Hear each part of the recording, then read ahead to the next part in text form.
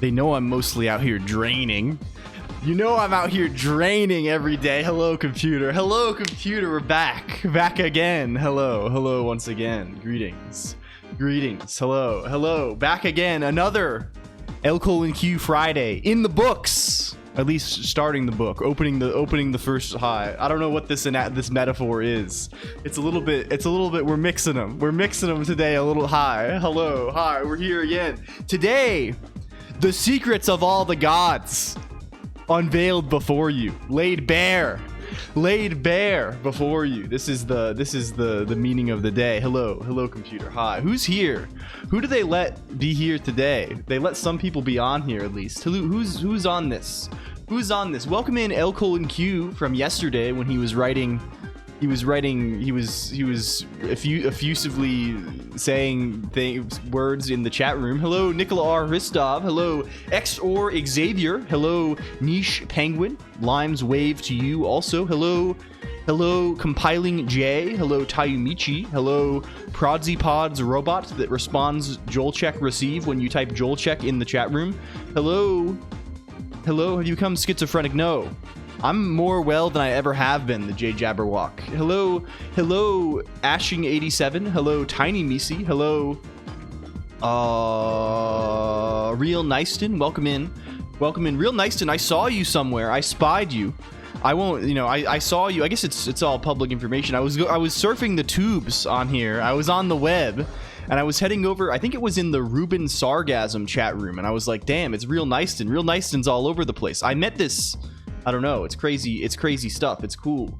It's cool. Hello, Caddy Shot. Hello, the 0x539. Hello, devs_de. And thank you for the streak, devs_de. This is, I guess I hadn't really internalized how much, like, the 125, the greater... Thank you for always coming to the broadcast. Thank you for broadcast attendance. This is very good. This is very good stuff. Thank you. I hope you're doing well. Hello, 715209. Hello, XOR Xavier. Hello, Penguin Operator. Hello, Miu Lily. Hello, Doc East. Hello, Steeled Shield. Hello, Control O. Hello, Ronmu. Welcome. Oh, we have to click some buttons anyway. We have to click some buttons also. Hello, Ronmu. You've changed your name back, Ronmu. Your name is no longer capital R. This is crazy stuff. Hello, Binya_min. Hello, Bridgewater. Hello, Kokupsi. Hello, Almontis VT. Welcome, Almontis VT. Hello, Prowl Cash. Hello, FN_Lumi. Hello, Drang Gang Lazar. Greetings. Hello, the J Jabberwock. Hello, the Pragmatic Programmer. Hello, Lumi Statics. We have a double... You're telling me that we have a double Lumi situation. This is how do you say, I don't know what sort of wind this is, but this is this is some kind of omen. Sometimes we have a triple F situation. We call that, you can kind of classify the situations we encounter on the broadcast in terms of it's like poker hands or mahjong hands, right? It's like sometimes you have the triple F, the three of a kind, which is the F useful, F mega, F collector layout. But here we have a double Lumi, which, I don't know what the scoring on this is, but it's notable. Hello, MX Alex. Thank you for the resub, MX Alex. And hello also Violet Marmalade. Welcome in. Good to see you. And who else is here that we're missing horribly? Netrunner VT, welcome in, and Max Sylvester, hello, and Must_Broke_, hello, and Ringle Tingle TV also, and Z04A_, welcome, and Pro Teapot, welcome, and Sema Friend, welcome, Razor and Blade, thank you. I sometimes worry that I'm a little too silly, but I don't think so. I think it's fine. I think it's it's okay. It'll be allowed. Hello, Biomancer, welcome also, and Ag Pen is here too. Did you see Ruben at Offkai? Yes, I think he said he was going. I never know if I'm supposed to say. I think he said this, right? He said that he went to this thing. No, he was cool. I met him. He was at a dinner I was at one day, and then at a lunch I got the next day, and he was a cool guy.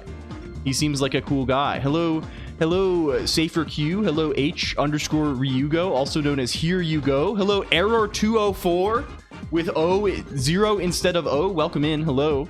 Welcome 37 chairs. Hello, Happy Nora. Welcome. And Nora, yes. Yes, and Amato Eyes also. Hi. They got everyone. And Benjamin too. Holy moly. They got everybody on here. Hello. Welcome in, everybody. Hi. We're here. Can we move away from... Oh, man. The music's kind of loud, isn't it? Tekken 2. Tekken 2 Athens. Tekken 2 Athens.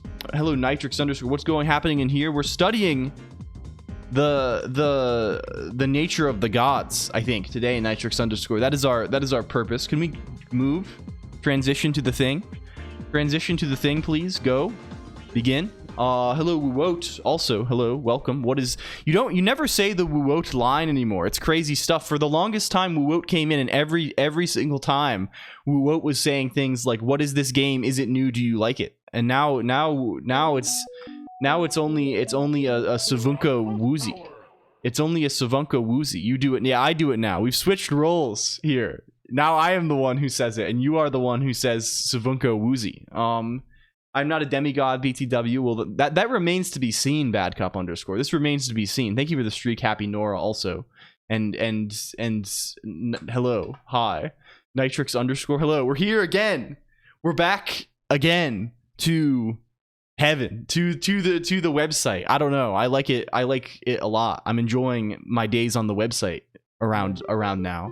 Hello, what have you all been up to? How has life been? I have to confess, computer, since we last spoke, I have had a very uneventful couple of days, because off the last stream we were coming off of like 5 days of nonstop travel and activity. So after the last stream, I completely crashed. I remained in my chair for approximately 16 hours. I disintegrated utterly into the chair, and then the next day I played Elden Ring Night Rain for the first time, because I thought, like, hey, I need something to do and this seems fun. And I just did that for like all day, and then yesterday I just like hung out.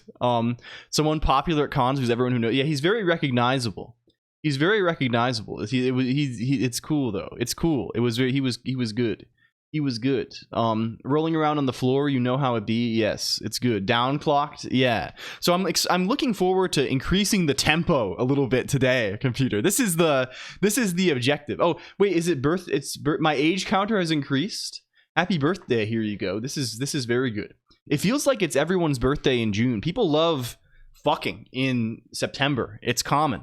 They love... we don't need to get crude about it, I guess. We shouldn't be so crude about it. But it seems like there's been so many June birthdays around now. I guess this is probably due to, what do they call this? What's the word for it when you observe the thing more often when you're looking for it? Something like that, probably. Grok, is this true? Hello, Otter0 _ How do you run games? I have... neither of those, Penguin Operator. I have a Windows VM with GPU pass-through and also with disk pass-through. Mine was last week, another Juner. Yeah, it's a good month to be born, I think. We're studying all my Geminis. I'm getting really into astrology these days. I realize that it can explain everything I need to know. Hello, Bitomancer. Also, which Windows XP? No, I'm on 10 unlicensed edition. So, and I haven't bothered to like perform methods. I haven't bothered to perform evasive maneuvers. So we're the slowest. Oh, the VM is actually very fast, Penguin Operator. I found that the VM is extremely performant. When you have, like, most things tend to be GPU bound, at least games do. So like, if you just give the VM like access to the GPU directly, there's very little overhead. I found it very fast. Do you have 2 GPUs, or do you have to log out and stop X before? I use the integrated graphics. On Linux, and I use the dedicated GPU on Windows only, which makes the whole setup a lot simpler. Modern CPUs allow them to be fast. That's true. Yes. I mean, hard. Yeah. Only crimes are occurring. Yes. Is this enable ad block a trap? That's something bad will happen? No. It does block ads. It blocks me too, is the primary thing. Or I guess the idea is that it's supposed to block ads, and then also it blocks the banner. Oh, it's not even running. So you would have gotten scammed if you did it. Thank you. What it would have actually done is reminded me to do this. I've always harbored suspicions. What do you think about this? What do you think about this? Whereas add MMO block, like additional monsters, additionals. Like, is my ethnic festivity called? I'm going to say this, and I'm going to mispronounce it, Archer Zero, and we have to come to a mutual understanding that I'm going to. The arrangement of letters here is not very. This is difficult for Yak. Time when people gather, do ring dance, and do lots of sport activities. Oh, this is good. This is good. I wish to block additional monsters. Yeah, it's like in Fire Emblem when you put your guys on the stairs. This is a thing. I don't know which Fire Emblems this is a thing exactly. Sometimes I think in the newer Fire Emblems, if you put your guys on the stairs, the guys just come up the stairs around you. You know what I'm saying here, right? Like Fire Emblem, the video game. You've played this. You must have played this. Why is there no LCOLONQ 2? Hello, Remblanc. Welcome in. This is, there kind of is. There kind of is. When I eventually crumble into dust for the final time, ModClonq is going to have to take up the mantle. ModClonq is going to have to become... ModClonq is going to have to... I don't know how you take up the mantle, I guess. What do you use for discs on your VM? I have I never know the difference, but ModClonq does not stream, but ModClonq will stream when I eventually perish. What do you call the is it M.2? Is it M.2? There's M.2 and there's NVMe, and I never know like the difference. I think they mean different things. NVM Express. I think this is like the protocol, right? Is this like the SATA?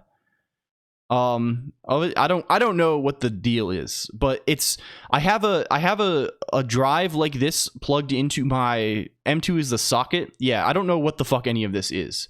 And M2 is the physical format, NVMe is the spec. Okay, that makes sense then. I have one of these drives, but then the way that the pass-through works, I think, like when you pass through things to your VM, is you pass through particular IOMMU groups.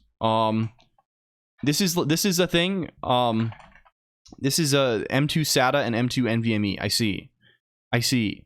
This is like a thing, right? So like your motherboard like groups devices into different. ModClonq will take over permanently. Yeah, when I finally go out to get the great glass of water in the sky. Yeah. When they finally send me to the farm upstate where there's as many glasses of water as I could possibly want. There's as many glasses of water as I could possibly want, and people just sit around and... Yeah, and Oob is finally finished. Hello, Just Dakota Lead. But I use this, and in addition, most people, I think, just pass through their GPU when they set this thing up. I realized you can just pass through the drive directly. So the VM, like, doesn't actually know about any drive. It just passes this through, and then it knows about the device, and it can boot it.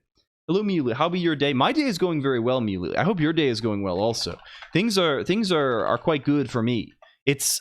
I don't know. I'm feeling up. Although I did learn recently. I learned recently that there's going to be people at my home tomorrow. I didn't realize this. There's going to be like 100 people in this house tomorrow, which is very nerve-wracking. It's scary stuff, but I'm kind of excited at the same time. You know, that it's like the feeling of like, I don't know, anticipation before a large event. What VM do you use? Kimu other? I don't use any of these things directly, although I would like to switch to using Kimu directly because it would probably be much better for me. When I originally set this thing up like years ago, I set it up with libvirt. This is the thing. Oh, I won't be going outside, Ringle Tingle TV. I'll hide myself into a little cubby or closet or something. I set it up with this. They have like little sardines going on here.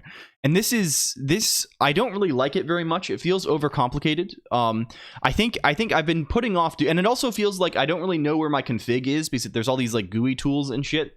So I feel like I need to extract like the actual Kimu command line that I'm using and then just like put that in a shell script or something and do this instead. But I have been very lazy to do it. I'm kind of nervous about the VM setup in general because like there's a bunch of stuff I had to do on the Windows side. Why you're taking so long to start the This is how it goes. That's how it goes. Hello, Despero. Welcome in. And not a furry Yif lover. Also in Wind Up Boy. also known as Fade. Welcome. And Just a Code Elite, I should say hi. I used to have a VM with GPU pass-through, but honestly, most games just work for me under Proton and Unbind. Yeah. I use this. I'm just so like I've been using it for so long at this point that I've been happy with it. And I used it for like work. It's convenient sometimes for like stuff that like is finicky and like really wants to be in Chrome on Windows or something like this. This is good. I just like not worrying about stuff. I spent so long always being worried about like, oh, will I run? My friends want to play the game. Can I play the video game on Linux? Right? And now it's just like I never have to think about this at all. Is that still a thing? At least on my computer it was. When I started using QEMU, it was just software. Hello, Kiri, also. And Salad for Rest, too. Can we shout out Salad for Rest and Kiri? I hope you're well, Salad for Rest. I have a VM for school, but most stuff just works on Linux in my experience. Yeah. No, I really started doing this purely for... I built this machine, like the machine that my main desktop. I built it in like 2019. So it's getting up in years a little bit. But I built it specifically because I was like, I'm out of school now. I have a job. It's time to game. I'll plug an API at all still for QEMU. I don't know anything about the internals of QEMU. I have not messed with it very much. I've used QEMU a decent amount, but I have not dived in. Chrome. I think like there are still extensions, but they're like fucked up. What VM are you running? Just I think it's QEMU via libvirt. Is the thing, but I want to switch to just QEMU. And it's just like I use it all the time. Like it always just outputs to one of my monitors. Like I'm looking at it when I'm reading chat on it right now. I read chat on Chrome on Windows, but then Windows is on Linux, right? So this is the way of it. Friday morning hellstorm, idiot error. Everyone forgot the dip switches are wrong from the factory. It passes every hardware and software check, but yet does not work. My condolences. Won't stream games. I really think Agpen. I don't mean this. Everyone's always saying this all the time. I went to Offkai, right, and every person was saying, LCOLONQ, you play video games. LCOLONQ, you gotta play video games. You gotta be gaming on here. That's your nature. You need to be gaming soon. Hello, Krush. Also, welcome in. And play Peak with like. I think, and also hello, Ewo on site. Welcome in. It's good to see you. Hemu running in user space. The nature here is computer. I think playing games would straight, like not even to mince words about it. I think if I started playing games regularly, it would straight kill the channel. I think this is literally, I think, the worst thing I could do. I don't know why I have this impression, but this is the intuition I have, and I've learned to follow my gut with these things. I don't know. I try and be gut oriented here. But yeah, I don't know. I will never game in my life. I will, for me, there's no time for gaming. I start playing game and I'm already hovering the unsub button. Yeah. LCOLONQ gamer is not the move. I think so as well. Is your monitor plugged in the VM GPU directly? It's plugged in the VM GPU directly. I've thought about using a thing 2 years later. No, this is an oath. This is an oath more solemn than the other oaths that we constantly swear and break. Right? This is one that we have held to. GG MP4. Welcome. Be a little sad if I had to watch Warcraft on Friday afternoon. It's just there's so many options for this, right? There's just so many options for this. We don't need this. We don't need this. I think there are others who will game. I will never game. Have you ever had any trouble installing OBS on Linux? Very little. OBS just works totally fine. Hello, the Primal Instinct. I've had extremely little trouble with the technical aspects of streaming in general. Except for, I think the only thing I've ever had that was sort of annoying is one capture card that I bought didn't have Linux support, but then I just bought another capture card and it worked fine. So I guess just do research on this, but like everything is totally good. Hello, the Primal Instinct though, and Kalinoscopy also, and Sen Shizuko, and of course I play games off the broadcast. Well, but what I mean is this, Kalinoscopy. There will never be gaming on this channel apart from very special occasions, right? Like I'll do it if it's funny, right? We did like the one anniversary stream that was like super long where we did some stuff, and we did like if it's like April Fools or something, I'll do like if it's funny, right? But there will never be regular gaming content. Replace this Red Hat's libvirt. I mean, I think really all you need is like just run QEMU, right? Yeah, and we'll play friends games and things like this, right? You know, even this we're bad at. I think really the thing is it's fucking hard to play games on stream. What flavor is the web today? I'm thinking Ozone. I'm thinking Petrichor, you Daniel Pancake. We're keeping things, although I guess this is a little bit too Zeus biased. Emacs Tetris contest isn't programming like a game. I mean, some people would say, Max Sylvester, that life is like a video game, but I'm not sure if I agree with them. I'm not really sure if I agree with them. I'm not sure if it's so goal oriented. But hello Valago and you Daniel Pancake. It's more like red dye number 9. Like, what is the smell? The theme today, by the way, if you're wondering, the theme today is Pantheon, and the joke is that we're. Thank you, the Primal Instinct, for the follow. Also, the joke is that it's the Parthenon. I don't know. I don't know. This is the idea. This is the idea. I don't know. I've been thinking about this a lot, computer. I've been having dreams about it. I had this dream the other day where I was dreaming about the idea of a demigod.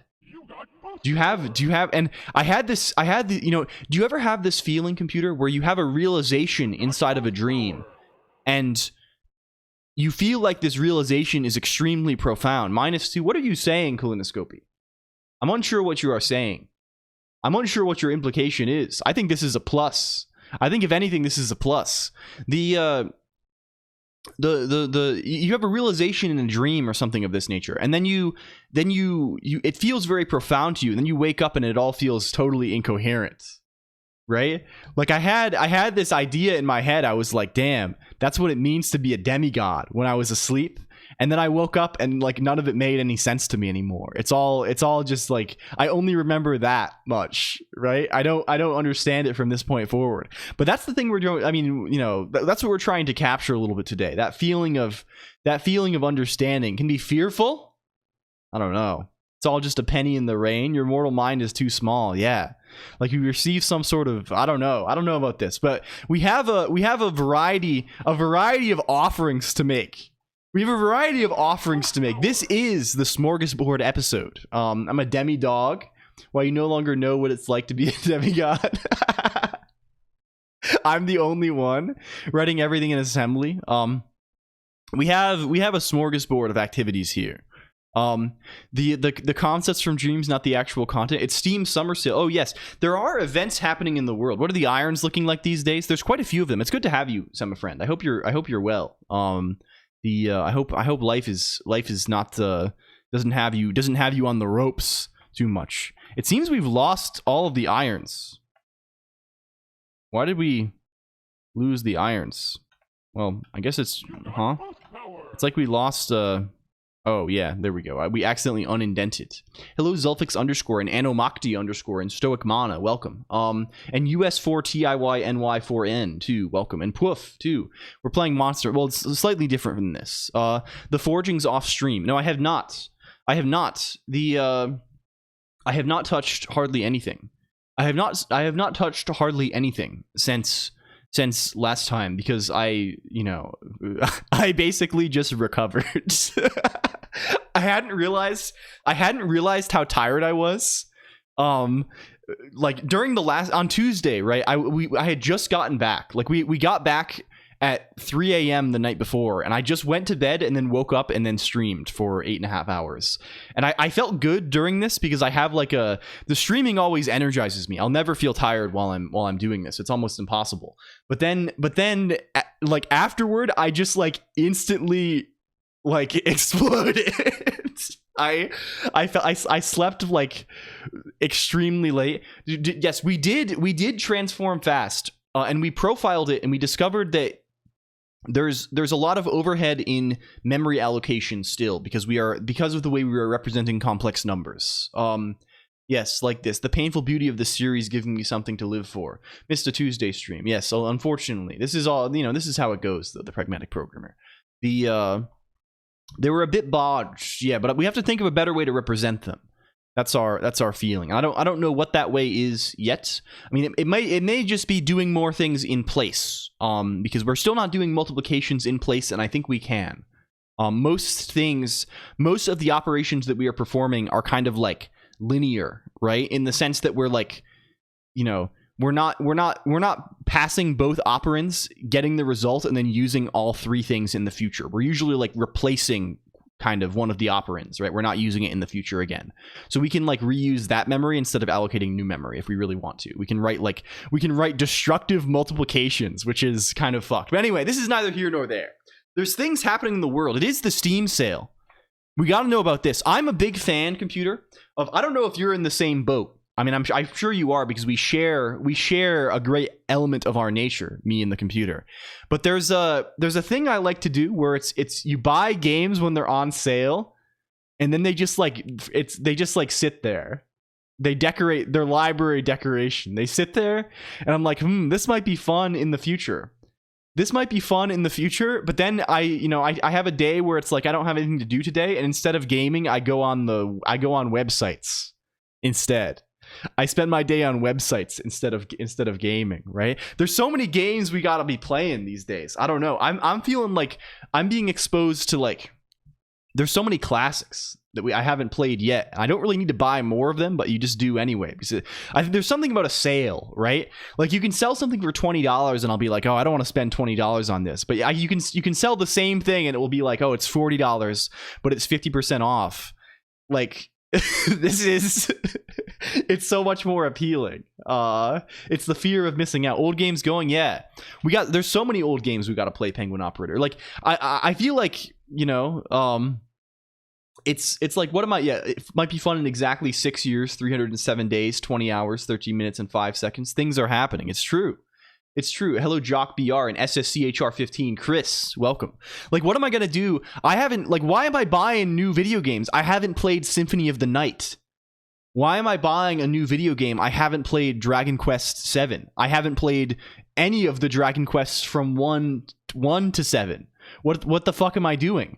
Why am I buying a new video game? I haven't played like Secret of Mana. What the fuck am I doing? I haven't played like Final Fantasy Tactics. What am I doing buying a new video game? Create them. I think this is true as well, Senshizuko. I've broadly kind of been moving in this direction. I've played so many less games this year than I have in the past. It's kind of crazy. I think I have probably less gamer hours this year than I do in the previous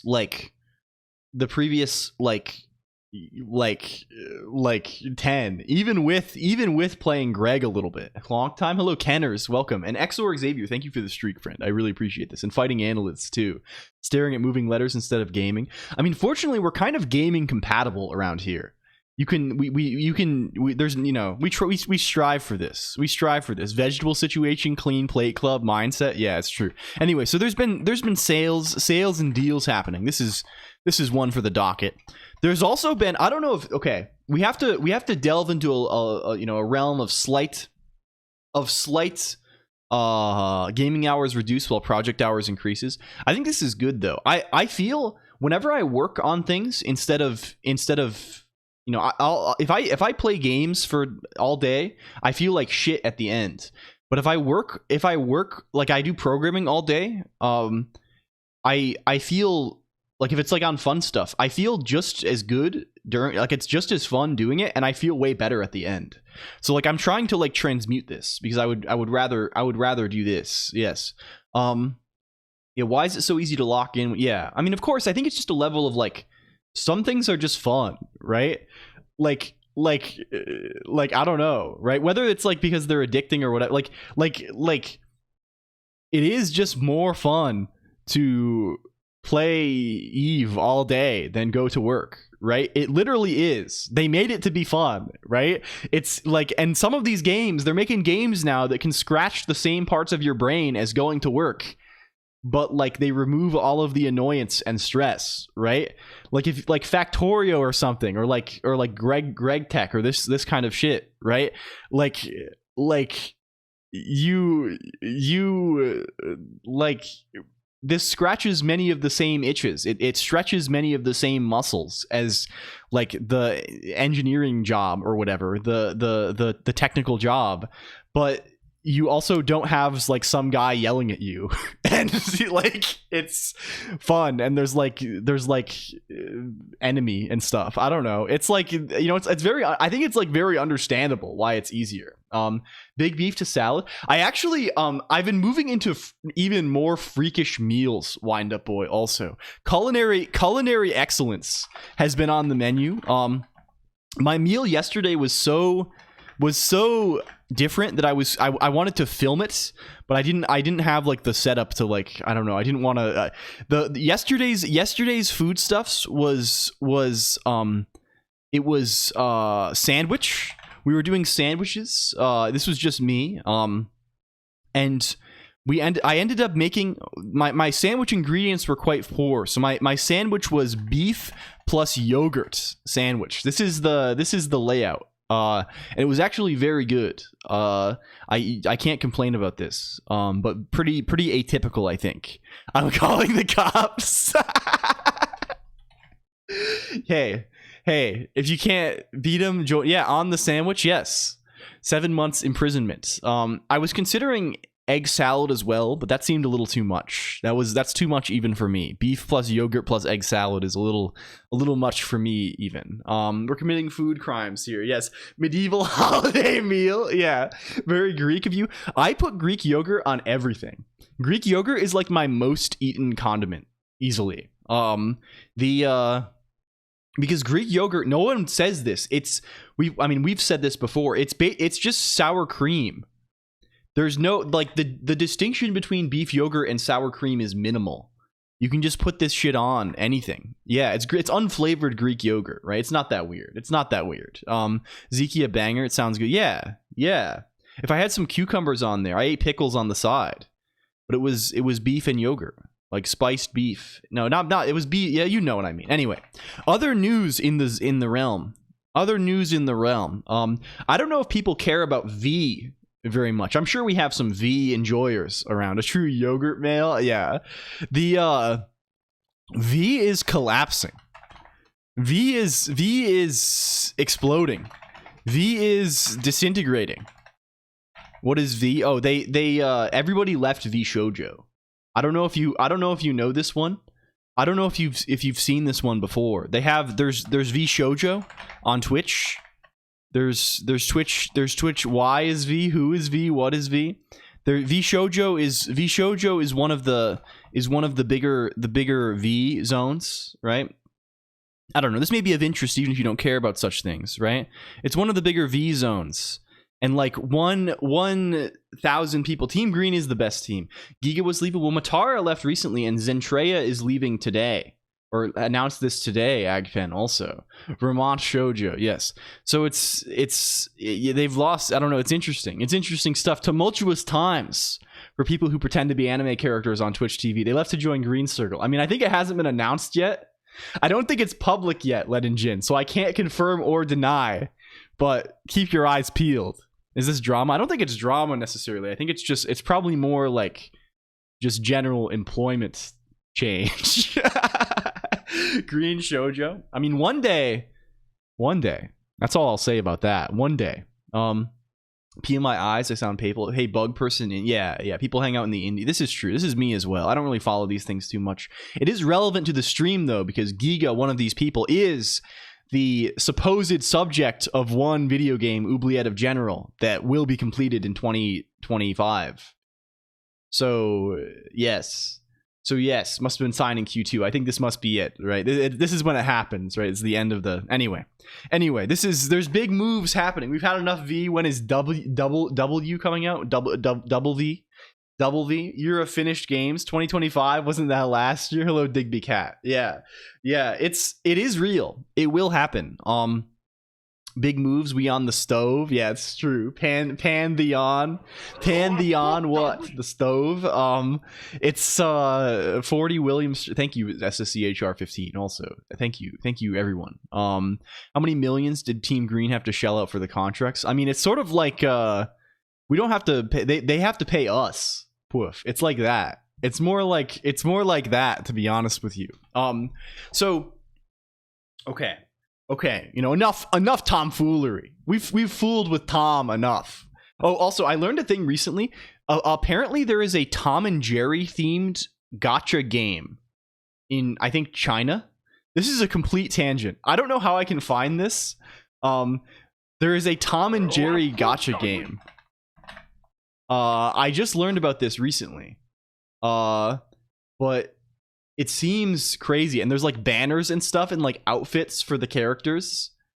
This is like a thing. Is it like, I don't know how to find the art of like the banners and stuff. I want to see like the no, this is old. This is shit from like 2021. I want to see the new. A Looney Tunes gacha. You found it? You found it? Hello. Bragging about my 5-star rolled roller squash Tom. It is shit like that, I think, right? Like I was seeing shots of this. I was seeing images of this, and I'm not sure if they were doctored or not. Did you implement recursive or with bit swap shenanigans? Neither. We implemented an iterative one by the end that does not do any weird bitwise stuff. And I'm unsure. I think the bitwise stuff, my intuition was, how's the coding going? You know. Hello Control-O. These messages used to cause me to live in fear. I would be like, oh, it's time to program. Now it's like we've come to an understanding with each other, Control-O. Now it's like I see your gambits. But we will look either way. No. Where is VO.el? Hi, hello. Is this the image? Can we get image from Tumblr? Chinese Tom and Jerry one is called Tom and Jerry. Yes, this is what it is. This is what it is. Are you going to roll on the banner for Three Musketeers, Tom? How much will you pay for Dapper? For Dapper? I don't know.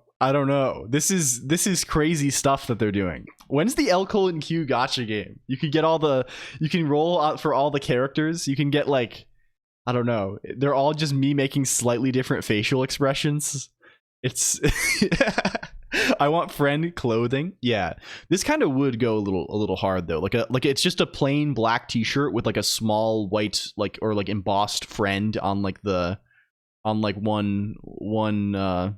you know, what do they call this, on one breast, like where the pocket would be, something like this, things like this. But no, we wrote our slightly faster FFT guy. What is he called? He's called Faster FFT Helper, and he doesn't do any of the bit swap stuff. I think the bit swap stuff is, I still don't fully understand how I think the pattern of iteration that most of the iterative guys are doing is different from what we are doing.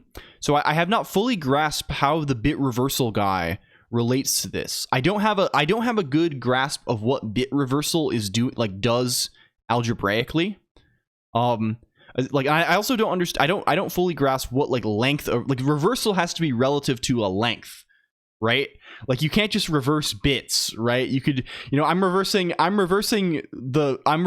one. I'm reversing binary 1. Okay, the number I'm making is 1 0 0 0 0, right? This has to be relative to some size when you reverse something. So I need to think about that a little bit more. But we just did it we just computed all of the relevant indices, and it does work. At least it's the same, it round trips properly, and it's the same as it produces the same outputs seemingly as the other one. We have power of 2, that is the size. Oh, I see. I mean, this makes sense if it's an index, right? Yeah, I guess I should probably think about that a little harder.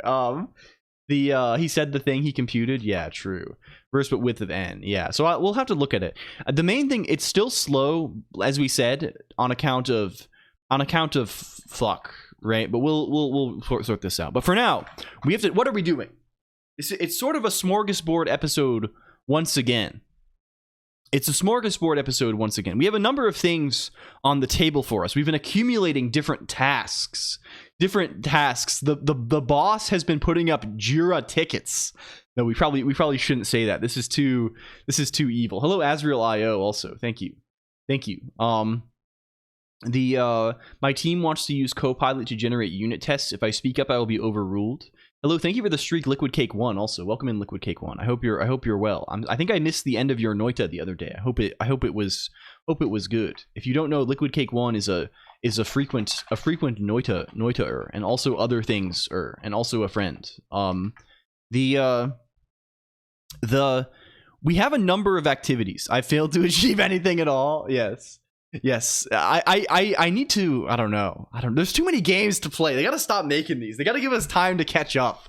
Holy moly! Like, I feel like even as it is right now, if they stopped making games forever, at my current rate of game playing, I would not finish all of the good games in my lifetime. Right? Same with books. Same with movies. Right? Which is, I guess, this is kind of a good thing. Stop making games. Yeah. Jira Ticket's jump scare, I'm shitless. Yes. It's, I don't know. 2 more this year. Hooray for getting old. Yeah, I mean, I'm waiting for I just play old stuff, I think. You can feel great even if your team will fail. Yeah. Of course, it can be somewhat frustrating if someone in a leadership kind of position makes a decision that is unpleasant, and then you're stuck with the consequences, and it falls on your head. It falls on your head to do the thing. Thank you for the 160 streak, also Lumi. Thank you. Hi. Like Arma and Stalker. Yeah, there's just like, there's endless things until FFT comes out again. Vesting and resting, let's go. We have Team Fortress 2. Why do I need anything else? Hello, Glam Shatterskull. Glam Shatterskull, do you know about Open Fortress? I've been meaning to investigate this. Open Fortress, is this what it's called? I think it is something like this. The openfortress.fun. It's like, I think it's like this. Do they have it on Steam? Do they have it on Steam on here? Can we see what it is? It's like a TF2 mod that like it adds like custom, it makes it into Quake or something, right? I don't know. It's really interesting. One of a friend of ours, a friend of the stream, Vera Similla, who is extremely cool, and whom we met at Offkai, is like a writer on this, I think. And it seems, it started out as a Quake, or at least like Source is like kind of a descendant of this, right? I think. I don't know. So yeah, anyway, it's a cool thing maybe. Didn't they like release the TF2 source code or something? This was like a thing that happened, something like this. I don't know. Team doesn't have to choose the right path. Just because you like the team, it may freely choose to fail. My team is small, and consists of developers I otherwise feel quite positively about. Yeah, I don't know. It's nice if things succeed though, right? Like, I don't like it's you can be cold and detached to your heart's content from these things, and it perhaps is healthier for yourself. But like, I also like it's a good feeling to have things around you like succeeding and doing well. Every game engine, almost everyone descends from ids. Yeah, very, very possibly, right? I mean, there's certainly different guys, but like there's definitely like Quake DNA in things even today, I imagine. My native language just for relax. Yes. Anyway, okay. So there's a couple of things we have to attest to today, right? First of all, there's things we have to do for sure, right? There's things we have to do for sure. We have to do these guys. These guys seem important to us. What these guys are we gotta fix the fucking newspaper. The newspaper has been broken for weeks. I don't know if like the newspaper thing has been completely non-functional for like the better part of this month, and at this point we are just scamming. And we got to do this. We're going to do these guys. We're doing every day. I mean, of course, you know what I mean. Hello, Jake creates stuff. Thank you for the resub also. UE descends from id, so almost every game out there has id descendants. Yeah, newspaper. I mean, newspaper is at present a scam, Colonoscopy. You're more aware than anyone. It's as one of the premier newspaper enjoyers. It's a scam. It hasn't been working. We press newspaper publish and it 404s. Directly derived from ZZT. Not really. Yeah. I mean, maybe in the mind of, I wonder if there are like architectural, I mean, I'm sure there are like architectural commonalities, right? Like at least like, you know, like it'd be hard to like make something and then make something else that's like kind of similar-ish, right? They're not really similar, but like something else, like there's maybe something baked into the structure of the thing. Build our own. We have our own newspaper penguin operator. It's just kind of busted. We have to fix it. I don't know why it's broken. We have to debug some LaTeX maybe. I suspect probably what's happened is I've like Nick's garbage collected something that should not be garbage collected, and we need to properly indicate that it should be not garbage collected. I don't fully understand like when Nix doesn't GC things. I know there's like a notion of like a GC root, right? Like I know it's not going to garbage collect things that I have like installed globally. But I don't really know like what's like for like flakes. If I have like a random flake in some directory, how like where does Nix keep track of like how like when to not delete all of that shit? / does it do it if it's been a long enough time? Or like I don't know how it works. So we should probably investigate that a little bit. Anyway, we have to fix the newspaper. We also need to update the menu. We added this new guy. We added encoded clarity recently, which is kind of a cool effect. Encoded clarity, however, does not exist. You can add GC roots, yeah, but I think there's like, I don't know. I don't know how it happens, or if it's happening right now with what I'm doing at all. Right now I just don't GC very much. There are retention configs, yeah, probably. We should probably just investigate this. Investigate Nick's garbage collection.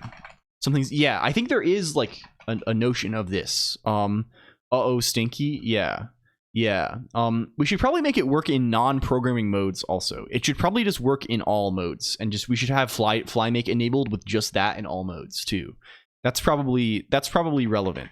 Make fly make happen in every mode, because it's just lame if you can't put an underline. If you activate the thing and it doesn't work at all, that just like sucks. It's horrible. It should do something. Everything except special mode. Even in special modes, it should work.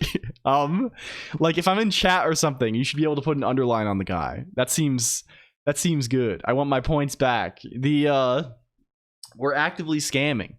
We're scamming here every day. Okay.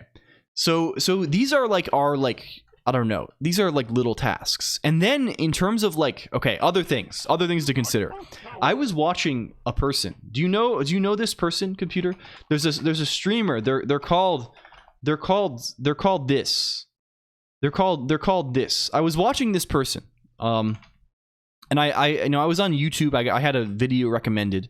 I opened this up, one of the latest videos from this person. Yes, this person.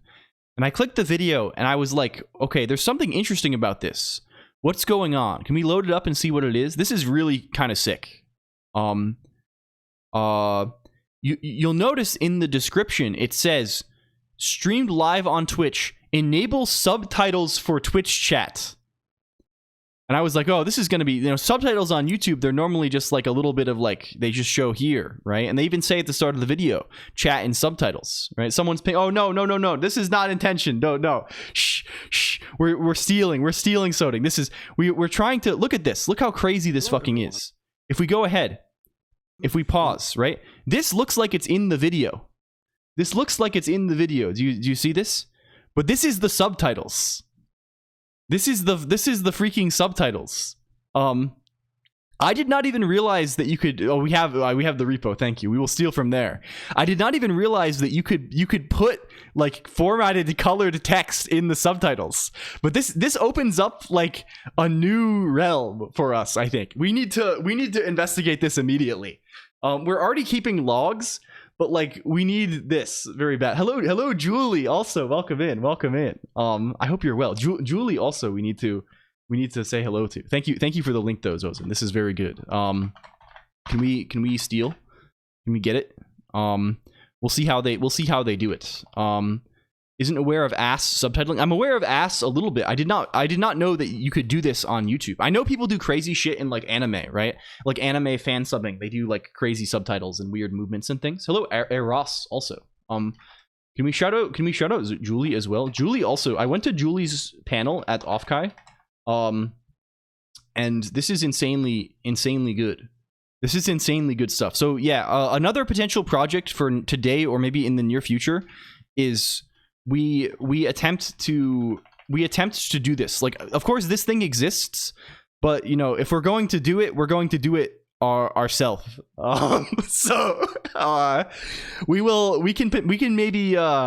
We can maybe this seems like kind of fun to do, and we can include like depending on how flexible these things are and how much support we have for this. There's a whole bad apple in subs. Okay, we got to see this too.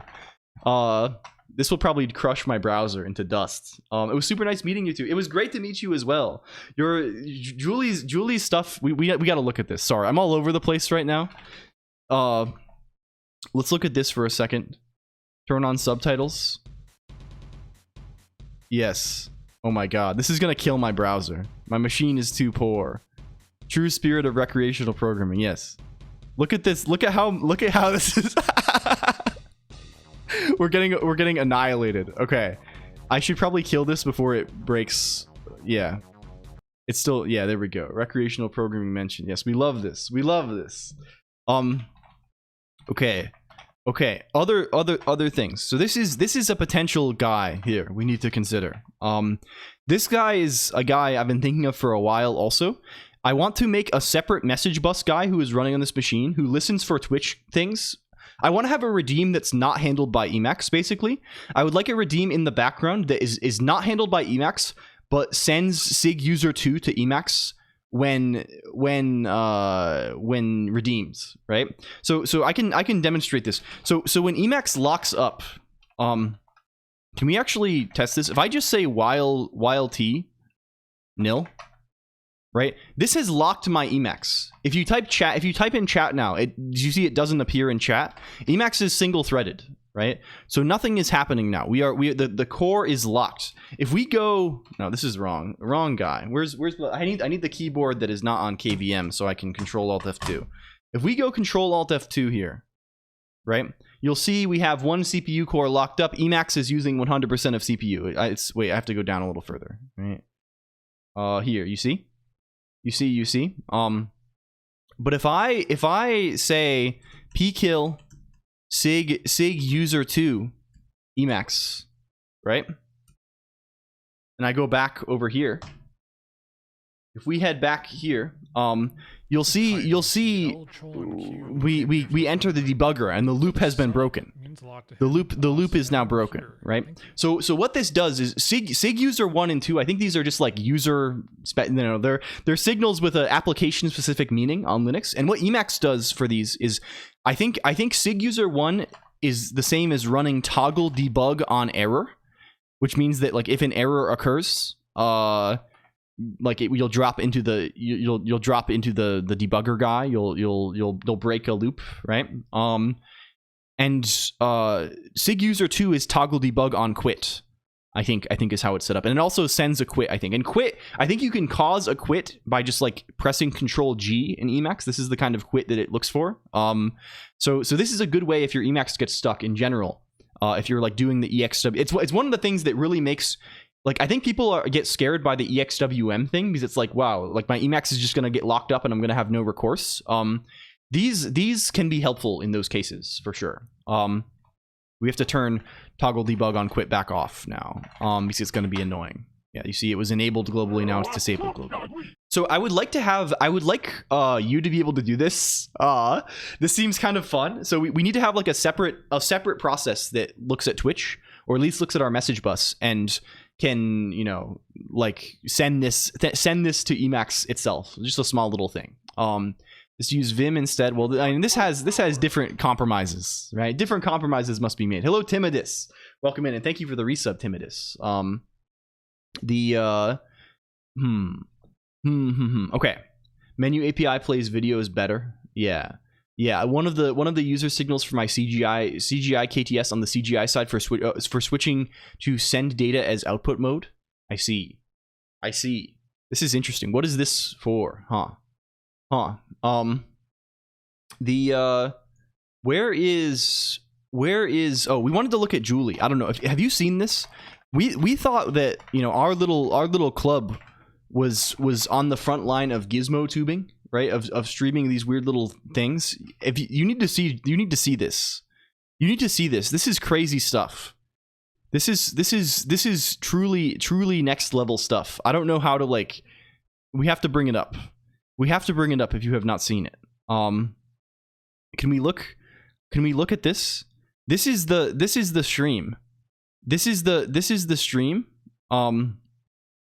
And look, can we see the things? One of Shindig's friends, I totally went over my head, and I think a couple other people too. Yeah. Right? All of this stuff, like the moving around and like everything, it's all like hand painted and then scanned in and then animated. And it's all like controlled in OBS, and like it's all interactive, and there's like all these things that can happen when like people do redeems and bits and stuff, and there's like different scenes, and like it's crazy. It's like a whole like interactive cartoon. It's very, very good. You should check this out, like 100%. It's like I know we have people who are into the into the art of this stuff, right? Like people we're kind of enthusiasts for this sort of thing around here, so definitely check this out. Crazy overlays are good. Yes. Josh Belmar, he has like beer guns and gongs that go. No, I'm not familiar. This sounds kind of sick. Like IRL stuff. Really, Julie is the high. Yes, this is really good. You should check out this person. They're and it's all like hand painted. Like they had the originals at Offkai. They had like that they scanned from. It's really cool. I don't know. You should check this out. Okay. So this is potential project, but then we get to the main thrust of today. What are we doing? What are we spending our next 18 hours on? What are we doing for the next 18 to 20 hours? What's going on here? We have two options. Two options lie before us. A fork lies in the road in front of us, computer. As you may know, for the past several streams, we've been working on FFT stuff, right? We've been messing around with fast Fourier transform kind of shenanigans. We implemented this. It was slow. Then we spent a whole lot of time pulling our hair out trying to make a faster iterative version. It's still slow for reasons that I think we understand, that we need to, work on a little bit. Hello, Sun312772. Also, hi, hello. All of this is well and good. However, we are tempted. We could continue working on this and try and move in the direction of finally making some effects, right? Try and make it fast enough so we can play with it and get the low pass filter going, maybe try and vocode a little something. I don't know. Maybe get some kind of interesting effect happening.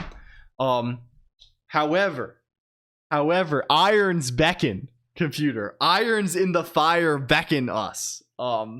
I am feeling very strongly an urge that I feel every couple of days. Really, there's a bit of an urge here. My urge is I want to write an emulator or something really bad. I want to write some kind of emulator really bad. I don't know. Is this allowed? Maybe. I don't know if they let us do this, but I hope they do. I hope they fucking do. Maybe. Do some FFT to visualize EQ curve in the sound engine. Can you emulate a working newspaper? Yeah, that too. Maybe we'll have to do this too. Hello, Decro0_. Decker0_. EQ curve in the sound engine. Operator at Penguin. I see. This is your user and host name. Is this the idea? Are you writing Rust soon? Probably. This is probably what we write. If we're going to do emulator stuff, we will probably do it in this instead of making errors. Instead of making errors like we have done in the past. I don't know. So I'm feeling this very strongly, and I think we may need to just get this out of our system. Hello, Masica. Also, welcome. Also, Remblanc said free music from LimeWire. I don't know if can we bring up the image? I think who posted about it? Hina posted about it, maybe. I need to bring up the image. I learned about something really magical. There's a do you know item label, computer? Like Jams Virtual kind of stuff? Do you know about this? Are you familiar? This is this is a friend of the broadcast. You may know. You may know about this stuff. They make little gadgets and stuff. Uxin emulator and Uxin, when we could do Uxin, and in fact I kind of want to do Uxin. Hello Aluni XXX, thank you for the follow. It would be sick actually. Yeah, I wonder, like, I don't know, it may be more viable to do like an ARM guy or something, but we can see. Hello Aluni XXX though. Can we bring this up? This is one of the sickest things I have ever seen. I was just reminded of this by LimeWire. LimeWire has indicated this to us, that we need to bring up this image. Should bring up all the 25 X's. How are you, pal? I'm doing well. Look at this fucking image. Look at this shirts. Look at the shirts. Look at the shirts. It's so good. It's almost impossible how good this is. I don't know. It's very sick. Anyway, that's all we have to say about that. So made it out. No, this is old. It's old merch from somebody, I think. And I think there was some kind of shutdown. Born to Die t-shirt, green guy coded. Yeah, okay. Originally a pirate streaming site, I believe so. That is my impression of the situation. So yes. So I think we might actually just, okay. How do we say this? Is anyone going to form an eternal grudge against me if I read a little emulator today? I want to see how if we can do it like good and quick instead of in a horrible way. What if we were to do it good and quick and like try and actually make a little guy? You could never. Are you going to have a grudge against me? Is it going to be a grudge match in the cage? Eternal emulating what? I think maybe ARM. We could do something that's just like fun and simple. I was thinking this. I just feel like I need to do it. We could do something maybe fun and simple if we really wanted to. But I feel like maybe ARM is good. So here's what I want, right? I'm continuing to think it's not fun or simple. Yeah. So that's the issue, right? We can do fun and simple, or we can do like useful, right? The thing that I would really like, hello Topo Kato, yes. The thing that I would really like to have, hello Demonov too, and Crazy Stewie is here also. I would like to have a little emulator that's very easy to call into on from that we understand well, and it's very easy to integrate into our eLisp stuff. The reason for this is one of like our like larger like meta project that we've been working on for a long time, the upside down cake stuff, right? Our like assemblers and compiler bits. I'm starting to feel the burden of not having any tests. It's starting to feel very obnoxious that like it's right. We have no like, I don't know. We don't really have a very good a very good way to emulate human ARM. Yes, true. Is it April Fools or something? Well, no, it's, I don't know. Just tests make you feel nice and cozy. Well, I feel like we need at least something, right? If we're going to build a compiler upon this, I feel like we're kind of building our house upon sand right now, in the sense that it's very easy for us to just like make small, like when I was working on the game like a month ago, it's very easy for us to like change one small thing and like it to cause some catastrophic change elsewhere. Because like I changed the way things are aligned or something that something else expects, and it's really annoying. 11 bits of unique data to tease opcodes apart. There wasn't a nice way I could find to tease them apart. I was looking for a hash algo that could trivially give a class of instructions, but never found anything. Yeah. I mean, even just writing like a disassembler is probably something, right? Explicitly colliding hashes, explicit colliding hash. Can we see?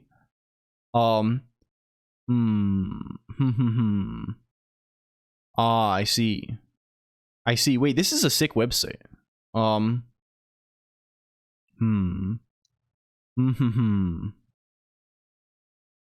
Yeah, I don't know.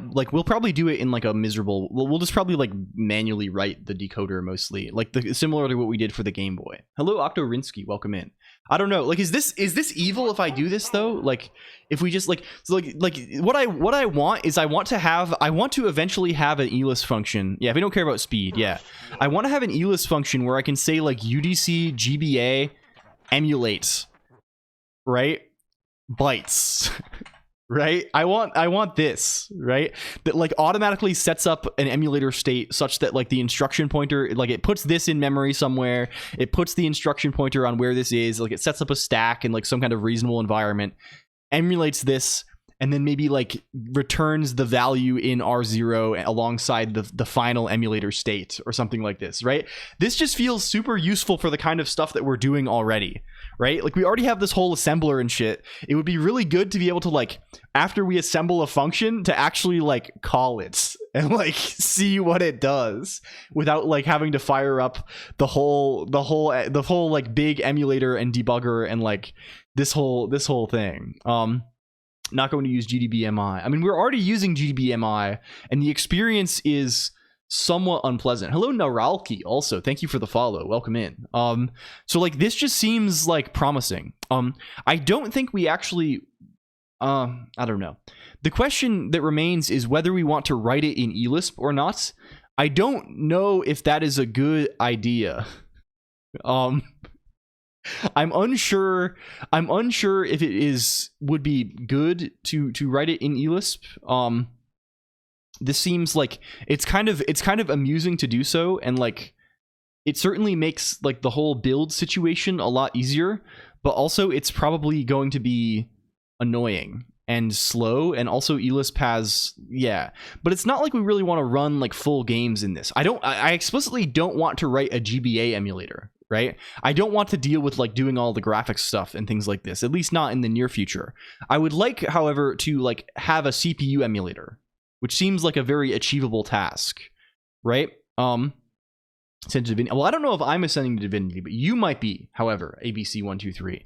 We haven't yet determined our mechanism for grading demigod status, I guess. I don't know. We could also like do it with like an Emacs, like with C or Rust, and I guess just like load do the funny like dynamic module thing and load it at runtime. But this is also, do you hear this?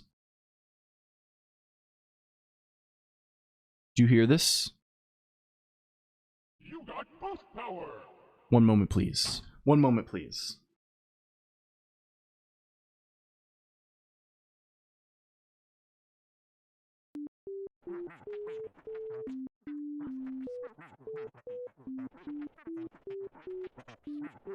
Okay, we're back. We're back. Sorry, it's me. It's me. No, sorry. Maud sounded like she could not breathe. Thank you for song, friends. Thank you for grapes, Lumi. Unicorn Engine is for. What is Unicorn Engine? I don't even know what this. Lightweight, multi-platform, multi-architecture CPU emulator framework. Wait, we could just cheat. We could just cheat. I mean, the question is, well, I don't know. I would prefer to implement things ourselves, right? Is kind of the general feeling, right? The thing about software that's scary is that there's a lot of it, right? There's a lot of it, and other people wrote it. Mostly, right? I think I'm happy when there's a little of it, and I'm also happy when there's a medium-sized amount of it and I wrote it all. So I kind of have like some understanding of, like, you know, people joke about like, oh, I wrote this 6 months ago and I've forgotten everything about it. But you don't really forget everything, right? You don't really forget everything. You kind of can get up to speed kind of a little more quickly. So I think I would like to write, and we want to write something. We don't want to just integrate. Trust issues, maybe. Hello, Avalanche PTR. So what are we gonna do? I guess it was rented at Black Hat. Yeah, I guess like let's do the dynamic. We haven't done the dynamic module thing enough, and also we don't write C very much these days. I guess we could do something weird even if we really wanted to. I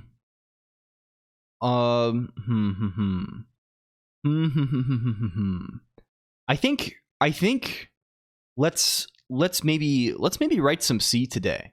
looking back on stuff you wrote end time ago and you're like, man, this is great. Yeah, this is good, right? I like looking back on stuff and being like, oh, how the fuck did I do that? Positive, right?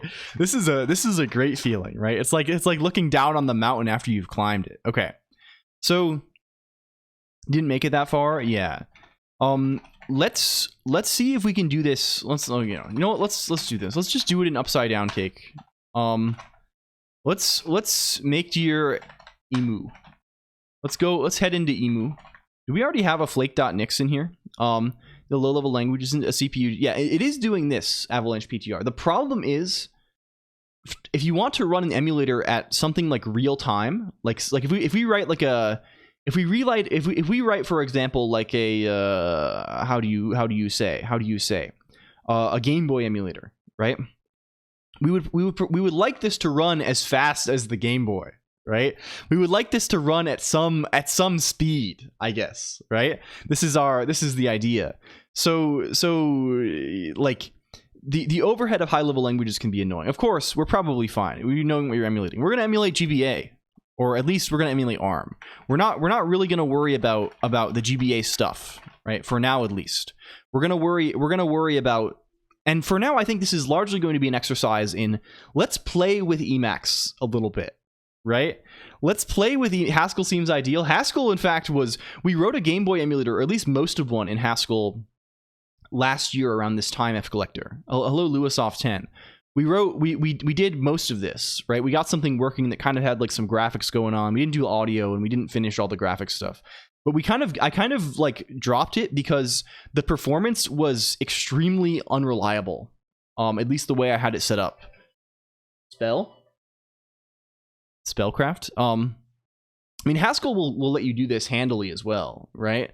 Penguin operator. It's not like these things really matter that much. It was really the laziness of Haskell that was kind of a fucker in our world. Hello F Collector and Lewisoft and Machka 6. Hello Fitzcord the gay. Yeah, true. Can we get? How are we doing this elsewhere? Where does this in Electron? I'm pretty sure we do some of this stuff. Yeah, OCaml would probably be a very decent choice also, but I don't know OCaml very well. Can we go into Electron and see what your flake.nix looks like? Here we're fetching our own Emacs, which we probably don't want to do. Yeah, anything like, I mean, really anything. You can like probably write this. I was initiated in one of those. Yes. Well, damn man, it's hard to believe it's already been a year. Or more than this. Mess with native comp elist. Yes, we did this a little bit last time. Even some friend. We native comped our FFT thing last stream, yeah. I mean, it's a pun on that. Are we doing anything particular to build Emacs, or are we like, how are we actually doing this? We have Emacs module.h just in the repo. Oh dang, Misty. Yeah, no, we'll get back to this though for sure. It's not really interesting to do the native comp stuff. It's just like you call a function saying, hey, native comp this file, and then you load it and you just call it like normal. But it is sick that you can do it. I don't know where we got Emacs module.h or like where you're supposed to get Emacs module.h, but we can certainly like, hello pixel sorted too. We can certainly like, we don't have to really do very much. We can just like kind of take, this is very uncontroversial. Should we just steal the same one? Like where do they expect us to get this? Emacs module.h. I don't know where they're like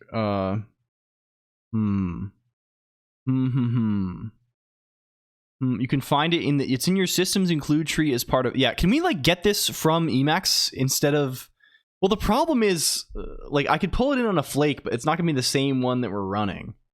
I expect this file also probably doesn't change very often. Like, is there like an Emacs dot? Is this? Oh my god. Can I like? Is there like an Emacs.dev, right, that pulls in headers? If we ls nix store rep Emacs, this is gonna be like every Emacs package. Oh my goodness. Can we get just the ones that are like Nick's store grep Emacs like this. Yeah. What if we were to look, no, wrong. Cursor fuck. If we look in here, yeah, I don't think we have this here. I don't know if we want to. Let's just take the file. I think that's fine. I think this is reasonable. I'm just gonna. I'll just grab this from the other zone. +1 for Electron. Yeah, it's Emacs. It's something. What does the Electron mean? What do we mean by this? We had like a funny acronym, right? What was it? LCOLONQ Electron. Electron was, instead of using like JavaScript and a browser to ship native apps, it was using Emacs and Emacs Lisp to ship native apps. So it's Electron is eLisp bindings for ArrayLib. Emacs Lisp Electron comparable to really outscale Node. So it's not real Electron. It's our fake Electron from last year. Wind up away. Yeah, it's a joke related to this because it's kind of like vaguely similar in concept, right? In that the idea behind Electron is shipping an instance of a browser to use like the browser's like runtime and like rendering stuff. We are shipping an instance of Emacs to use Emacs's runtime, and Emacs is sort of browser like, right? Like what is a browser, right? A browser is like a programming language stapled to a bunch of like UI tools, right? It's JavaScript stapled onto a UI library called the DOM, right? For like that you can use to make interface, right? And Emacs is basically this, right? Emacs is Emacs Lisp stapled to a UI library called the rest of Emacs. Right, called the DOM. Yeah, like you know what I'm saying. I feel like DOM, although ostensibly like a sex word, is like not like you can't take that, right? Like it's like a name for people, and also like an acronym for things, and also just like a normal word. I feel like this is like, I don't know. I think this. I've decided that this counts. The executes only WASM. This seems ambitious. This seems like an ambitious task. Also, compiling HTML and CSS to WASM seems very unnecessary. This is sort of you know, I don't know. Maybe apart from what you care to do. Let's just put this in. Let's make this. Let's build one of these guys. What is our? We have a make file probably. We have a make file probably. What does the make file look like? Let's call this. I don't know. GBA. UDC GBA emu. We'll use underscores because we like underscores in these. Hello, Gen Dude. Welcome in. Thank you for the boost. Hope you're doing well, Gen Dude. You look like this. You depend on I don't know, source. Well, let's just say UDC GBA emu dot. How are we gonna do this guy? We'll just do it all. We don't need multiple files. This will be short. And you look a lot like this. You look like GCC -O. What do you look like here? This is like this, right? This is like this, right? Is the message bus pumping? He is going. We're hearing sounds, I think. I just see boost redeemed by Gen Dude, so this does count. Is the website broken? Is the website broken? Is that an error that is test foobar baz? Chat window is mega lagged. Oh, it does not appear lagged for me. It's possible that the stream is lagged, that we have very high latency today. Yeah, this works. In general, I would probably check the quality that you have the stream on also. Twitch does. So Twitch is strange compared to YouTube. If you have it's 100 quality. Like, do you have it on 1080p? 1080p will generally have less latency. Dogs walk. What have I messed? We're gonna write a little emulator, I think. Is our intention maybe. I set it to auto. Yeah, auto can be a little bit wacky. 2.91 second latency from streamer to me. I see. Good to know, Octorinsky. Thank you. In general, if you want the thing to be fast, low latency, the thing to do is 1080p, because I stream at 1080p, and Twitch, unlike YouTube, I think YouTube transcodes all video. Twitch only transcodes down, right? Which can be useful, of course, if you're on like a bad connection or something, right? But if you just set to 1080p, you're like guaranteed that you're not transcoding, and it's just like sending directly the thing from me to you. 9 months. Whoa, it's like I'm giving. Hello, Big Book of Bug. Oh my goodness. Oh my goodness. Thank you for the resub, friend. I hope it's good. How is everything going? I feel like I've hardly seen you. Hello, Sampy159. Also, welcome. The 1.8. Yeah. We have pretty low latency in general. Okay, let's just, how do you do anything in Makefile? Let's just say this kind of thing. You know, maybe we do it separately too in case. Fine. Can we do like this or something? We'll make a separate folder for this. Let's call this we'll also build out of tree. Fine. I'm not too worried about it. We can even say sources equal build, I don't know, UDC, like, let's call it main.c. We'll say this is sources. This is GCC-O, this -c, this C flags. This is GCC, or let's call this objects, actually. That's probably what we want. Let's call this LD flags, maybe something like this. You've escaped Galeed, yes. Makefile, they work great, but suck to write. I really kind of like Makefile. Whenever I write these, I feel happy, kind of. I don't know. Is this what we want? Is this what we're looking for? We can say probably something like C flags equal wall wearer -G. I don't know. Sepultura in celebration. I see. Got freaky somehow, so moving, so my computer is currently just functioning on hopes and dreams. Oh dear. I'm sorry to hear this. I hope it all works out. Congrats, it's a Colonq. Yeah, it's me. Some people do this. Some people of a more discerning nature than myself, they say when you've subbed for 9 months, they name the child, which is crazy. That goes a little hard. I don't know if I'm in this market. Stage 1 or dropped or something. Did you try reseeding the card? Yeah. I kind of like it though. It's kind of good. It does kind of go good. We want to say this. Is it like this a little bit? I think it's kind of like this. Does this do mostly what we want to do? Can we also make this guy make deer-p build whenever we try and do one of these guys? I don't know. Maybe this should depend on, I don't know. This is like the first argument, right? Maybe this should just depend on build. And then build should maybe be just make deer build. I don't know. Something like this. Does this work for us?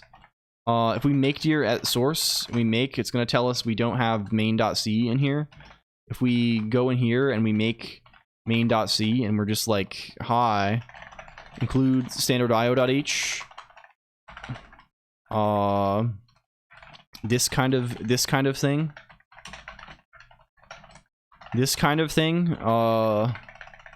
C over Rust for this project. No real reason. We haven't written very much C on the stream, and it'd be kind of fun to do it. And also, it'll be easier to build. I don't want to deal with, cargo.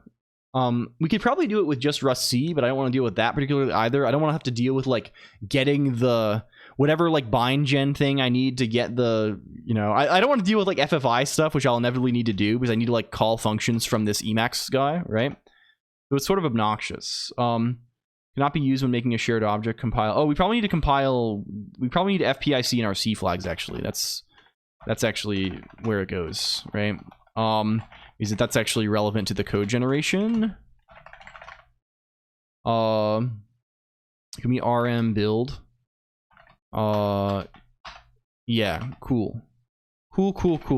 And then all of this stuff, like, what if we just we probably want to clean too. We probably want to be like phony clean.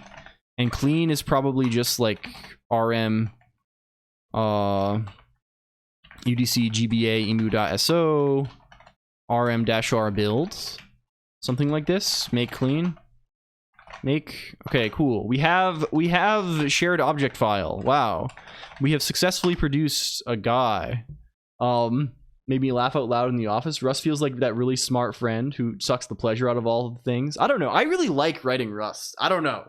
It's I'm Tate's Rust. No, I'm kind of a Rust lover a little bit, but like in a normal way. Phony do exactly. Phony indicates that the target is not a file, I think. You don't technically have to do this. So here's what would happen if I don't do phony. There can be some interference, right? It's a phony. So let's look here real quick, right? It's for, so if I go here, right? If I don't have this, if I type make clean, it works the same, right? We're all good, right? It works the same. What happens though if I touch clean? Now it's not gonna work, right? Of course, I'm probably not gonna, and it's not gonna work because the make is based on like analysis of time, like modified timestamps on files, right? When you say something like this, UDC GBA emu.so, what that means is it's saying this file is built from these files, right? And it's only going to build this file if the modified dates on these files are greater, are newer than the modified date on this file, right? Clean has no dependencies. Spell? Sorry, she's sleepy over there. She's sleeping. She's snoozing. Hello, Asento. Welcome in. And Mr. Subtleties, welcome. Understand my opinions on this aren't like normal. You know, there's no accounting for people. I think attach too much. People in general are too quick to ascribe objective values to these sorts of things, right? It's too. People are so quick to turn it into like a. I don't know, like, well, clearly one party is like right about, I don't know, like you can just not like things and that's fine too, right? Not everything has to be considered totally in a vacuum by virtue of its objective technical merits or something, right? You can just like not like Rust's vibes or something, right? And this is fine, right? You're not like really, you know, worse off necessarily for this, right? Like you don't, you know, there's no obligation to fairness. Where make stores, it doesn't store it, it's stored on the files themselves, right? This is a thing that exists within the file system, I believe, right? It's these dates, you see these guys, it's based on A time and M time. Yeah,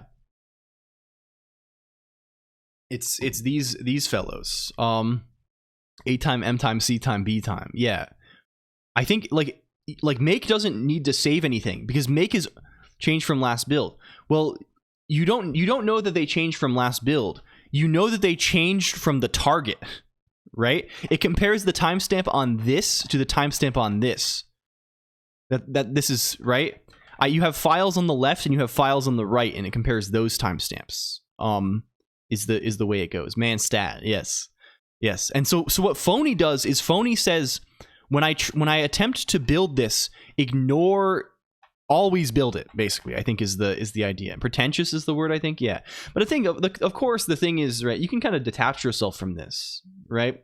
Like it's like it's kind of like not liking a band or something because the music is good but the fans are rowdy, or like oh man, I wish I could play Undertale but the fans are just like, you know, you can ultimately this is just, you know, this can just be blown away in the wind, right? This can just be blown away by a great wind, right? It's just not super, but I get it, right? But like whatever feel about Weezer the band, the culture, it does affect the thing a little bit. This is true, but I think it can have the like there's like a situation here, right? Like where's the thing, right? You have like the thing, right?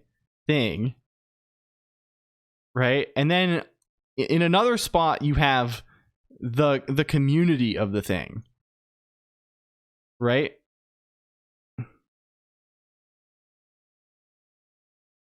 You see, I'm writing poorly, right? You have multiple guys, right?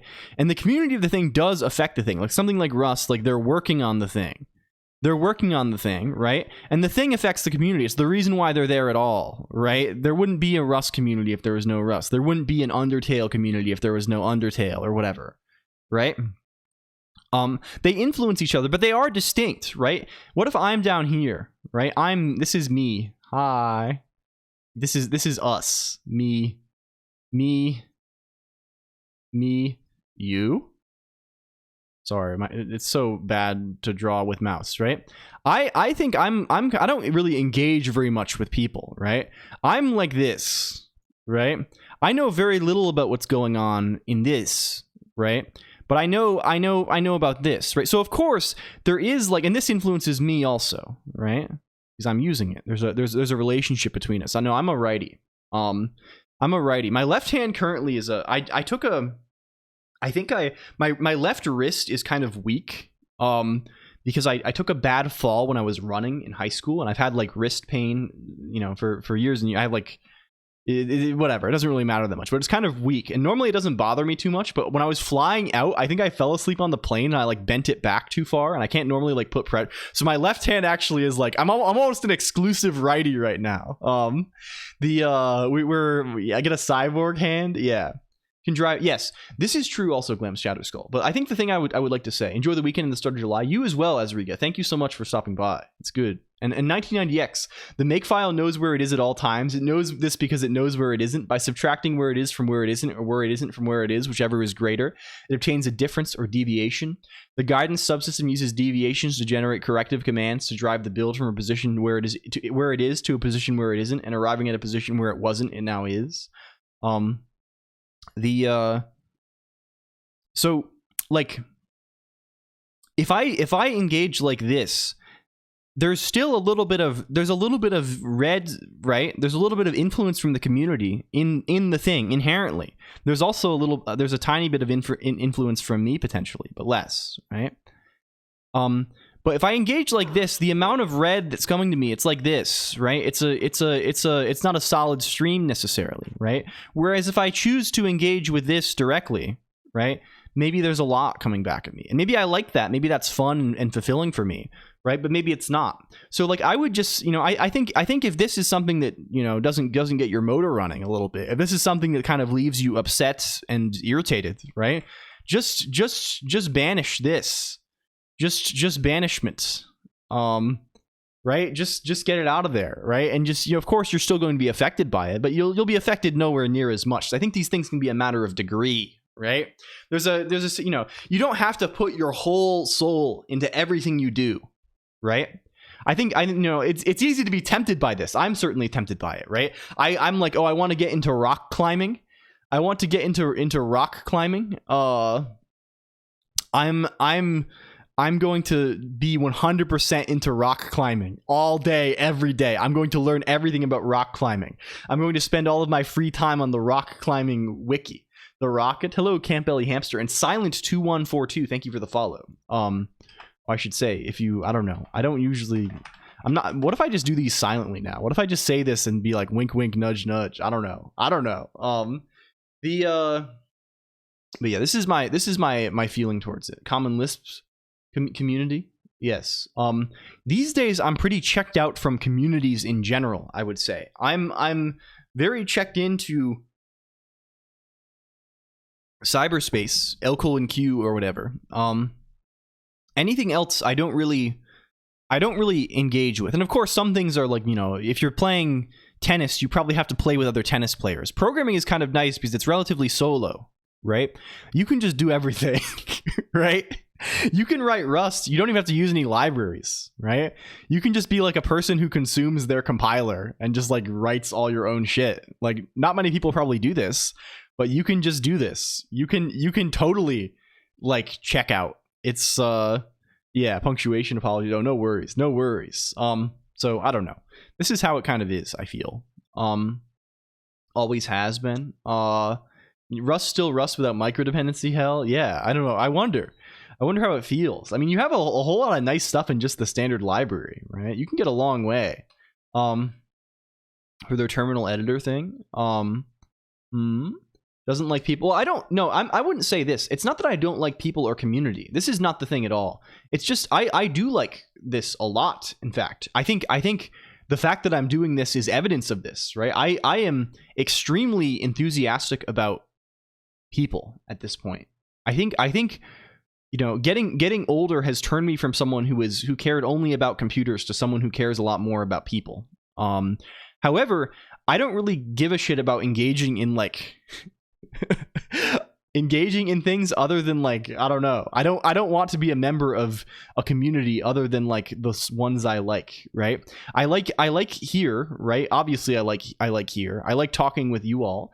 I'm like somewhat, you know, and I read things elsewhere, but I don't really talk or communicate anywhere else. I just don't feel this need in my life, right? I don't feel a need to be like on the Rust discourse or whatever it is. I don't feel a need to like be in the right wherever, you know. Some people do, and that's fine, right? It's just not for me, right? For me, you know, being here on the computer is enough.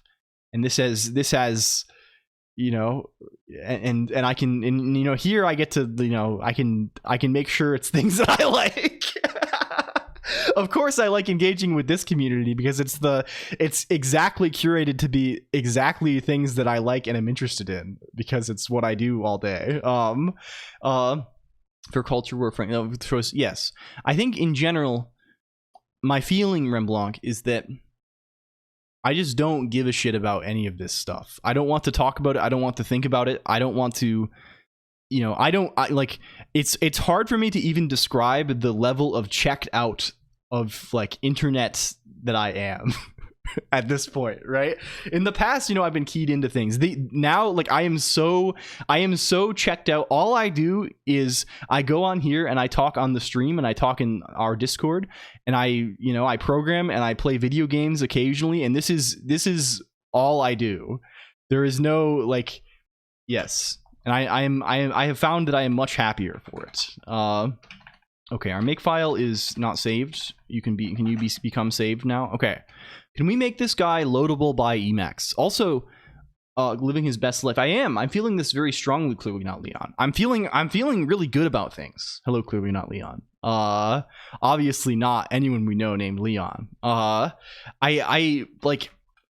don't know what it is. I've just you know, not to be a mope about it, but like I feel like for the longest time I was like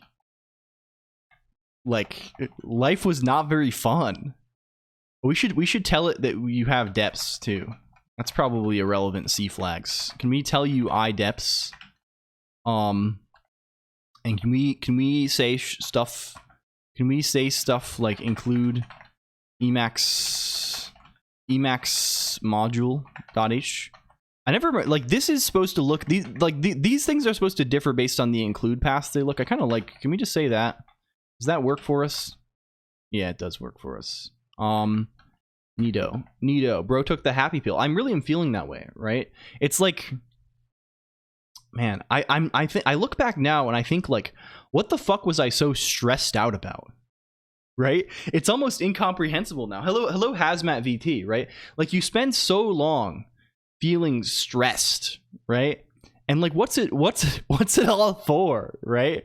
Like, I just, you know, I just had so much like built up, like, you know, I don't mean to like be a sad sack, but I feel like it's probably an experience that is relatively common, right? I had so much like pent up, like, oh man, the stakes are high. I got to do this, right? It's like, how did that compile? I don't think it does. I think the meaning of the angle brackets is slightly different. I think -I may. Can we actually see what your You're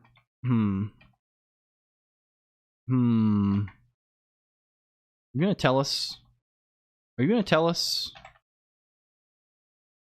I don't know. Crack kind of reinforces the stress as a good thing. Why is man GCC still? Oh, it's still printing. That's why. Because man GCC is like fucking 1,000,000 pages long. Can we kill? Yes, we will kill. I don't know. It works either way. We're not gonna worry about it. Let's let's think what we're actually going to do here. We want to write a little, let's make it talk to Emacs first. I think the first things first, let's make a thing that can talk to Emacs and we can pass it an array of numbers from Emacs, right? A vector of numbers maybe is a good option. Man, GCC system crashes. Yeah. Like, I don't know. It's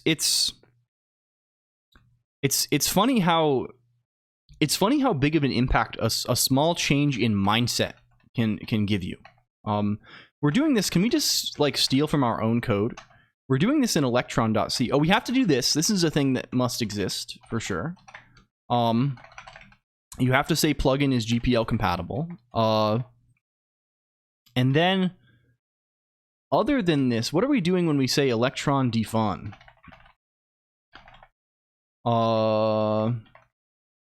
I see. We're just calling make function, we're interning a symbol, and we're doing a bunch of stuff.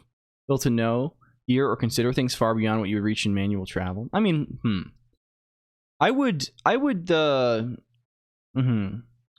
There's a question of intention, right? There's a question of just because we're not biologically built for something doesn't necessarily mean that like it's good or bad or whatever, right? These things can be complex, but I think it's good. I think it's like, I don't know what I mean in general. I think I just like I just feel so much better. Back on phone. Thank you for the update. A lot of internet discussion doesn't matter. It's genuinely better to think about things where one is able to make actual tangible impact. Yeah, I don't know. I don't even like. I don't know. I'm not even thinking this highly. I think I'm just thinking to like. Yeah. Let's steal these helper functions. Doesn't look, yeah. I assume they try pretty hard to make this backward compatible. So really what we probably want is we want the oldest one we can get, right? So it's probably okay. Let's just call this like defvar defun your own way. Maybe so. This is not necessarily even my intention, but I appreciate this. We'll keep these guys around. What do we say to actually initialize the plugin? There's just Emacs module init, right? So we don't need main here, right? Let's just write this guy. See interop headers. Yes, this is how a lot of things work, right? This is how, for example, vterm works. Oh, you know what we should do? We should steal like the nice C guys that we wrote for the cult of the bound variable thing. Where did we put those? Where do those live? Here. Oh wow, in cult of the bound variable. That makes sense. Mansion 6. Yeah. Using with structs and function. I don't think this is particularly useful. An underscore will do. An underscore will do for certain. Did we write like a nice little routine here? I thought we did. Did we not? We definitely wrote like a nice little panic guy somewhere. Where did we put him? Where the fuck did we put him? There was a C thing we did recently that had like some kind of something. Sorry, my voice just cracked like crazy there, and I said C like C. There was a C. Oh, Oh, No, was hello RCR and STN. Is Pokemon Emerald modding tools. Oh, we put it in the La Mulana stuff. Yeah. That's where he lives. In Colonq. That is his home. Okay, do not run the Nyx Flake, please. What the Sigma? It cracked or came out that way? No, I don't know. It's fine. I think it's funnier to say something than to not say something. La Mulana mentioned, yeah. Where did we put him? In Crook.h, probably. Crook.h has him. Yeah, here's the fellows that we need. We need this panic guy. This little panic bastard here. Yeah. Another scripting language to Emacs. And we added that to Haskell. We could add it to Emacs in a silly way pretty easily. But let's just grab these guys. Let's see what we're doing here. Let's just, I don't know. We can maybe we want to call message.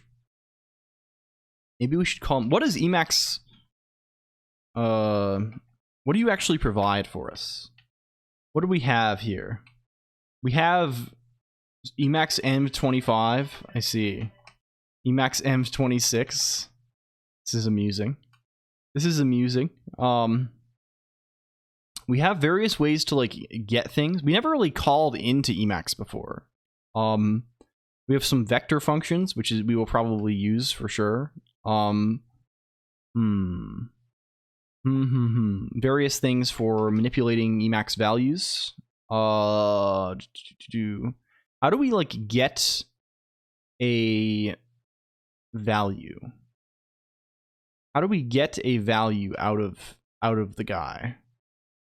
How do we extract a fellow? Is this possible for us? There's got to be something we can do to like look up something in an environment, right? This must exist. It must exist clearly. Are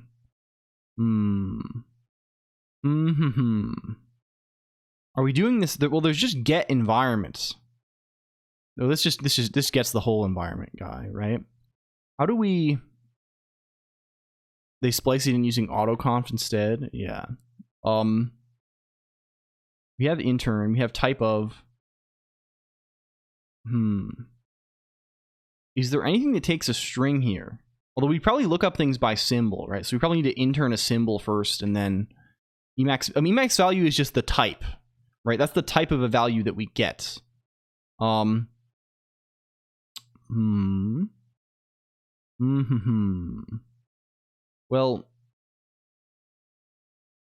can we just like we probably do this in Electron at some point, right? Where are the things we do? We call a return intern. We make function. Sure. All of this is whatever. We call copy string contents. We mostly are just interning things and like, yeah.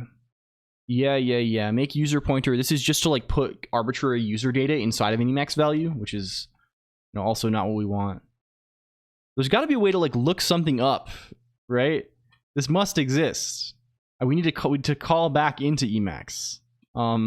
Clearly it exists. I guess I mean we can cheat and just write we can write functions, right? And we can make functions accept arguments, right? And then we can like what are you trying to call? We're trying to look up the value corresponding to a symbol. Let's just, can we look a little more closely here? Okay, make global ref, this is not it. Free global ref, this is not it. This is like control flow shit. Make function, this is for defining a function, right? Func call, this lets us call a function. Which I guess is somewhat useful, but we need an Emacs value for the function. I guess a function is just this is just a symbol, right? Presumably we can just func call on a symbol, so we can just intern something and call it. That's probably fine. Let's try that, I guess. Let's go back over to main.c. Let's write a fellow called message, right? Message is going to take an Emacs env, and it's going to take a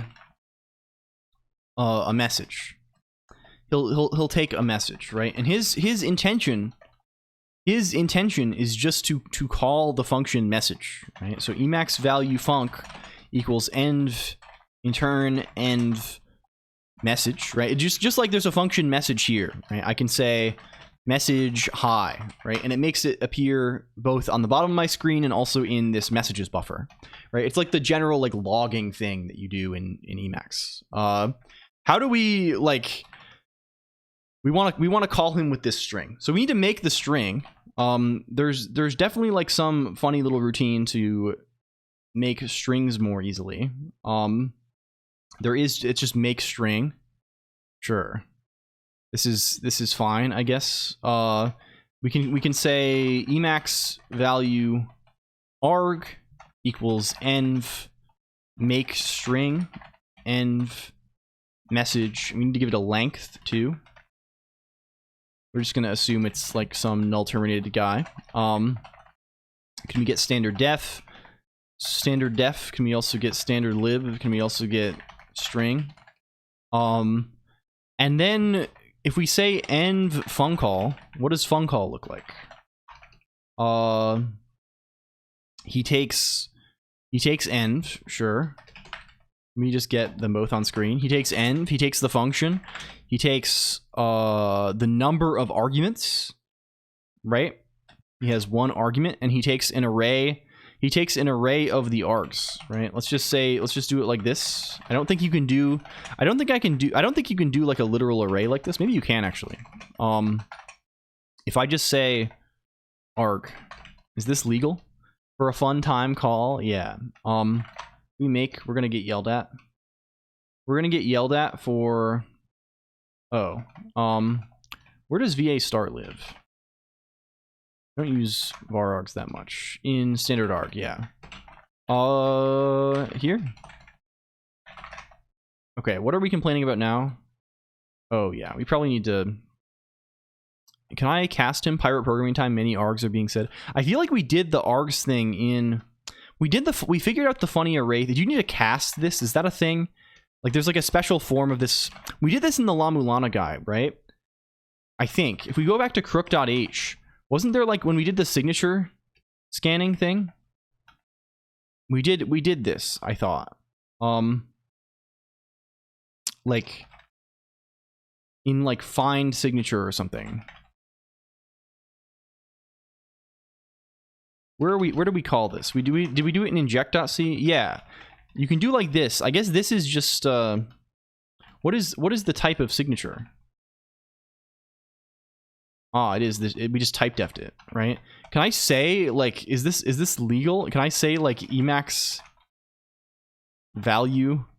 Emacs like is that allowed? Can I do this? Or do I have to type def it? Like what if I say type def, let's go up here.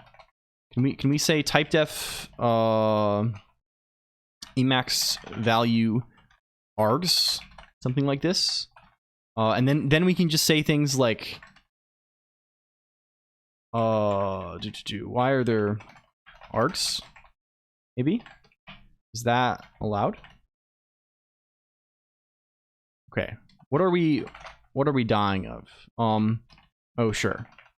This is fine. We're complaining about 46. Oh yeah, sure. What is Emacs module init supposed to return? Emacs module, we can just go to module initialization. This is probably the guy. Return 0 if it succeeds. Cool, we return 0. Very good. Very good. Neat. So if we go back to main.c, if we here say just message env hello from C, make, okay, this gives us a shared object file, and we can probably load this shared object file from Emacs. I don't know exactly how we do it. Can we just say load? Is that legal? This is going to be an Emacs crashing day, so anticipate double boosts also. This is going to be a double boosting day, potentially. There may be evil afoot. Are we in the right... You got boost power. Hello, trap_exit. Also, thank you for the boost. How do I load a native module? How do we do this guy? Hello, Maradine, too. Hi. Hi. Hello. Writing dynamically. Okay. How do I load you? How do I load you? It's in dot and load path. Oh, I mean, I guess we could just give it. Normally, this should just work. What do I do in Electron again? Let's just see what we do over here. Here, what are we doing? When we say run, we just say that load equals electron.so, right?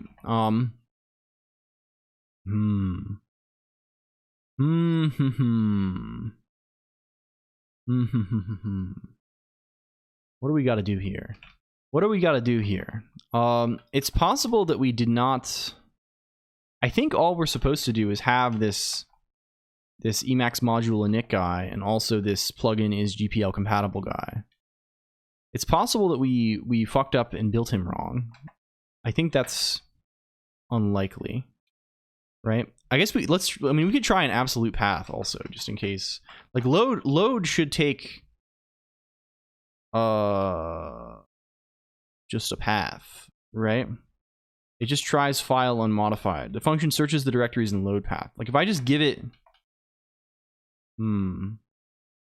if we give him like home source upside down cake, are you sure? I think so. This is my understanding. Wait, did we die? Why is chat room all busted? Test? It does say it searches directories in load path, so that may well be it. Because we're just loading him with like the command line arg otherwise, right? Let's just try this. Emu GBA. This is the path to this guy, right? Yeah. Okay. Absolute path works. So I guess we'll just put him on the load path if we need to. Bonkings, how are we today? We're doing very well, Brighter Malfin. How are you? I don't know. I'm ramping up for man, did we dive into the meat again? I guess we're 2 hours in. Hello, attention span also. Hello. And Lumi, thank you. Welcome span. I always feel it always makes me a little nervous to, you know, they call this Colonq's dilemma. I've probably mentioned it every stream for the last 1 year, but it is my dilemma. It's the real dilemma that I'm presented with, right? It's I get so excited. Here's what they call my dilemma. Colonq's dilemma.org. Hello, crazy Stewie. Shaders, indeed.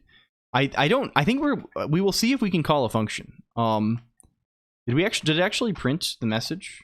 Yeah, we did. It says hello from C. So we know how to call functions at least, which is like half of the... We can probably access a variable if we can do that, right? I mean, there is a function that takes a symbol and reads it. I'm pretty sure, right? There's... I don't know what he's actually called. Yeah, symbol value. Yeah, that's the one. We can just call symbol... That seems a little bit fucked, though. I don't know if that is in the intended way, but like at the same time, like... Yeah, it works. So we have successfully done some stuff from C, but this is my dilemma, right? Here is my dilemma. I get too excited to program. And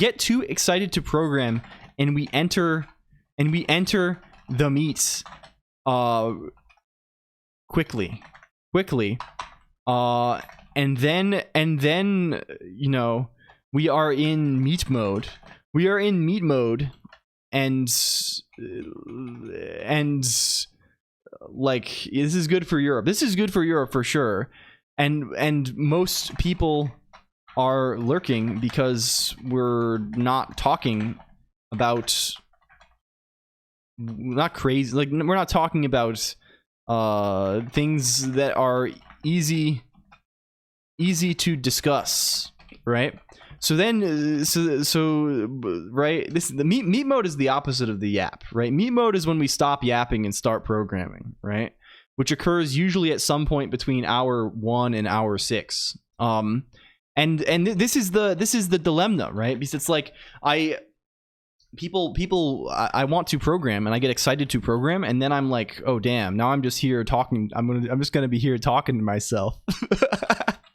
I'm just gonna talk to myself. Which is fine. I'm happy to talk to myself, but I miss my friends. I want to talk to my friends too. Please give me your meat. No, that's evil. That's evil. I will never engage in coitus. No, that's probably evil to say even. Let's not say that either. It's happy hour East Coast. Yeah, this is how it goes. Click on this a la zucker.org. Your poor wife. Where is she's snoozing. You are snoozing so hard. I came and flipped you over because it seemed like you were not breathing. I thought you were not breathing. Hello, Perfumed Love. Also, welcome in. Extremely topical name, Perfumed D Love. We can leave that where it is. Yeah, we'll leave that one on the ground. We won't be picking that one up again. Okay, we managed to load some shit. Does it reload if I say hello from C2? What if we say hello from C2? And can I just press this? Oh, you don't know about... Ugh. Oh, he's gonna build in the wrong directory. Yuck. Yuck. Okay, I really would like compilation mode to work, but... yuck. It's fine. It's fucking fine. If we load him again, does he say hello from C2 now? No. He does not. How can I make him, like, reload himself? Did he not build? Like, he should be built. He should be built. He is saved. He should be printing hello from C2.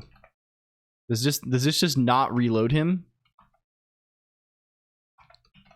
Like, is there a way to, like, force load you?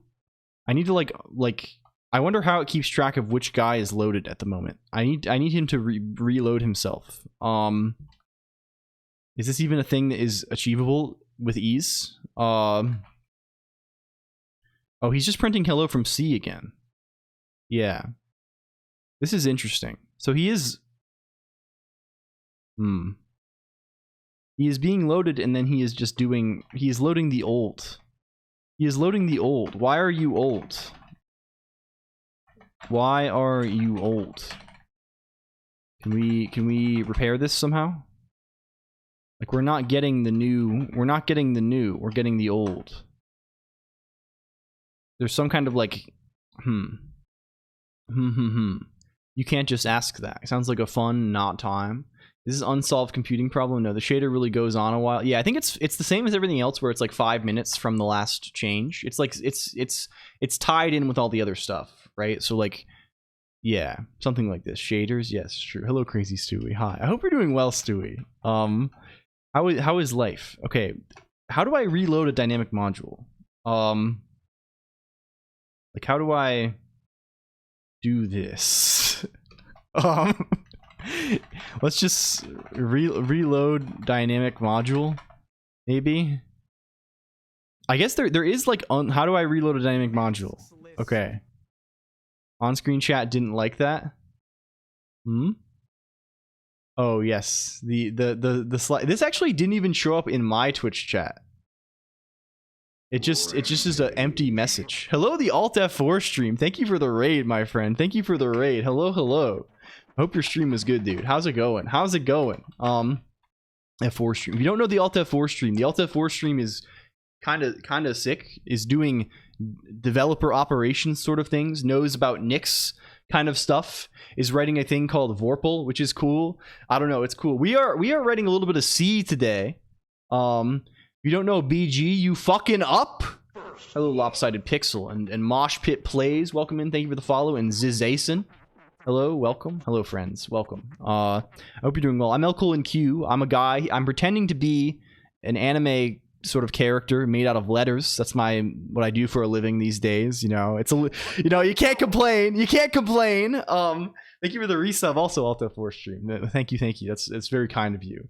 Writing Emacs list? No, not at all. We are, in fact, we're kind of fed up for writing Emacs list at the moment because we're gonna write some stuff in C. Is it just randomly moving? No, it tracks my head. It tracks my head. This is my head movement. And it's showing a clip from Alt F4. I don't know if we can see them in the background. And you can do stuff to it with redeems. Like if you want to, you can do stuff like this. It's kind of a thing. Yeah, welcome in everybody. I hope you're good. How was your stream? How did it go? I was hanging out there a little bit earlier, but how was the conclusion of the Alt F4 stream broadcast? I think I was there only right at the start. We are trying to write a little ARM emulator today. I think is going to be our project. We're going to see how far we can get. The answer may be all the way. The answer may be not very far. But we're going to do our best. And we want it to be accessible from Emacs. So we're fucking around right now with... load file maybe is... Yeah, load file maybe is the guy, actually. That's maybe the guy we want in general. Can we just say that on a relative path? Like, it's loading the file, but it's like... Are we, like, in the... do we have, like, 2 copies of this or something, right? Like, what is the deal here? Like, that doesn't exist. If we make it again, right? We make like if we build it again, it's still the old thing. Got to raid and run. Have a great stream. Well, of course. Please enjoy the rest of your day, Alta 4. We'll see you around. Thank you. Thank you. Becoming the architect from Matrix. Yeah, this is true. We are sort of studying the ambitions of the gods today. Also, Wise Turtle LE, Wise Turt LLE, and this is kind of this is probably the closest you can, you know, a Matrix type scenario is probably the closest you can come. If you're working really hard on these things using Kimu. No, we're gonna write it ourselves probably. This guy's kind of a fucker. Why does he not? Can we see? We closed our stack exchange guy that we really wanted. Reload dynamic module Emacs. There's got to be a way to do it. Maybe there isn't though, because this is probably like DL opening, and like it's kind of annoying to like reload this, right? Here is a workaround. Oh, this is fucked. Hello, Moncad F. Thank you for the follow too. Hi, thank you for the follows, everybody. Hello, Fart Train and the Code Innovator. Yeah, I guess I should probably explain like around like if you haven't been here before, we just like we program for fun. We kind of fuck around. That's the main thing. It's kind of a fuck around sort of situation and do what is fun. Hercules time. You cannot unload feature. Hello. Here is a workaround. Currently, there is no way to unload a module. Okay. Okay. Horrible.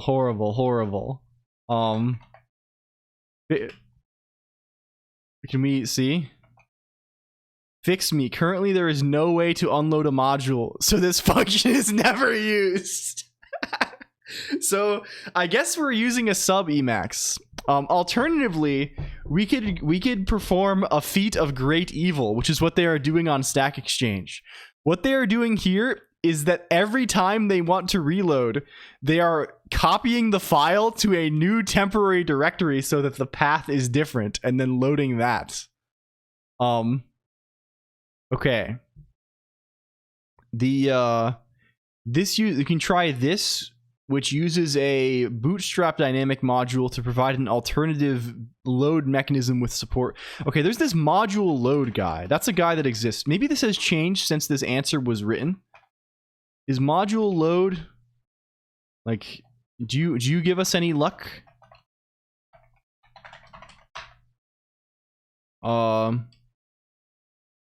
This guy probably also wants to look for an absolute path, I guess. Curse but amazing. Yeah.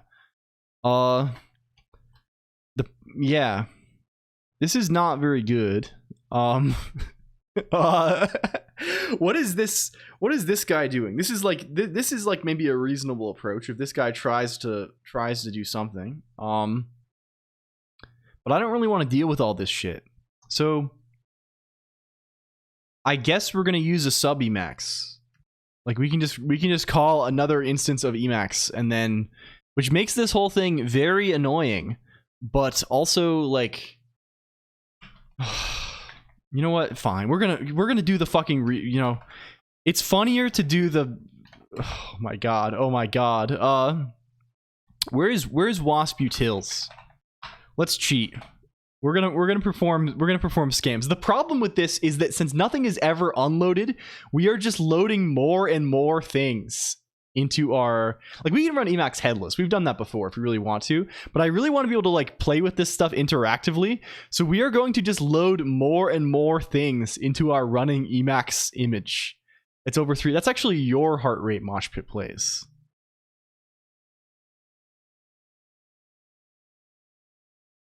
This is our intention. Let's write this guy. Let's make defun w reload dynamic. Let's call him this, right? Let's say reload the dynamic module at path, right? So what do you do? Is there a make temp? There's make temp name. How are they doing this here? What are they doing on this fucker? Make your module load the other module. We could also just do that. That's what this Rust thing is basically doing. That's fine too. That actually may be way nicer than this, than like copying this around in okay. Okay, fine. Okay, let's make a fellow. Let's make a fellow. His name is going to be shim.c. Hello, Lury Lou also. Yes, it would be bad. We're gonna do something different than this. We're gonna make a fellow. His name is going to be shim.c. And shim.c is going to look, you know, similar in some ways to main.c in the sense that he is a valid Emacs module. However, instead of doing any of this bullshit, what he is going to do on Emacs module init is I assume, okay, my assumption on the way this works is whenever the thing is already loaded, it just recalls this every time. It just calls this again. So okay. I don't actually use DLOpen that much. What does DLOpen give us? Let's just say like void pointer handle equals null. Something like this.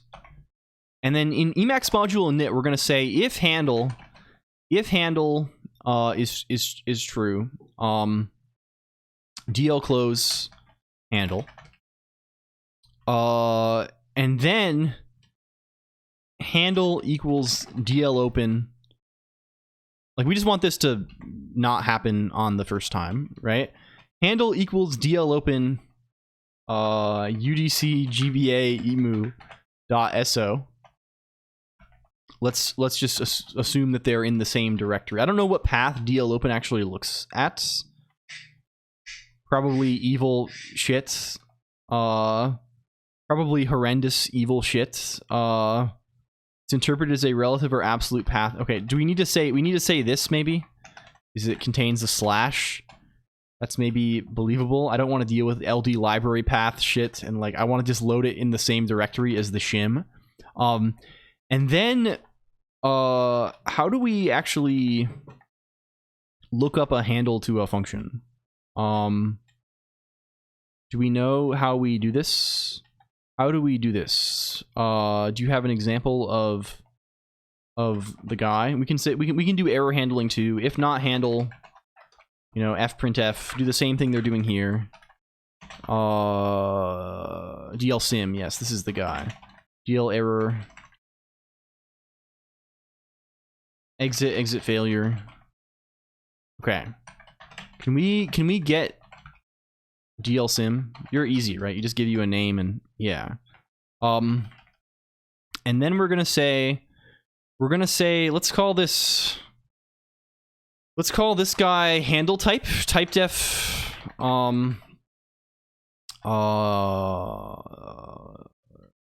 let's just call it Emacs module init. We can say Emacs module init f equals dlsim handle. Also make this correct instead of incorrect, please. I want to call exit. Won't this kill Emacs? Yes, it will kill Emacs actually. But the problem is if there's an error loading the shared object, maybe we want to kill Emacs. Do we want to though? Hello, Bud VT. Also, welcome in. Maybe we should just message the error. maybe we should return 2 instead. This is probably better. And maybe we should. Can we steal from main.c message? Yes. And then can we grab this here? And then can we can we say something silly like, I don't know, char buff 1024 sn printf. What is your nature? And my man key binding is broken. I gotta fix him. We need to fix men. He's your buffer size format, sure. Buff size of buff. This kind of thing. DL error. Will be very annoying to use. Yeah, it'll be fine. We'll be fine. It'll be. I promise it'll be fine. I guess we may need to. Hello.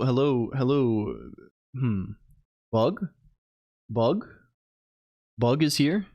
Thank you for INTJ Drangang Lazar. Lock of streamer's hair. They're doing this all the time. I had to employ anti witchcraft protection measures at the funny convention. Can we just message end buff now? Maybe this is sufficient. Perhaps this is sufficient for us. Error in module shim.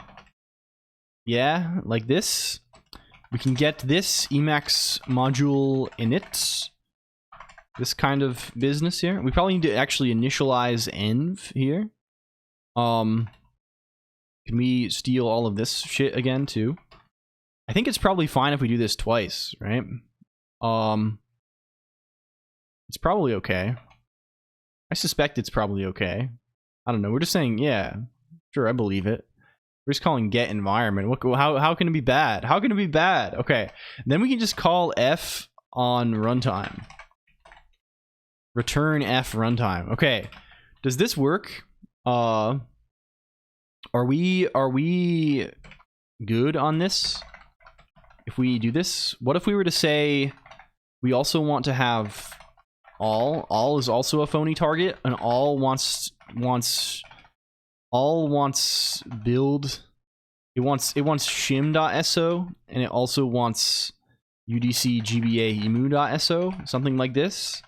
And this guy is going to be shim.so.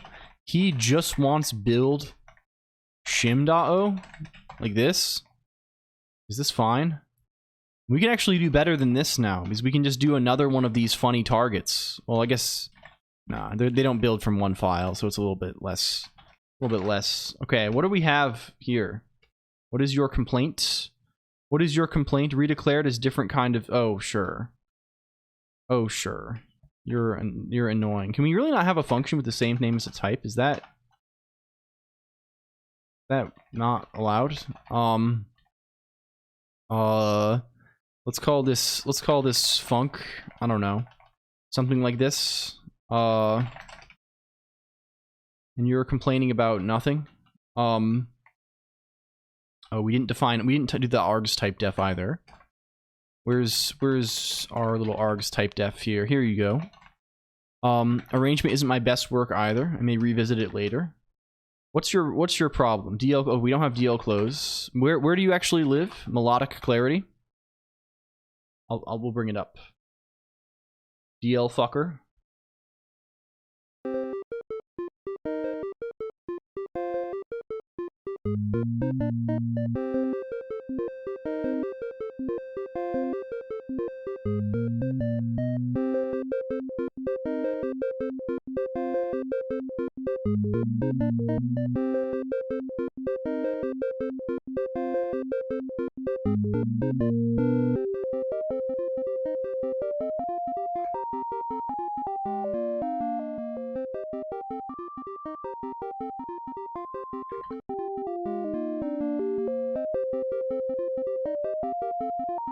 It hurts?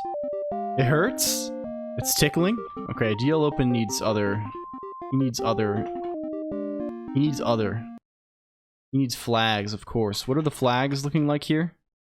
Lazy binding? Lazy binding? Global. What if we just say 0? Is that allowed? Hello, Serial Keck. Also, welcome in. Thank you for the follow. The Toho that inspired Undyne's theme? I'm unaware of what it is. It is familiar. Can we okay. We have shim.o. Okay, anything we do here also has the chance of just like, oh, this is going to be a very exciting stream because literally any action we take has potential to totally obliterate Emacs instantly. So look forward to this. Look forward to this. In retrospect, this is probably a bad stream to fix the newspaper because there's almost no chance we don't crash Emacs. Hello, Bavlov. Also, welcome. And hello, Serial Keck asks, "What are you making?" We're gonna write a little emulator for ARM maybe today. Is maybe the intention. We'll see how far we get. But right now we're messing around with Emacs dynamic modules. So like calling C code from Emacs. What colors get applied to which words? Oh yes, there's a video about it. Moshpit plays. It's based on how many times the word occurs in the King James Bible. So words that are more red do not occur less in the King James Bible.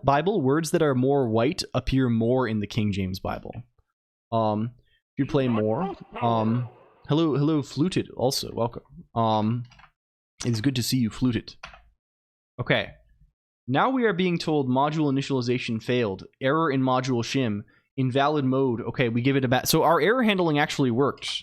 You can actually see we are printing thing. However, we have now been coaxed into a snafu. Well, actually, since it didn't load, hopefully it will actually fix itself when we rebuild. What are the modes that we want for DLO? Oh, fuck. Just show me your example. Show me your example, please. Do we want to? We probably do want to do lazy, right? We can do lazy or now. We can do lazy or now. Let's just say lazy. It's probably doesn't really matter that much. I doubt it matters incredibly. Okay, now we are fucked. Now we are in. We have been placed into a bit of a pickle here now, because now we already have the shim loaded. So now fixes to the shim. We are unable to load the shim that can allow the other thing to be loaded multiple times because the shim itself was broken and has already been loaded and now cannot be. So now we must move the shim to elsewhere, and then from there rename shim to shit. Yes, this will fix us. This will fix us. Can we move shim.so shit.so? Or even better than this. Even better than this. Can we ln-s shim.so shit.so and load shit.so instead? Okay. There is no shit.so apparently. What is your problem? What is your oh, we deleted. Aha, there we go. You exist. Okay. No such file or directory. UDC GBA emu.so. So now we don't know what fucking directory it lives in.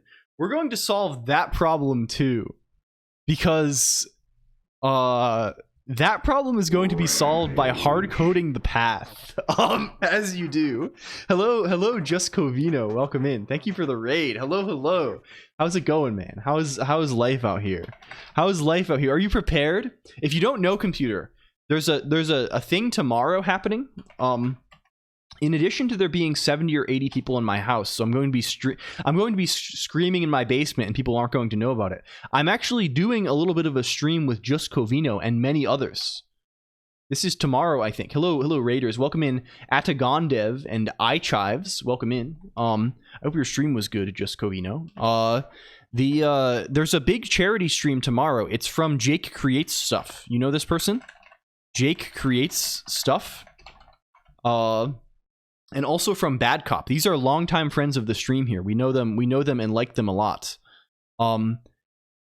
Jake Creates Stuff is running a charity Minecraft stream tomorrow that's like, I don't know. It'll be cool. I won't stream it here, but I will be there much of the day probably and doing this. I don't know what the deal is. And I think Just Covino is, I don't know what the teams are. I think it's like a team battle kind of thing. But I don't know what team I am on because I have not looked at any of the information about this, and I guess we will determine whether we will be bitter adversaries or boon companions soon. When, where, I don't know. I will let people know in the Discord when it is happening. but it'll be a thing. I'm on Team Bad Cop. Okay, this is good. This is good. Hello, Q Zarini, also welcome in. Hi. I should say also, if you like this, what we're doing here today right now is we're trying to write a little ARM emulator. Probably we have not really gotten started. We've been fucking around with Emacs dynamic modules. We learned a cursed fact, which is that these things cannot be reloaded. So once you've loaded them once, you cannot change the code again. So we are building like this little like shim system that like DL opens them for us. It's kind of weird. It's kind of weird. But our intention is to write some C code that emulates a little CPU and then call that code from Emacs. We can see a little inside the ASCII. That's not me. That's just Covino. You see? That's just Covino in there. Because just Covino rated us, so it pulls up one of their clips and it plays them inside of, yes, it's you see them? They're on there. Hello Skywalk 1411 and Diverger Lurker. Is that Bad Apple? You can do Bad Apple in a variety of ways. You're there, yeah. That's so creative. Thank you. You can actually control this yourself. There are a bunch of redeems in the chat. Like you can, if you look in the channel point redeems, you can click things like this. Hi. Hello. And like you can do things to like change you can play video, you can change colors of things, like, right? Like if you want to like, let's wait for me to exit falling sand mode, right?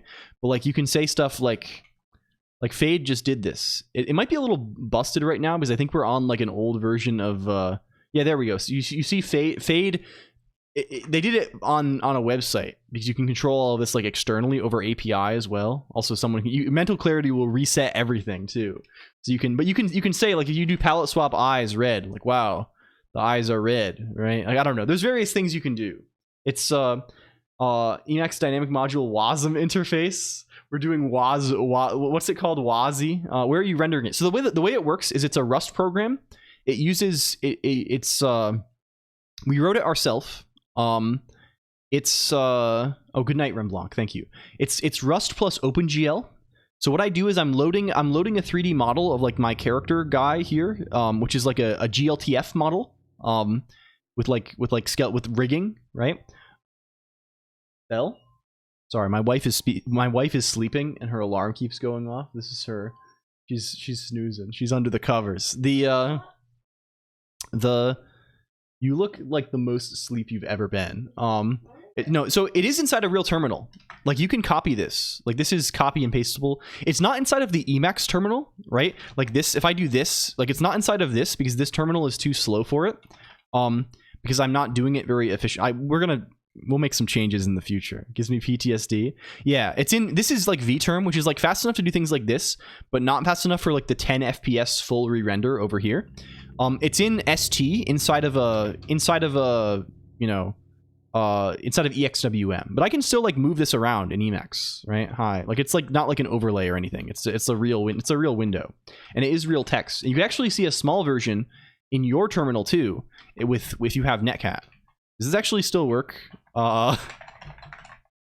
It's low. It's lower bandwidth. And it's scaled down, but you can see.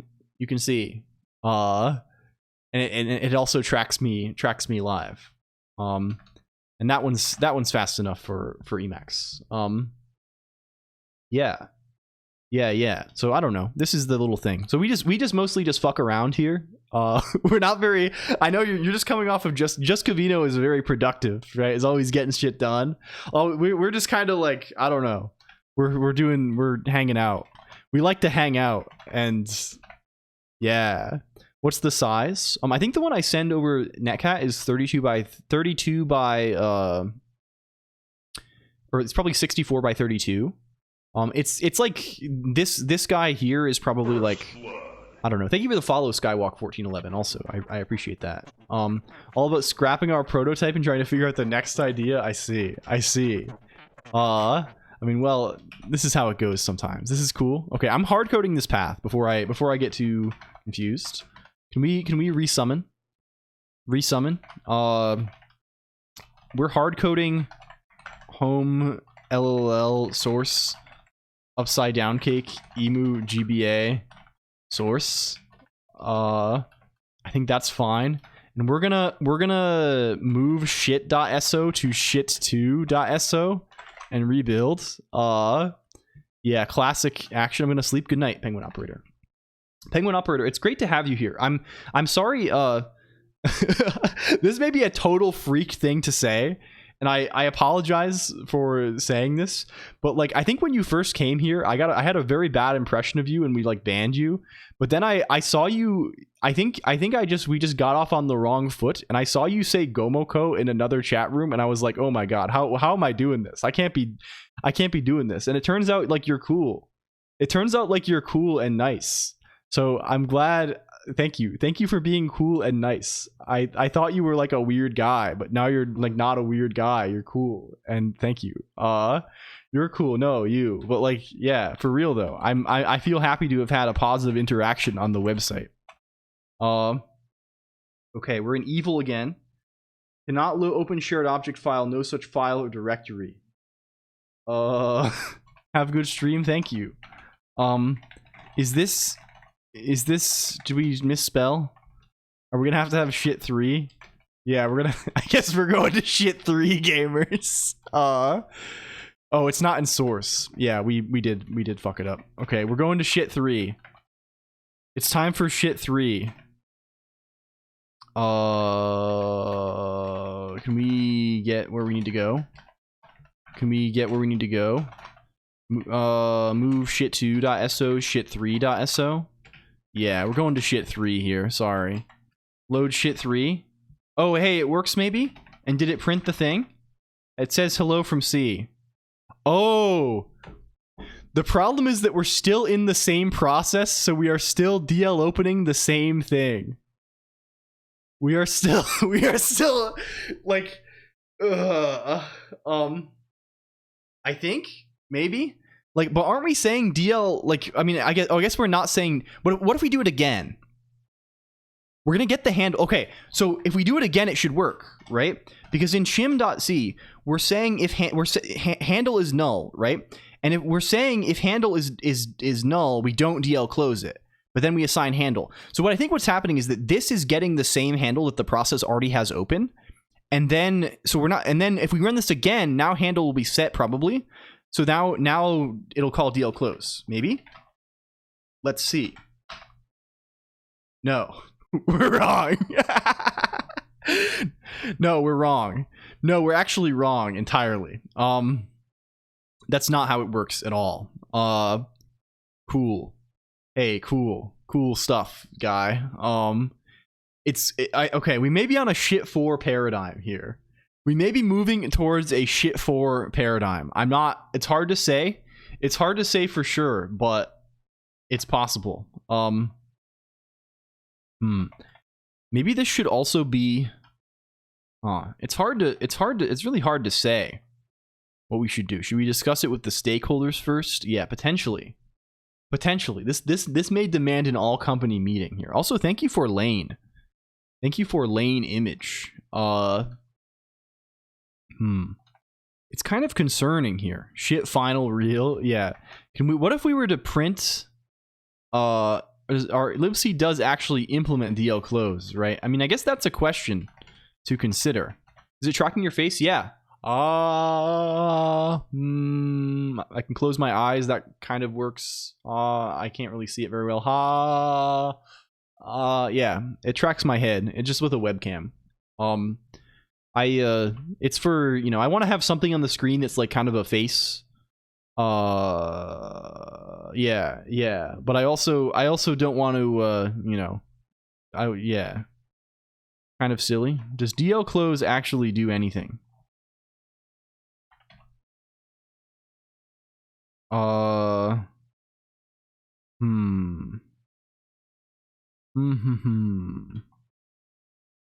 Is that open source? Just question mark. It is. There are 2 versions of it, and they are both open source. In fact, they are on my GitHub. The old one is called Renderer. The new one is called Newton. The old one is a big pile of shit. The new one is slightly less of a pile of shit, but I'm not using it at present because I have not bothered to implement missing feature for several months because we have a lot of projects. Okay. Do we know, like, does DL close? Okay. Oh, yes. This is what it is. It's because this is reference counting. Chat interact with the avatar. Chat actually interacts with the avatar a lot, right? Do you see the image in the background, Natrix 00? And do you see how it says, okay, I'm gonna have to, can we bait a little bit? Okay, you have to promise me. Yeah, mental clarity clears it. If you click the follow button, it'll change the word, right? It'll change the word on my face if you click the follow button. This is how it goes. And you can control the words and the colors to your leisure. To your leisure in the background. It's in fact extremely chat controlled. This is like the core idea. You can put all sorts of shit on it, right? Like if I want to say, where's one, right? There's redeems called like palette swap, right? Oh shit, no worries, Natrix00. This is just how it goes, right? If I go to the channel point redeems and I say palette swap, I don't know, I'll give it a Twitch emote, and then hi Natrix00,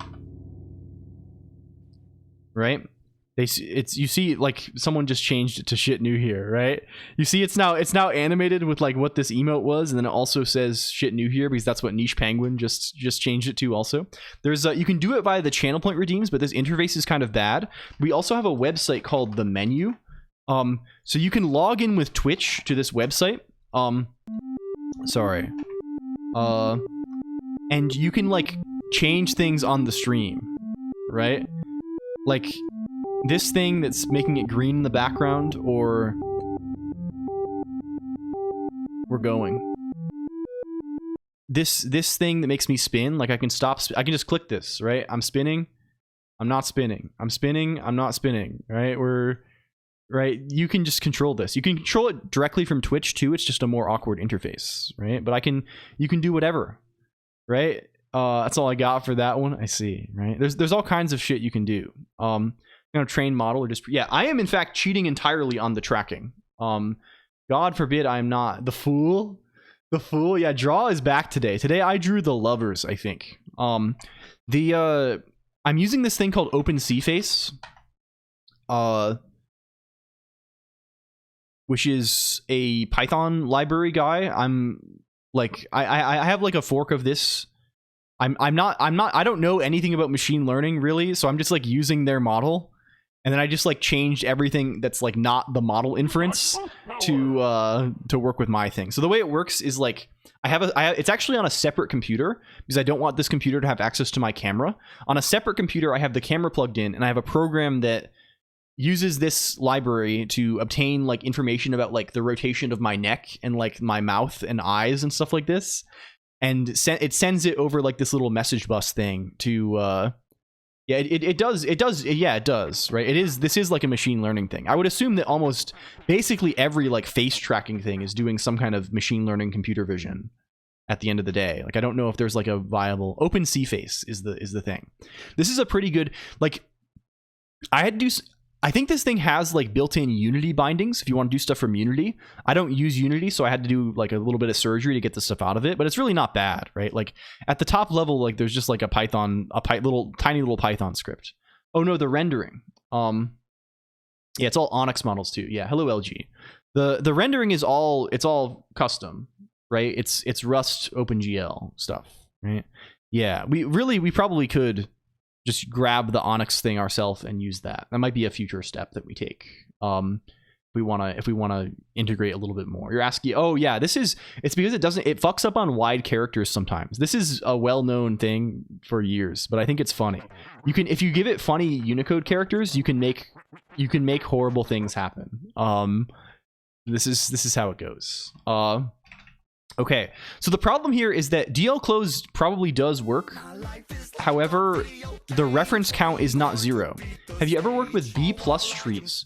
Very little, to be honest. In fact, I will admit to you, I could not tell you what a B+ tree is offhand. Can we figure out what a B+ tree is? It's certainly like a name we have heard. And like a B, like this is like a vector representation. Is this the idea? I have not implemented these things very much at all. I do like I'm kind of a tree head a little bit, right? And I do like using binary like search trees for like maps and things like this, but I have not I have not implemented this guy. Do you have an interest in this sort of thing? Big Toaster 619. The most uncanny titles. Yes. Hello, Murray 10123. Reminiscent of binary tree. WC width doesn't work. Yeah, either way. No, I don't have much experience with doing these things at all. I think in general I probably should do this a little bit more. I kind of have, you know, maybe one day we will do, I don't know. It would be kind of fun to do, you know, it's kind of dry, but like I've been thinking a lot about trying to do more stuff on YouTube. This is what like everyone is telling me all the time. They're like, LCOLONQ, you need to go make YouTube video. You need to go, like, people I like respect and like tell me this. They're like, you got to go. It's time to make video. This is very good tree. It might be kind of fun to do like a bunch of like data structure implementation and usage learn throughs, I guess, right? But I don't know. This is maybe like ultra dry stuff that is like better covered by people who are not me. I don't know. Thank you for the follow, Big Toaster. Does not mean binary. Does it mean balanced? Is this the meaning? That seems possible also. Do we have any etymology information here? I don't know.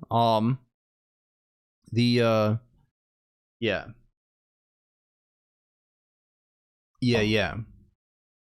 It could be cool. We should do this. We should really implement a file system at some point, honestly. That seems like a very fun exercise too. There's just so much to do. Anyway, let's do it. So, I think maybe the thing to do here is we need to rename. Oh, okay. What are we going to do here? We could solve this particular puzzle by renaming UDC emu. Like, let's call this final .so ln-s UDC GBA emu final generalized 234 trees. I have to confess also, I don't know what a 234 tree is either.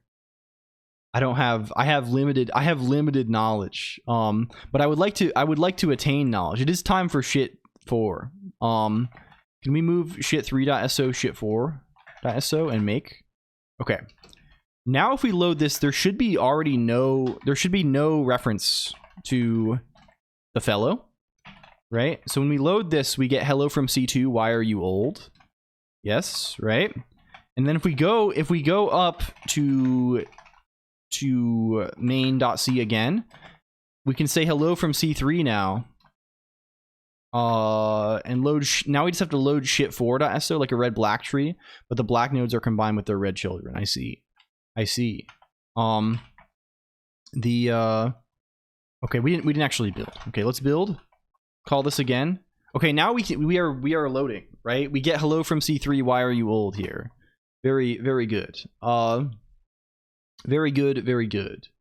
They were working at Boeing at the time. They never explained what the B stands for. It's a Boeing tree. I see. I have done very little implementation of data structures in practice. To be honest, I have never, like, I probably wrote like a red black tree at one point. Like, I don't know like when I would even practically do this. Like I don't dispute the practicality of the thing, but I have not. I guess probably I would. A red black tree is like a useful. This is like a self-balancing guy, right? So this is useful if you're implementing like a tree map, right? Is this the fellow, right? Is this the practical use case? You have like you're implementing a set or a map. This is at least one obvious one, I think, for search trees. Not very fault tolerant. Yeah. Any pain points in writing configs for everything? I mean, there is a lot of pain, but there's a lot of gain also. There is certainly a lot of pain. Some little, I mean, I don't know. Yeah, it's homework. Yeah, this is the last time that I've touched any of this stuff, right? Like the only data structures that I end up actually implementing in practice, right? Like, what do you actually do? Ever watch Spheriphoria? Spheriphoria is like my best bud. Spheriphoria is my oomphy. That's oomph. That's oomph you're talking about right here. It's one of oomph, but that's oomph. That's oomph. One of my friends. Yeah. We love Sphero. He's doing stuff like that. Yeah.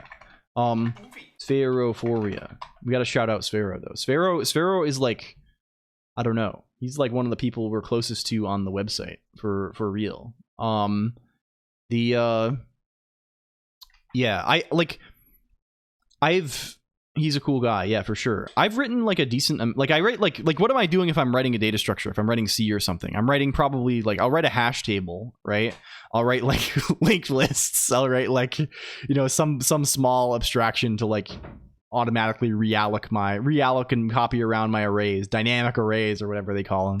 But like beyond this, it's like, you know, I don't get too fancy with the, you know, I think this is one of the things that is probably a weakness of mine, and that I have a tendency to like, how do you say, reach for less appropriate data structures when I'm writing C or something because they are easier to implement. It's like best pal or good. Oh, oomphy means one of, I think it means one of my F, whatever F stands for, right? So like it can mean like it can mean like oomph can mean one of my followers, friends, fuckers, right? Things like this, like, yeah, etc. Things like this. And then oomphy is this diminutive, right? Oomphy is this diminutive. Thank you, XXI, for the boost. Catching the boost before the first crash. Hello, Tilted Over, also. I don't know when people used to say this on Twitter a lot, and then I just picked this up. People on here say it quite a lot too. I think it's just a funny thing to say. One of my fuckers in Earth, yeah. I don't know. Do you use pip? I try not to use. I mean, okay. Well, it depends. Nix and pip. Okay, this is my kind of philosophy with Nix, I guess. Like Nix wants to run the whole Earth, right? In fact, every package manager to some degree was a prod style. No, I think prod has, if anything, picked it up from here. This is when you run the oomphy command. It's prod saying it, but it's prod pretending to be me. So this is at least two prod via us. But yes, no. So it's like every package manager wants to own the Earth, right? At the end of the day, right? Pip wants to own the Earth too. What do we mean by own the Earth, right? It wants to own the Earth because there are, like, nothing is ever self-contained, right? I can install Python packages in my virtual environment or globally or whatever however the fuck I'm doing it, right? This is up to pip.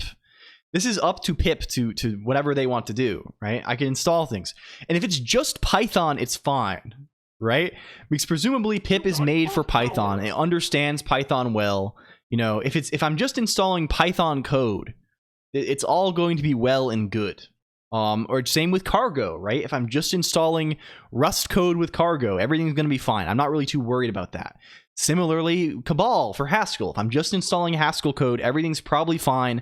I trust that Cabal can at least handle the Haskell libraries, right? It can figure it out.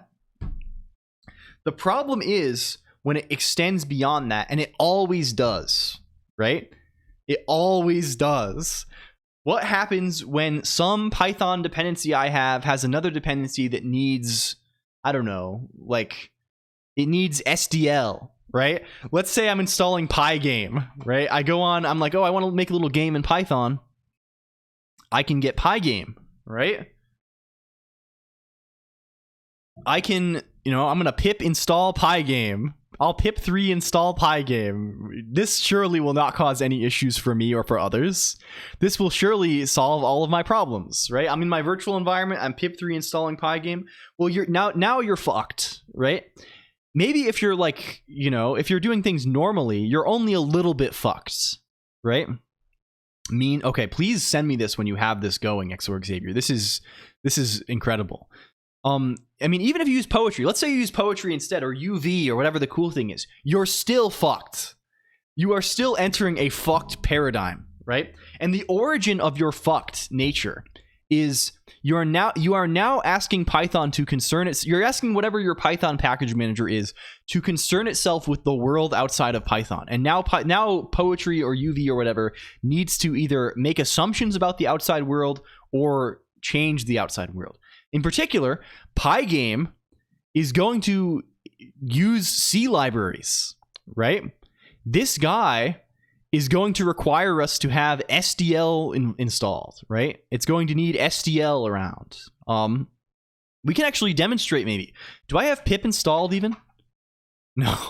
Do I have, can I, like, let's try some things here. Package config, but this you are going to be in hell. You are going to be in such hell that it is unbelievable quickly. Let's demonstrate. Nix, one of the things that makes Nix a source of pain, but also a source of joy, is that Nix gives you the tools to solve these problems, but it also makes the problems many times more visible to you, right? On something like if you're running Ubuntu or something, it doesn't work. It says I don't have SDL. I'm going to sudo apt-get install SDL. It's all good. But this is merely, sure, maybe it gets you going, right? But this starts to, suddenly you have to try and run this on a different machine, and that different machine, you have to ask them to install SDL, or you have to bundle it yourself and make the thing, right? And then suddenly the version you bundled yourself is linked against some version of glibc that's newer than the version of glibc on the machine you want to run it on, right? You're in hell. You can't. So merely because it works on your machine more easily on something like Ubuntu does not, so Nix makes this problem immediately apparent. It will just not work ever if you just do it the easy way, right? But it also gives you the tools to solve this a little bit. The SO shipped in the wheel file of Pygame, yeah. So like, how does this actually go? Like, if we go into source, Scratch. Do we have Scratch already? Not Hatsune Miku Windows Linux cursors. Let's go into Scratch. Let's call this make dir pip. cd pip. How do I do stuff with pip? How do I make a virtual environment with pip? Is that a thing you can do? Python 3-m pip. Is that a thing? We don't have pip. Is it pip 3? Do we have pip 3? No, we don't even have pip. So I guess this demo may be sort of annoying to demonstrate here. We can, you know what? Fuck it. We'll make a. Can I make a shell easily? Is that a thing we have?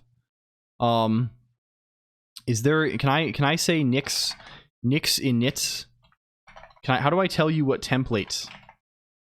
How do I tell you what, is it nix flake init? How do I tell you what template to use? You're a guy. How do I make you? It's like this, right? It's like this. Can I say GitHub LCOLONQ templates shell? Hello zombie tooth also. Installs pip also. Oh, I see. If you dash m venv dir. Can we just do that? Does that exist? Venv. You're real. Okay, he's real. We'll see what he does. Okay. We have a funny virtual environment now. Well, how do I actually, is there a guy in bin to activate him? Can we go into him? Are you a guy? Let's hop into first of all, I can't even do any of this because I'm not in a shell where this works. Like I can't source venv bin because I don't use a real shell, right? So I gotta activate him. Hello DZ Valentino, thank you for the follow. So let's go into bash. We can source bin activate. Then again, we can't do this in our real shell, so we have to use a kind of a scary shell. So that's already an assumption that's been made. Okay, we're in venv maybe. We have pip now. Cool, we got pip now. If we hit him with a pip install Pygame. If we hit him with a bit of a pip install Pygame. Wow, it installed. This is gonna be so embarrassing if it just works and my whole like thing is like it's not going to work and it just works. We'll see.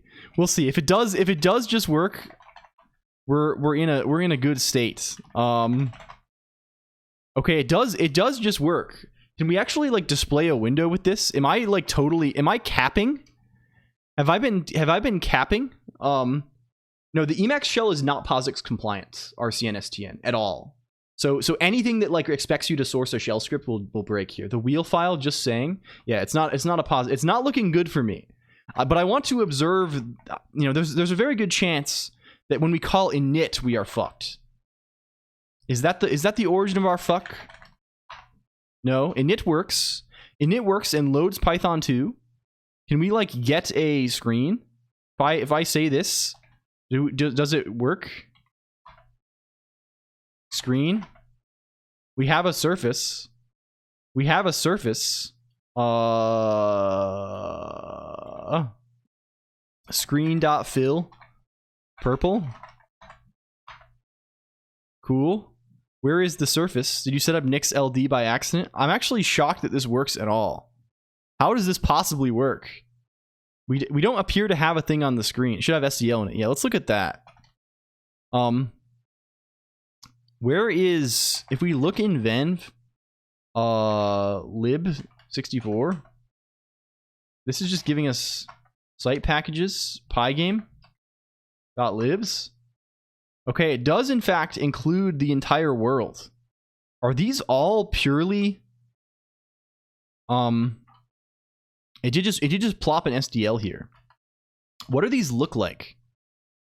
What do these look like in fact? If we look at libsdl2. I see. Yes. So there is no libc in ld.so. Yes. So the problem persists. We have just gotten lucky. We have just basically gotten lucky. That this guy happens to, I mean, they probably build these against an old glibc maybe. SDL and friends. Do these use Mesa? Yeah, probably.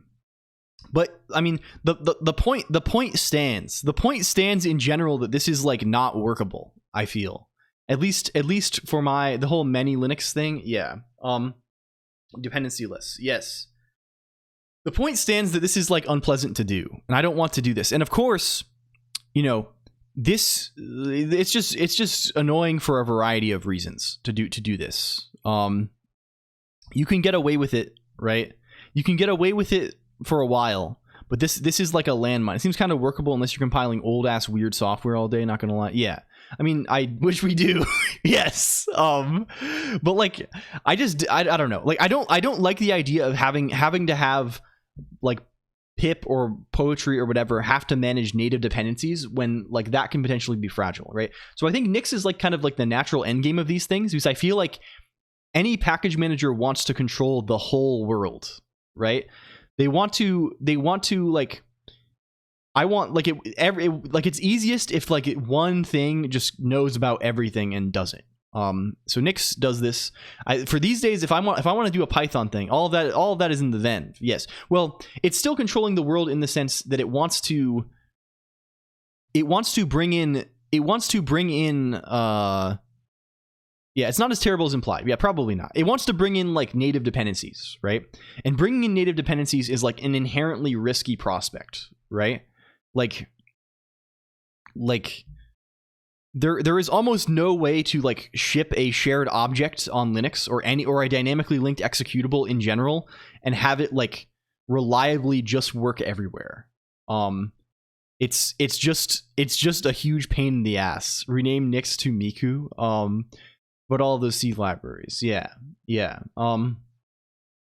It's scary. Only dependency is batteries. Yeah, I don't know. It's like it's nice that this works, right? It's plan 9 jails when. It'd be fine if the documentation would be nice, but I found it dirty to yeah. You don't need to always do this, right? For me, what I do with these things, we have Docker. Yeah, this is probably like unless you're shipping libc, unless you're shipping everything down to, or we should say this, right? Like this, the stable interface on Linux is like not libc, right?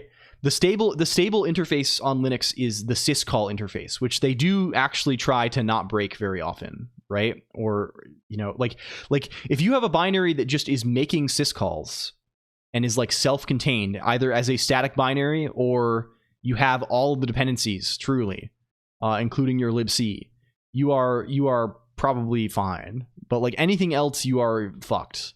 BRB 1 to 3 hour. Thank you, XOR Xavier. Hello, Talenton24 also. Just ship raw x86 disk images with MBR bootloader. It kept saying to use flakes that had nothing good on flakes. Yes, flakes are the good thing to do. I use this for everything. Hello, Topiary Hedge too. There's a thing, we call it the anime guide.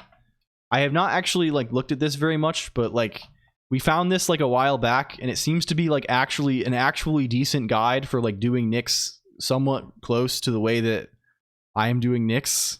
You definitely want to use the flakes. It's really like the flakes seem kind of scary, but they're actually like way easier to understand and nicer.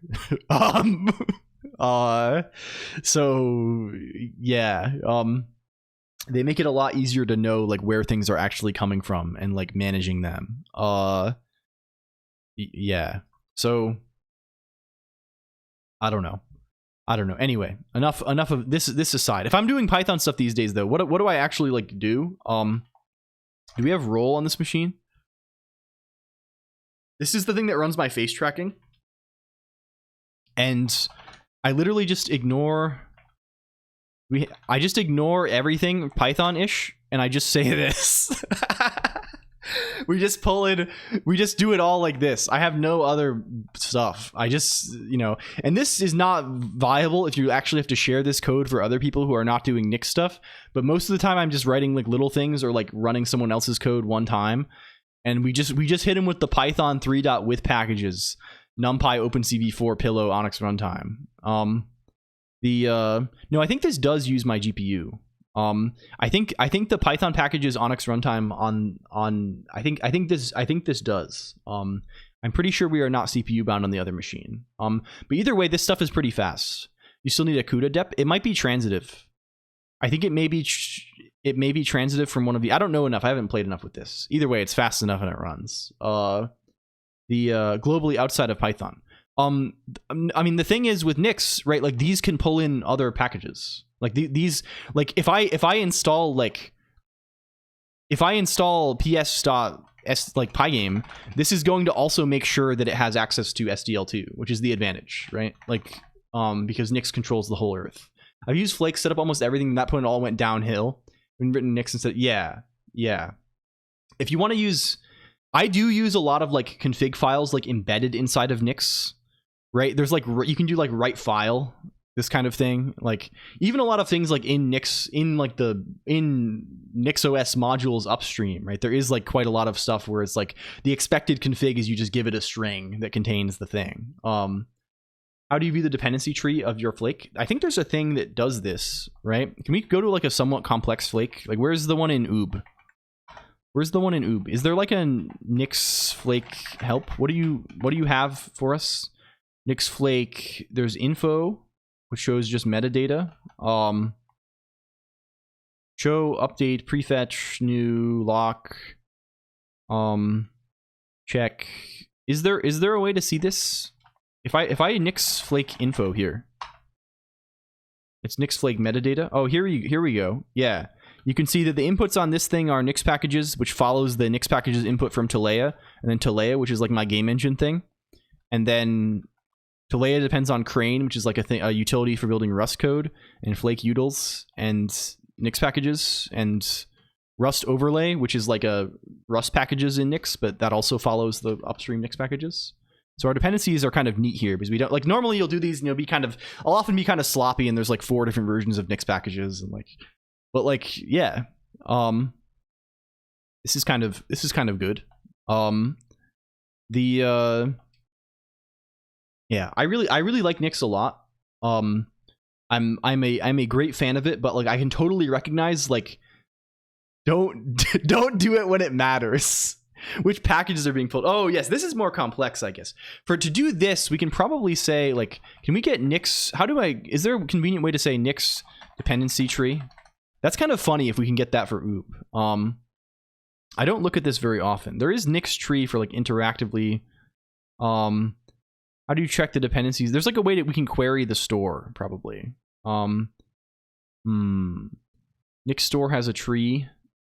Can we like we have to do it with the old commands here. If we go to oob again. If we go to here again and we hit him with a can we just we have result here already, right? We already have the thing built, right? So we can look at least this old thing in the store, which crashes immediately because it's linked against some, maybe we've garbage collected since we built it or something. I don't I don't know. Maybe we should build again. We should make sure we have something that actually like builds. And I don't want to spend like an hour waiting for things to build.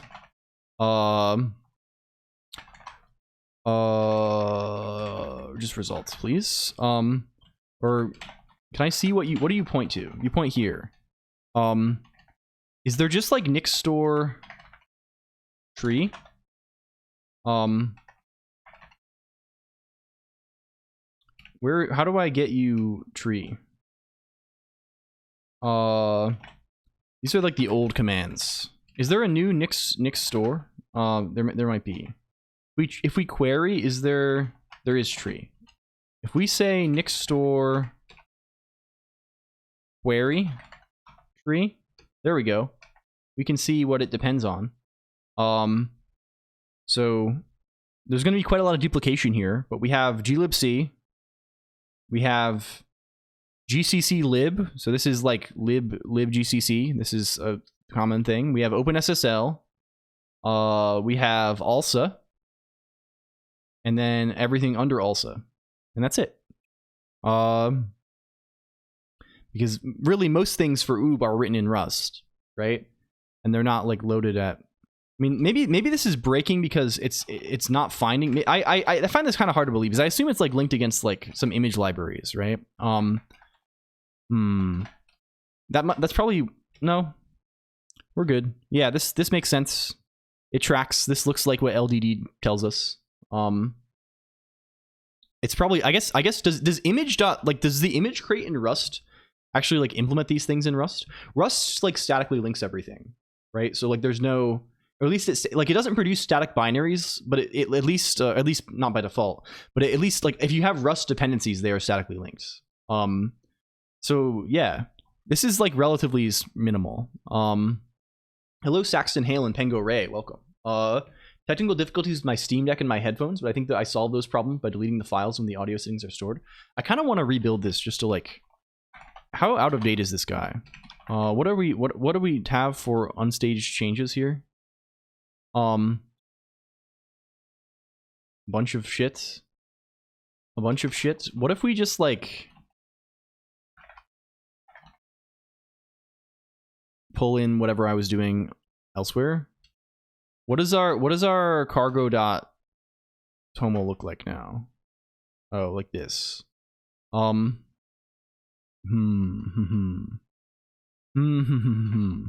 If I say this and I say cargo builds, cargo updates to Leia. If we say nvarc reload, please. Some applications of this concept. It seems kind of silly. There's a flake for just passing true as input to another flake. What are you complaining about? ID specification to Leia did not match any packages. What's your issue? What's your issue? Do I have to do like this? What is your problem? Cargo build. Okay, there you go. There you go. We'll see if you do anything. I want to see if this looks different as it is currently, because I could have sworn that we were. I'm surprised that we're not. I guess we're using. We switched from using SDL for the native builds, which I think like actually like to using GLFW, right, a while back. It's all coming back to me now. We haven't touched any of this stuff in some months. What are you complaining about here? Did not find texture in assets. Is this guy not? Are we out of date on? Yeah, we are. Let's see. You should build. I was working on this like 2 weeks ago. I don't think we've decayed that far in 2 weeks. Maybe we have though. Wonder what am I doing here that's so busted? Oh, undeclared. Oh, of course we don't have the other crate. We don't have the other crate. Sorry. I frequently. This is the thing that this is kind of an annoyance for me. When I'm working on something locally, I will often I'll often want to use like a path dependency, so I don't have to like fuck around when I'm like I have like 2 crates, right? and like they're separate, right? And they're not like in the same like workspace. I think Cargo has this concept of workspace. They're separate entirely. They're in separate directories, right? And they kind of want to be like this because like this Talea thing, this is like my little game engine guy. Like it's used by like many different package. Like I have like 3 or 4 things that use this, right? So when I'm building with Nix, if I want to do a Nix build, I have to I can't point it like locally, right? I point it like I point the guy like right at the Git repo, because Nix doesn't know what to do with this, right? This is outside of its purview entirely, right? But when I'm deving locally, I don't want to like make commits every time I make a change to this, so I just change it to the local one, and like wrangling this is like a constant annoyance. Let's see if this guy works. That's expected. That's expected. Install browser add-ons. I use this actually, Big Toaster 619. I literally do this. Like where is the guy? Where is the guy? I have this. At least I use the Nix user repo that has a bunch of Firefox add-ons, but I use this to get my add-ons, because I don't want to deal with that, right? If I'm running like 5 different laptops or whatever, moving around all the time, I don't want to, like, whenever I set up a new laptop, have to install fucking uBlock. I just want it to be there. I want it to be there. I want all my settings to be there. I want everything to work. I don't want to ever make any manual configuration changes for any reason that are not like, if I'm doing this, I want to, if I do it once, most of your stuff in a single file. No, I have this is my home manager file. I have one file for each machine that I run. Okay, this did build. Okay, can we Nix build this? How long does this take? If I just say Nix build, I have one flake, right, that loads a bunch of different files. I have one flake for everything though. One flake that loads a bunch of different files. For every machine, there is a file, like for the system configuration.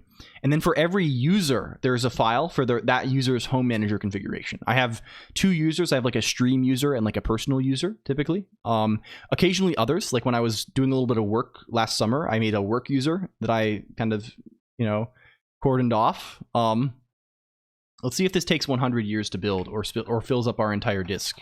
It should not, because we have not updated this flake or anything. Everything should be mostly here.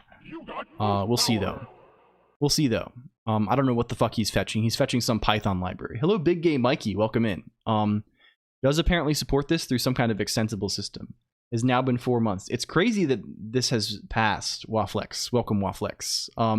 What home manager directory where I had the configuration of home manager and where with references to other directories where I had other packages and their own config files? Yeah, I just have like I have a bunch of files, right? But they're all Nix files, right? It's just one flake. And I have one flake that builds not only my system, it builds every system, right? It builds every like machine that I have, like 3 desktops. It builds a couple of laptops and like a bunch of VPSs, and they're all built from the same flake. And they all share code. And if I want to like put my home manager user on one of them, it's very easy to do so. I want to like there's enough room that I can customize them all to do what they need to do and not have like a bunch of extra stuff on them, but like also like easily share the stuff that needs to be shared. I had to get NixVim. Yeah. Yeah, I don't know. I think someone does this here. System.auto upgrade. I don't even know what this guy does. I should probably check him. Can we see NixOS package search? Man, it is a pain to learn. Yes, it is quite painful. But like, it's one of those things that like, a lot of things like kind of feel like a meme sometimes, right? Like what is like Nix is one of those things that is very rough. I'll see you again in the VOD. Thank you, Sen Shizuko. Good night. Sleep well. Nix is like very rough to learn, but also like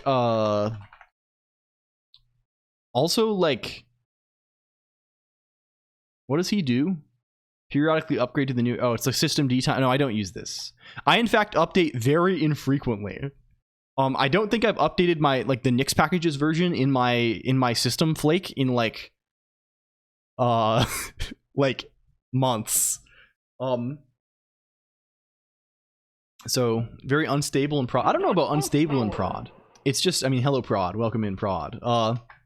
It's not so much unstable, I think, and more so just like I wouldn't use it at work.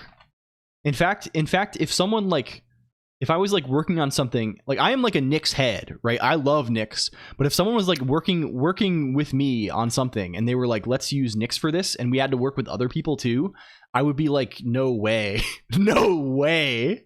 Like, so tragic. You're unstable. Shower thought related to the fact that one day being able to get something up and running really quickly. I haven't been able to do that. I wouldn't be able to do that. I could use a Nix shell. Yeah, you get faster over time, and like you make little helpers for yourself that make it nicer to get stuff going a little bit. No, I didn't know about this. Maybe I should try this. This would be kind of scary though. I don't want to have to deal with. There's just so much. Like the churn would be insane. Okay, this is just building Rust dependencies. So we're kind of like late in this game. This is probably gonna spike our BPM horribly though, right? What are we looking at? 700. Pro Scub or anti Scub? Oh, this is my opinion on Scub remains unstated. Time to set up a canary of some sort to try it. Yeah. If I ever need to present something on a project and I lack the drivers, it would be a pain to set up on the spot, especially with the extra stress. Scub, it's like an old meme, I think. It would be good maybe to have one Nix thing that I'm not doing yet that I really intend to do is I want to run my own Hydra. Nix has this build system called Hydra. Can we find like their official version? No, not Nix Hydra games. What are we talking about? Nix package. Not this fellow. This fellow. Can we find like their like the it's just hydra.nixos.org. Old Perry Bible Fellowship comic. Yeah. This thing. Oh, we have Anubis. Thank you, Anubis. Unfortunately, the anime girl is forcing us to study extra long because our CPU is otherwise occupied. Okay. Okay, thank you. Are we there? Are we there? Thank you, Anubis woman. Thank you, woman. Hydra is like Nix's official build farm thing. I think geeks may use the same thing also. And you can like build various involved configurations of things. I'm not actually super familiar with this in the Flakes era. I would like to host one of these myself and have it automatically try to update my system and then rebuild. Like try to build my system with the newest Nix packages pulled in. Like try to Nix Flake update and then build. And like save them like the most recent like 10 times it's done that or whatever. And then also have this system as a binary substitutor. Right now I have my desktop as a binary substitutor. So you'll see a lot when I build things with Nix, instead of building, it will pull it in. It'll say it's pulling it in from Damson. And Damson is my desktop. So whenever it says like sometimes it'll say like pulling in from cache.nixos.org. Sometimes it'll just say it's pulling in from like HTTP Damson port 5000 or something. That's just it. That just means that I already built it on my desktop and now it's just like downloading it from there. I would like to have a dedicated machine that just always builds new things that I might need and just pull in from there, which seems really ideal. And have a way to monitor, like, okay, is there going to be breakage in the future, stuff like this. I had this at my previous employer and it was very good. There's also, if you're an Emaxer, if you want to be really cool, there's a thing called Build Farm. There's an Emacs package called Build Farm. I don't know if this is like bit rotted or not, but this is really, really neat if you're a Nix person or a Geeks person. Especially, it's not like super useful. I don't find myself looking at hydra.nixos.org very often. But this is Geeks. They built this guy. It works, I guess. I think. So much for the resub. Thank you for the resub, Weasley13. This is the hint for I need to record the name, but I don't know if it's going to work. This can look at both. Okay, the Nix and Geeks build farms, like they're like the thing we just talked about. And there's like a nice. I don't think they have screenshots here, but there's like a nice menu you can bring up yeah, it is how the Nix cache is populated. I want my own to populate my cache for like my own stuff, right? For like if I want to like build oobs dependencies or something, I don't want to have to rebuild those all the time, right? I want those getting pulled in. Yeah, it's their CI and their like build farm. It's the same thing kind of. But yeah, I want my own version, and there's a super nice Emacs interface for it, right? So you can like just like pop up a menu in Emacs. It's kind of, I don't know if it still works. Well, but we could update it, right? And you can see like, okay, here's the status of all the latest builds and like what's going on with all of them. It's really good. I think as we continue to get more serious, we will continue to play with these sorts of things. Okay, it seems like we are near the end of this. Maybe it actually works. I want to see if the tree is different on current God. Also, hello Prod. I hope you're well. I hope you're I caught some of the journey yesterday. I was out and about for some amount of it because I sort of spent a very non-computer day yesterday.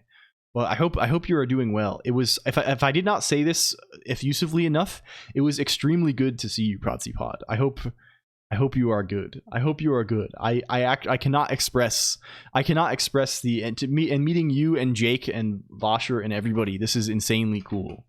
I hope to be able to meet more people in the future. But yeah, now we have results real. Does it differ? If we say Nix store query tree, can I just say results because it's symlink? Yeah. It's the same. Does this one actually work though? I hope he actually works. It's hard to keep things working. He doesn't work. He doesn't work on account of GLFW error. Which is very frustrating.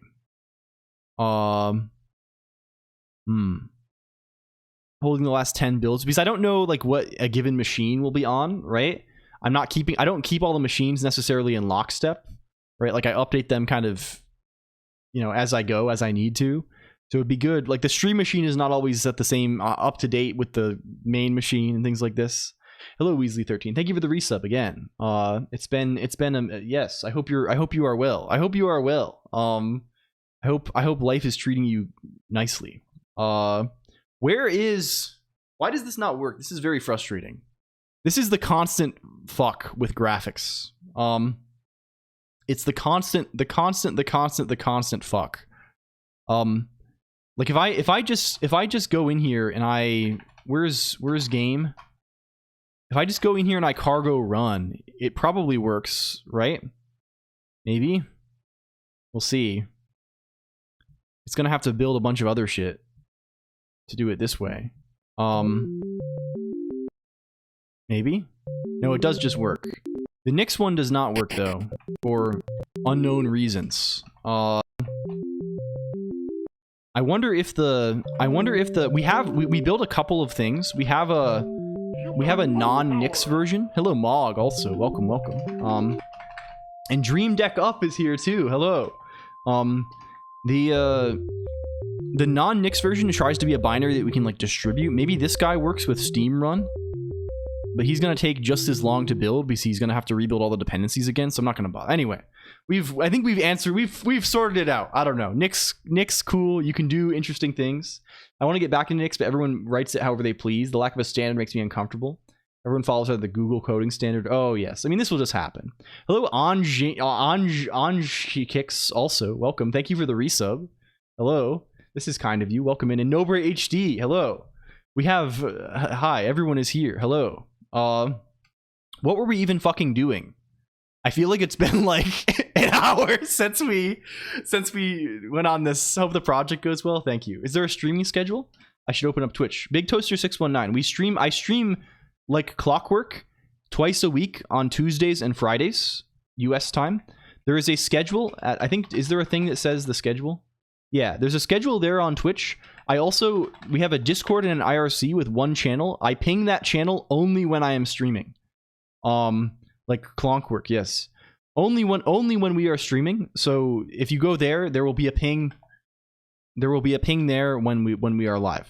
But it's yeah. Both of those are the things. But we always stream at those times. We never stream at other times, and we never on Stop Killing Games initiative. I try not to get too into the things, but I'm broadly probably in support of this thing. I think I like it. I don't know very much about it though. I like Ross. Ross is like I had Ross's his YouTube channel is Accursed Farms, right, or something like this. I think this is the name. I've had this in my RSS feeds for forever, and I watch them occasionally, but I've had it for like 10 fucking years or something. It's even before I was on Emacs. I remember seeing Accursed Farms. I didn't watch them super actively. It was just like one in the big long list, but we've had them forever. Hello Sphero, thank you for the raid. I hope you're good. How was your stream? Are we wasming? I have to wait 19 minutes. Oh, I shouted you out before. I guess we'll do this in 19 minutes. Sorry, someone brought you up. We're wasming right now. Hell yeah. How is it? How is the wasming? You mentioned you're making like HTMX kind of thing with wasm. Is this in pursuit of the food website? Is this the intention? It's kind of miserable. Yeah, it is a little miserable. Who fucking decided to make the interface to wasm just like you have a bunch of bytes, right? Dude, talking to wasm at all is like, it's horrifying, right? It's like you have to do so much like there's so much like just like serialization shit you have to do. Yeah, for the food website. I have info that works semi well. Okay, this is good at least. It is. Yeah, I love wasm too. We are kind of wasm heads around here a little bit. We are certainly doing it a lot. It's still pretty shit. So is JavaScript. Yeah. I have barely interacted with like the wasm stuff like on its own. I did a little bit, like of course like our like game stuff, right? Like this is like wasm. This guy, right? The guy that we are ostensibly working on, but in fact not working on very often, right? The fucker, right? He runs in a browser slowly and badly because my drivers are fucked up. But he I haven't like touched it outside of Rust all that much, right? I've built a little bit of the only bit I've played with Zig, I actually was doing some wasm shit there. But then like I've mostly dealt with it just through like Rust. Yeah, Rust does everything, right? Rust has like the wasm bind gen stuff, and it will just like, I think the way it all works is it just like it happily will manage like, hey, you can just like manipulate like handles or indices basically on the Rust side, and they like correspond nicely to like their FFI is like super easy.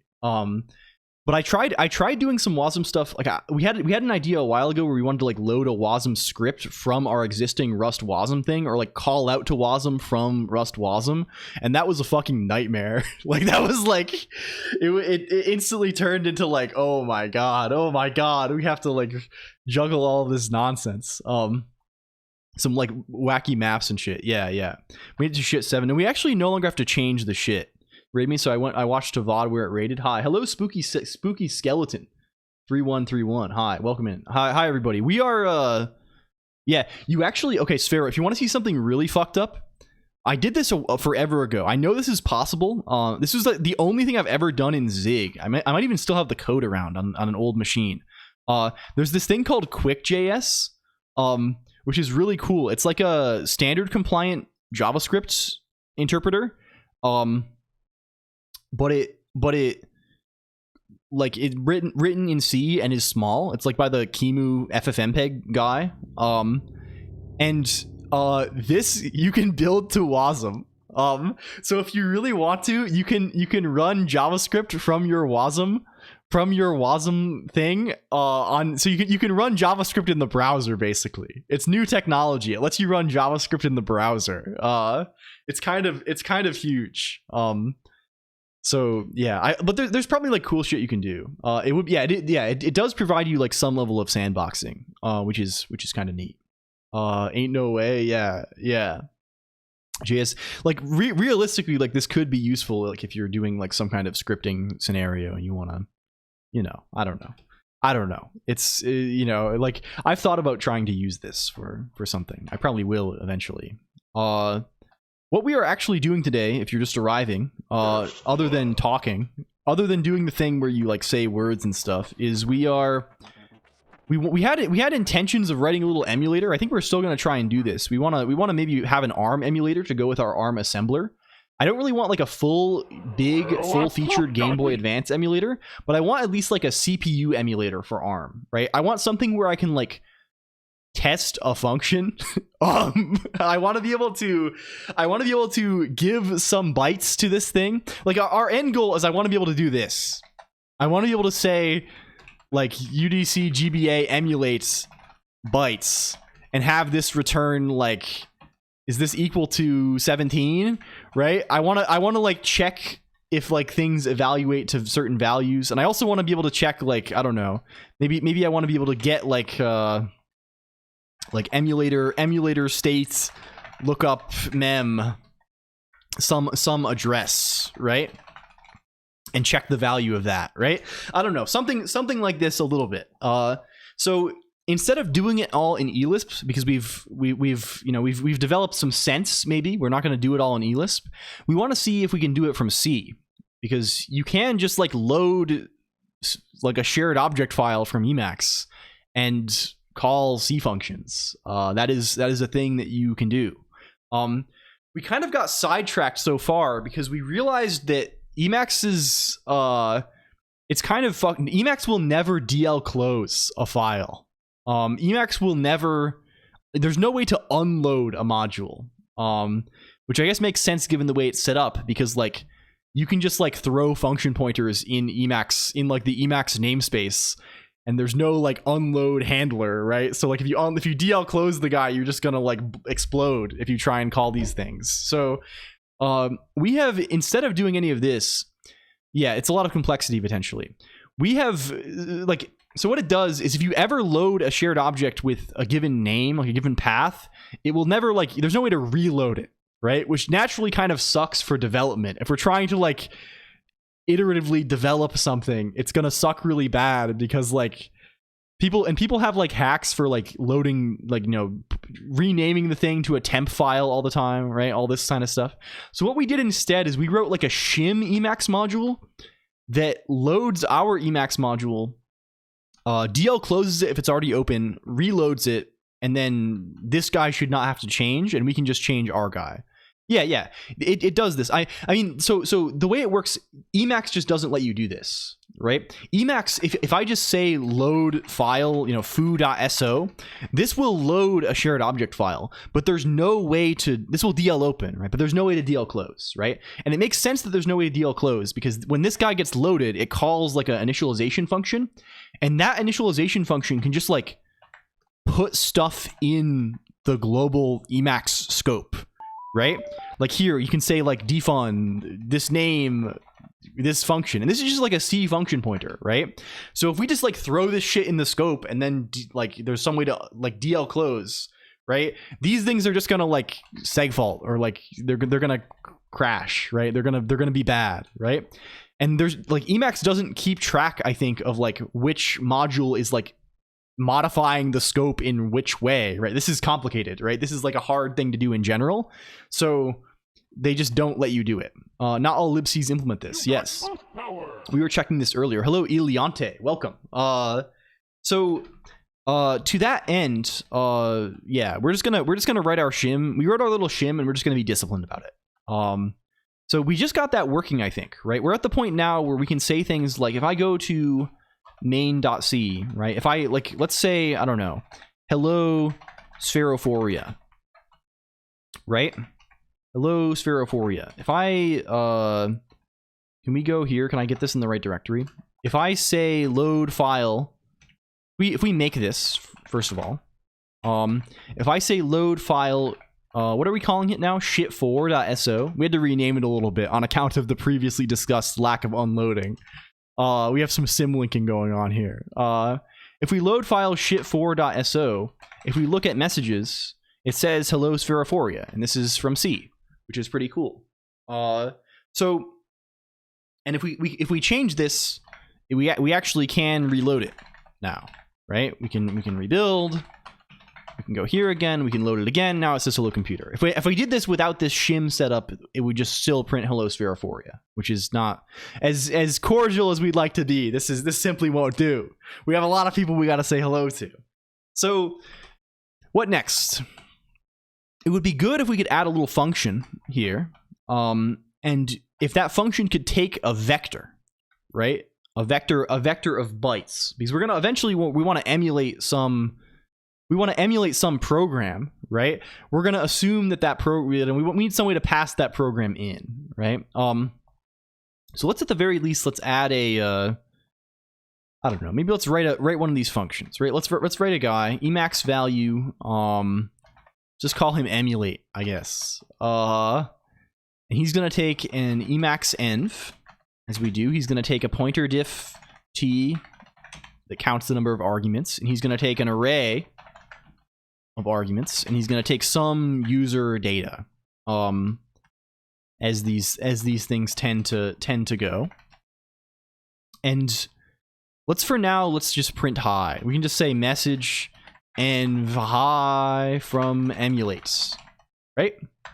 Easy enough. And then down here, we can say something like, I don't know, defun. We have this defun helper guy for us. We can just say defun env. What are we going to call him? Let's give him some kind of sensible name so we don't hate ourselves. We can give him the same kind of prefix that we're doing elsewhere. We can say UDC GBA. Let's call him I don't know, C emulates. We'll prefix them with C just for now. And then, because I think we're gonna want to like wrap this in some higher level elist function in due time. This is his name. His doc string is going to be something like, I don't know, emulate the given vector of bytes, and his arity is going to be 1, and the function here is going to be what will it be? What will it be? He will be just emulate, right? We probably want defun to actually take that void pointer in case we ever want to pass in user data, but we're going to be lazy and just use global variables for everything because we're cool. Because we're cool like that. And we'll tell him he's arity 1. He's not going to do anything with it with like his 1 parameter, but like he can try. Oh, of course, you're being cool, right? Can we just return env? I think we can just say env intern, or we can probably say like something funny, like env make. What is Emacs module? Is there like make integer? Yeah, make integer env42 or something like this, right? I did that wrong. Yeah, you have to put the octothorpe at the front. There is it's got to be, it can be either the thing that is a color. It can be either like a name of a color that Emacs understands. It can be like an HTML color code, meaning it has to have like the funny guy on the front, the pound sign. It can be a video URL, or it can be a Twitch emote that's been used at least once in my channel before. Those are the valid colors. Everyone knows that emotes are colors. So we load this guy up again. He no longer prints anything because we took that out, but we can maybe say stuff like UDC GBA C emulate now. Wow, we can. He takes arg1. He's got arg1 going on here. If I call him with no arguments, he's going to tell us no number. We don't have, that's not enough arguments. They keep track of their arity. If we tell him emulates nil, just so we give him any argument, he's going to return 42, and you'll notice he printed hi from emulate. Wow. We are round tripping. We're calling C functions. We're doing it. It's all good. Oh, my bad. Pornhub? What's this? Pornhub? That's crazy. I don't know about that. So from here, like, how do we like get stuff in a vector? What if we for now like want to sum a vector? Like that seems like maybe a sensible thing to do just to start off with. We have like vector routines in here, I think. Right? We have vec get, vec set, and vec size. Like we also have type of, which returns an Emacs value. I wonder what vec size does if we give it the wrong thing. If we give him the wrong thing, I wonder what he does. I mean, we can also just check the size, right? If I say vector, if I say type of vector, he just gives us vector, right? So let's do a little guy. Let's just make him sum a vector, right? Let's say int sum equals 0. Right? We're going to return sum at the end, right? And then we're going to say if I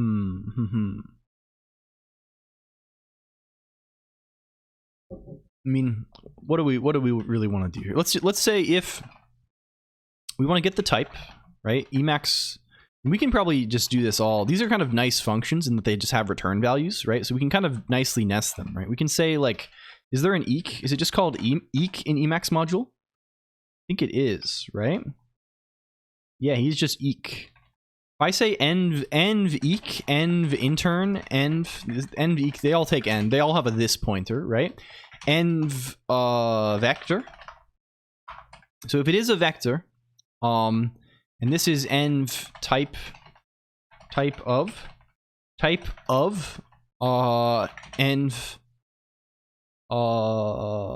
args 0.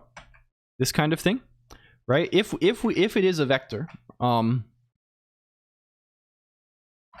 what are we going to do? Well, let's call this actually Emacs value vec equals args 0 even. You are vec. You know what? We actually just want to just like, maybe we want to be cool. Can we just return env? We'll return nil if there's some kind of error, right? We can just say intern. Nil is just a symbol, so we can just intern nil here. Let's just do this. Let's just return error aggressively. I think this is probably the way to go with this, right? If nargs not equal to 1. Error type of, oh yes, there should be. I'm too used to writing Lisp, I guess, these days. We're too lisped up. Goto is quite common for this usage in particular in C. Can we let's sum him then, right? So for int I equals 0, I is less than env vec size env vec plus I sum plus equal env. Let's call this, we'll do the full error handling thing here, right? We can say Emacs value lm equals env vec get env vec I, right? Let's make this a pointer diff t also, just for the sake of it. And then here we can say, because I think that's what the index wants to be anyway, and probably pointer diff t is like a reasonable thing to use for loop indices in general. I never know what the right thing to use. Like who knows? We probably, what does their make integer take? Takes an int max t. Who knows? Who knows with these things? It's probably okay. Let's just say let's just use standard int types everywhere. Okay,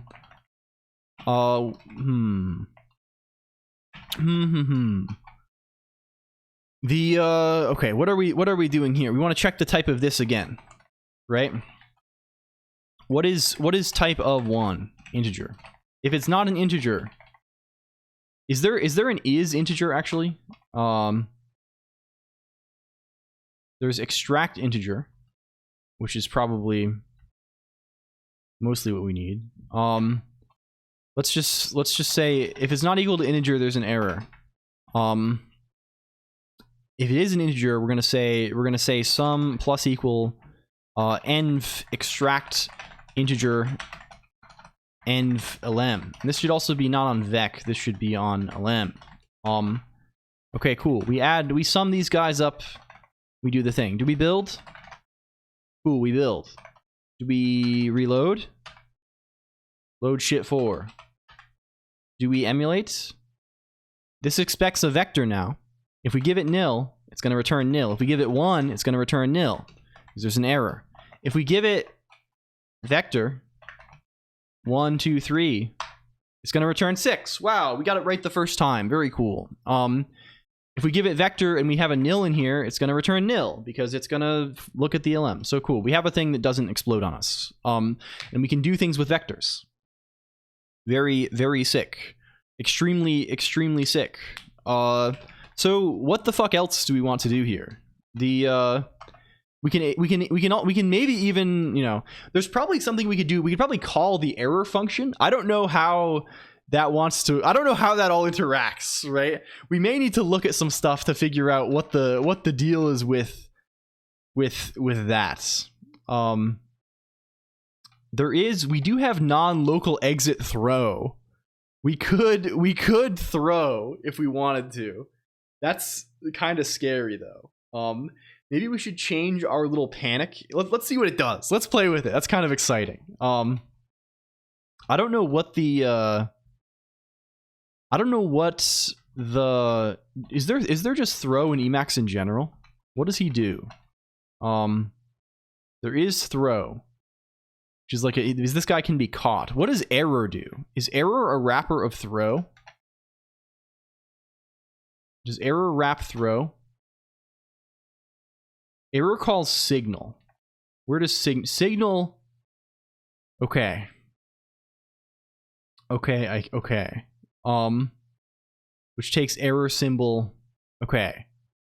Is there? What is the difference between signal and throw? Can we call signal here? We can call non-local exit signal. Okay. So we can throw an error if we can we go up to main.c again?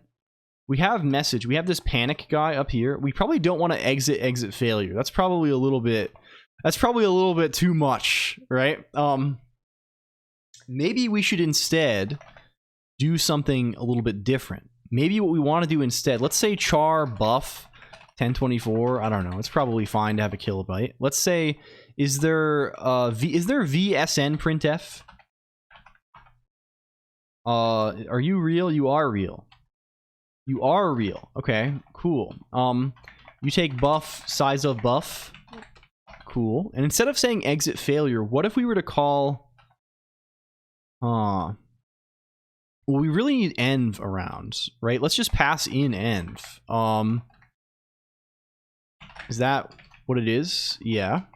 We'll pass in env to him. We'll call you like this, and then we'll call... we can just throw an error from here. We can say env non-local exit signal, env in turn, env error. We just want the symbol error for the first thing, and then we want env. How do we make a fucking string? There's definitely a helper. Copy the value. Let's just make string. I assume this allocates its own memory. Env buff. We already did this, right? Strlen buff, right? Okay, this is probably fine. So then if we call panic, if we say panic, we can do funny things then, right?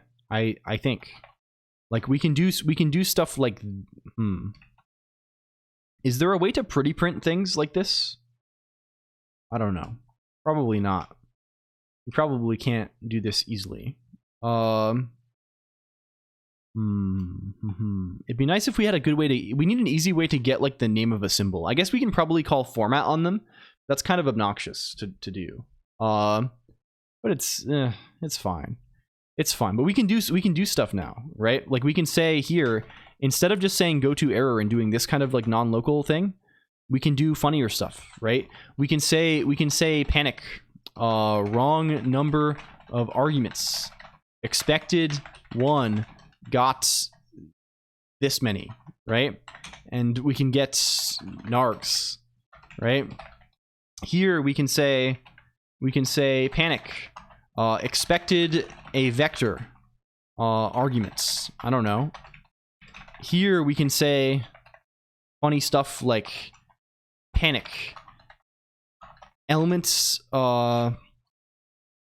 expected an integer at index D got like yeah, we can't really say what we got without printing the symbol, but like we can say this. We can say this kind of stuff. I probably need to have these, tell these to be long ints. What is your complaint? What is your complaint? For nargs, what are we doing here? What are we doing here? What's your complaint? Oh, do we not have? Ah, yes. Ah, yes. Are we fucking up this macro? Are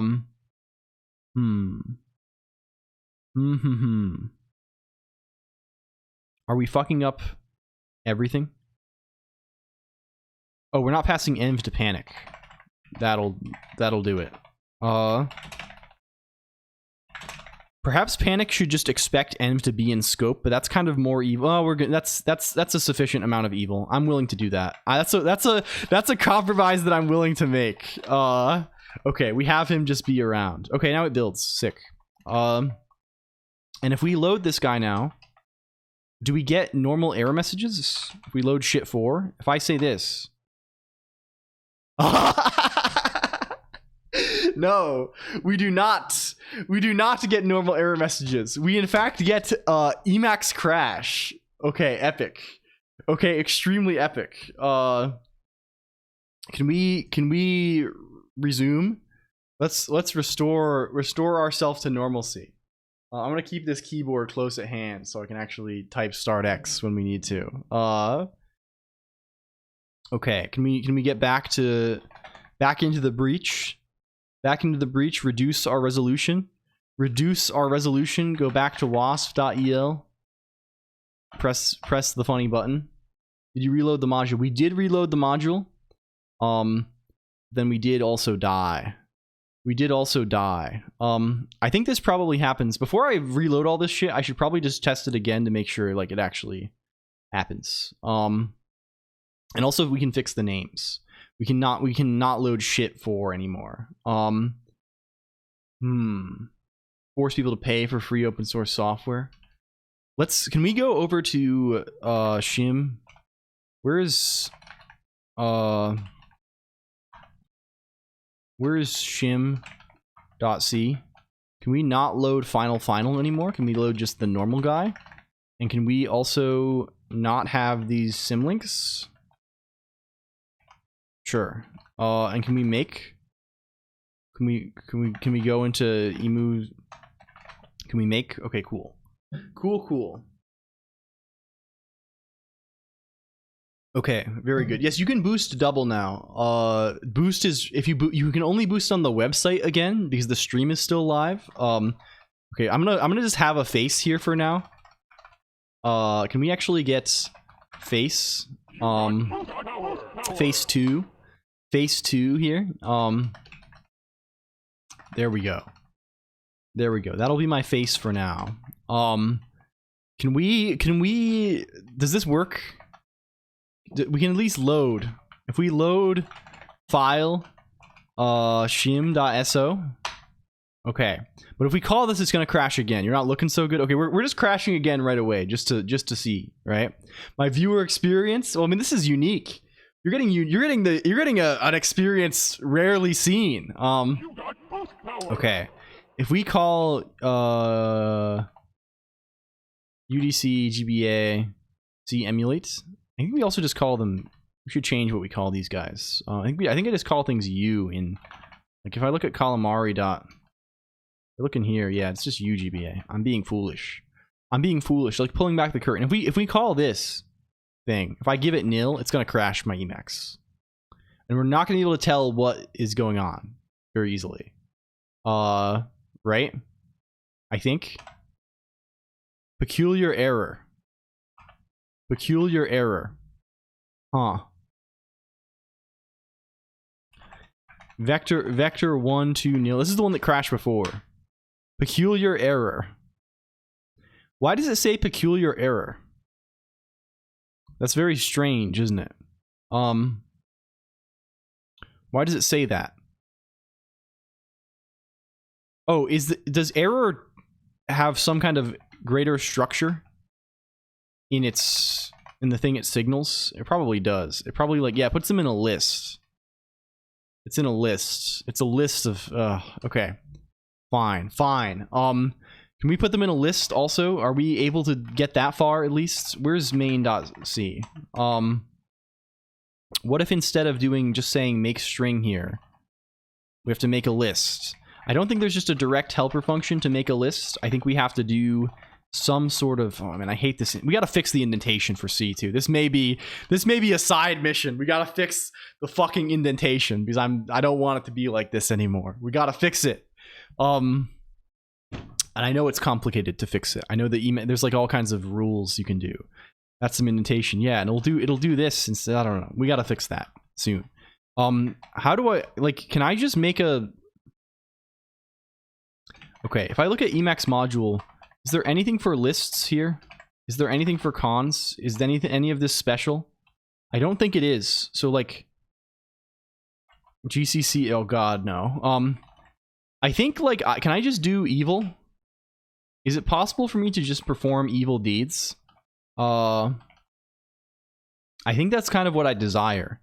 If I say env intern, env cons. Well, I guess we just say list. List is easier here. List with arity 1, and the argument is going to be just this one guy. This is horrible. Why is it like this? It'll just be this one guy. Why is it like this? It's so frustrating. Hello, Jack77213. Welcome. It's that time again. Goodbye, all. Good luck, Mr. LCOLONQ. Hopefully the errors remain unpeculiar. Thank you very much, the pragmatic programmer. And Big Thumbnail, welcome. Hi. It's always, thank you for real for coming around. I couldn't find any information about, I assume it's doing that when whatever the signal handler is doesn't recognize a list in the second argument. That's my assumption. You know what they say about assuming, computer. Are we missing a fucker? Is there a fucker missing situation here? Oh yeah. Why do we have an extra env going on here? It doesn't seem likely. Low time EC. There was death. There was death. What's your problem? What's your problem now? Are you malformed somehow? Are you somehow malformed? What is the nature of your... Oh, this. Duh. We have a semicolon for no reason. Oh, also we should really probably just put this type def at the top, huh? We really probably just put that right here and get it out of the way. We gotta save Emacs. Okay, what are we doing now? What's the problem now? You don't know about this? Incompatible pointer type? Oh, args, oh man. That's evil. That's so fucked. Let's call it VA.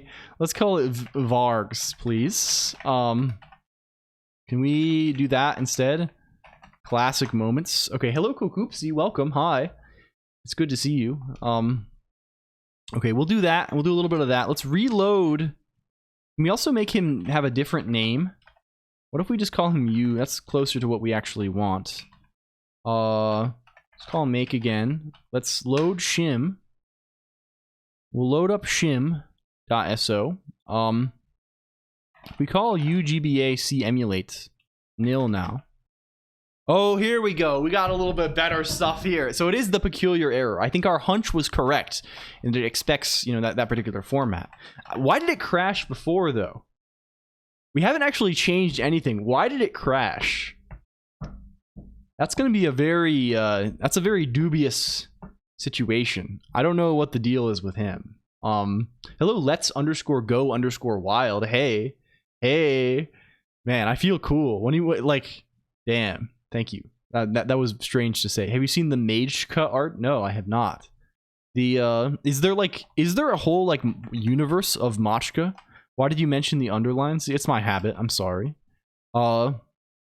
The integer index 2. Okay, these are at least like okay, we at least have like sensible errors now. We have some way to report errors from C, I think. Leftover functions you had DL closed. It's possible, I guess. I don't know. Maybe it like failed to load. Oh, maybe it failed to load or something, and then I really don't know what happened there. It's very strange. It's hard to know. We'll see if if it crashes again, we can like I guess I don't know what we will do. DMs. I've been DM'd here. What's this? What's this then? Was there postings? Here we go. Oh, I see. What the fuck is this? Is crazy. This is crazy. Who drew this? Who made this? Who made this? This is different. This is different kind of stuff. You had 350 BPM. Oh, it's good. It's not my heart rate. It's a lie. Don't mention my unmentionables. Yeah. The I should say also Discord IRC. That's where we hang out. Please click link. Yes. Click link, yes, go. I've been trying to, I'm trying to balance this with myself. Like, perhaps the meat, I call you the meatheads. We're this late in the game. This is Meat Gang. The members of the assorted members. There's pre-gang, but there's also Meat Gang. To the members of Meat Gang.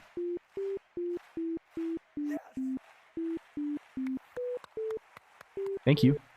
I didn't pay a single penny.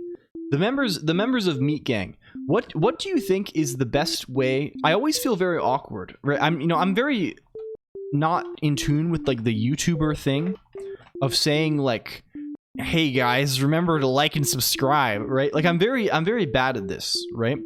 But I do want to, whenever I go live, I do like to write the little message that says like something like, "Hello, I am live.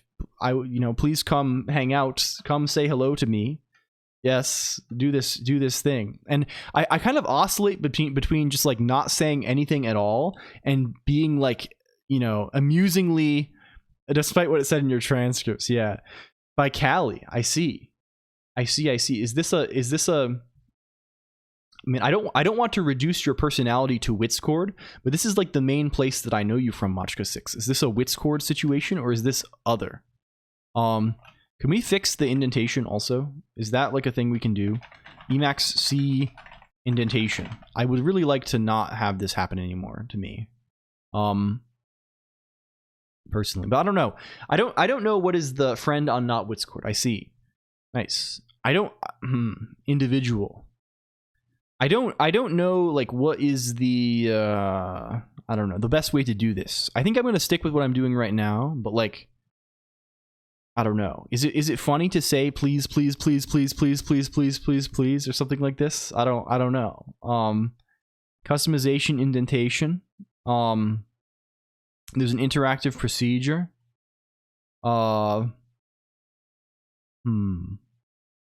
This is like an automatic guy. A little bit, yeah. I don't know. I'm just. It's hard to think about this stuff. Different styles. This is the default indentation style in Emacs, which is like the GNU style, which is horrendous. What is the?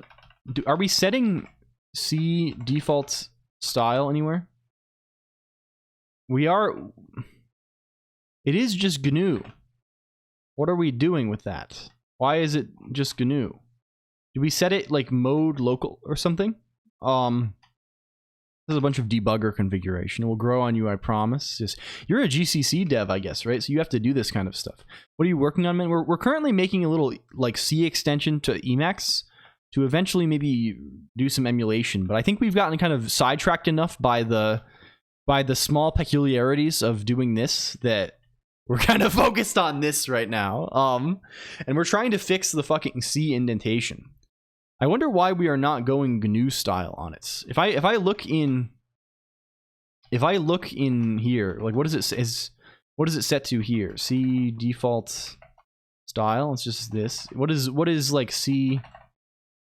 Is there a style, C indentation style? What is it set to? Linux. What sets this to Linux?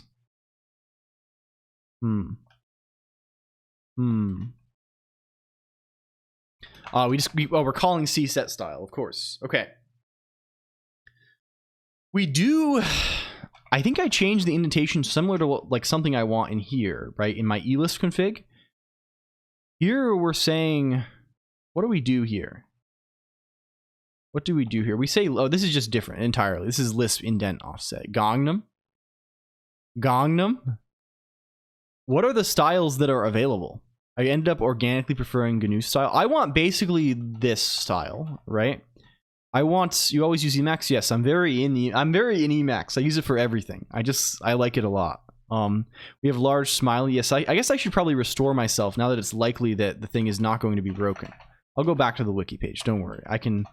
We know how to get them. We know when to hold them and we know when to fold them. Can we resummon? Denizens of the abyss, from ink of blackest night, I summon thee. Thank you for gaming. Thank you for gaming. The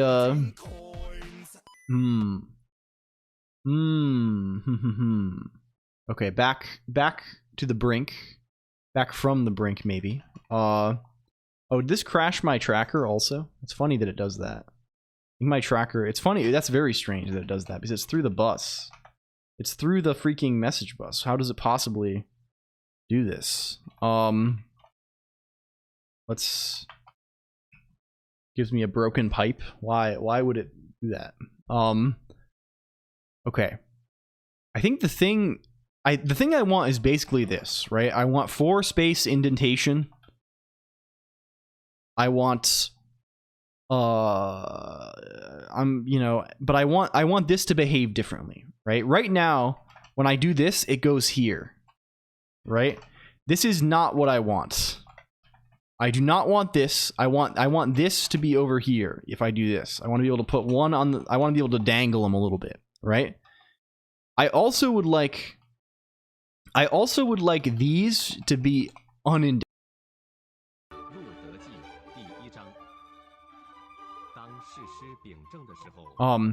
Basically what I would like is I would like the same indentation that I have for Rust in C. This may be a starting point here, because it's very possible that, like, if we open a Rust file, when you look at main.rs somewhere, I don't know, something like this. Hey Buffy Bonnet, my day is all about balancing my portfolio, but let's see if I can quote unquote invest some time in Valorant later. Me talking to the Discord baddie. Me and my Discord DMs all day. Let's see if I can quote unquote invest some time in Valorant later. Does this use the same thing? Rust format behavior with the C formatter. Is this set to anything here? No, nil. Of course, it's not based on CC mode. Okay. Okay. Like, I don't even want like an external program. I just want I want Emacs to do the same shit. We could see how Rust mode does it. What does Rust mode do? Well, how does the underlying indentation stuff actually work? Well, where is indent? Do we have Rust? Where is like Rust? Get out of here. Rust indents offsets. Rust prog mode. How do you indent your shit here? How does this stuff work? Indent function, Rust align to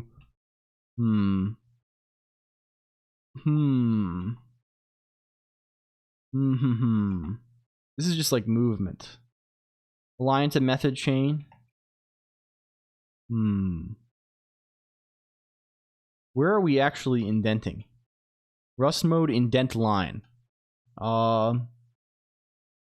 Okay. Okay. Sure.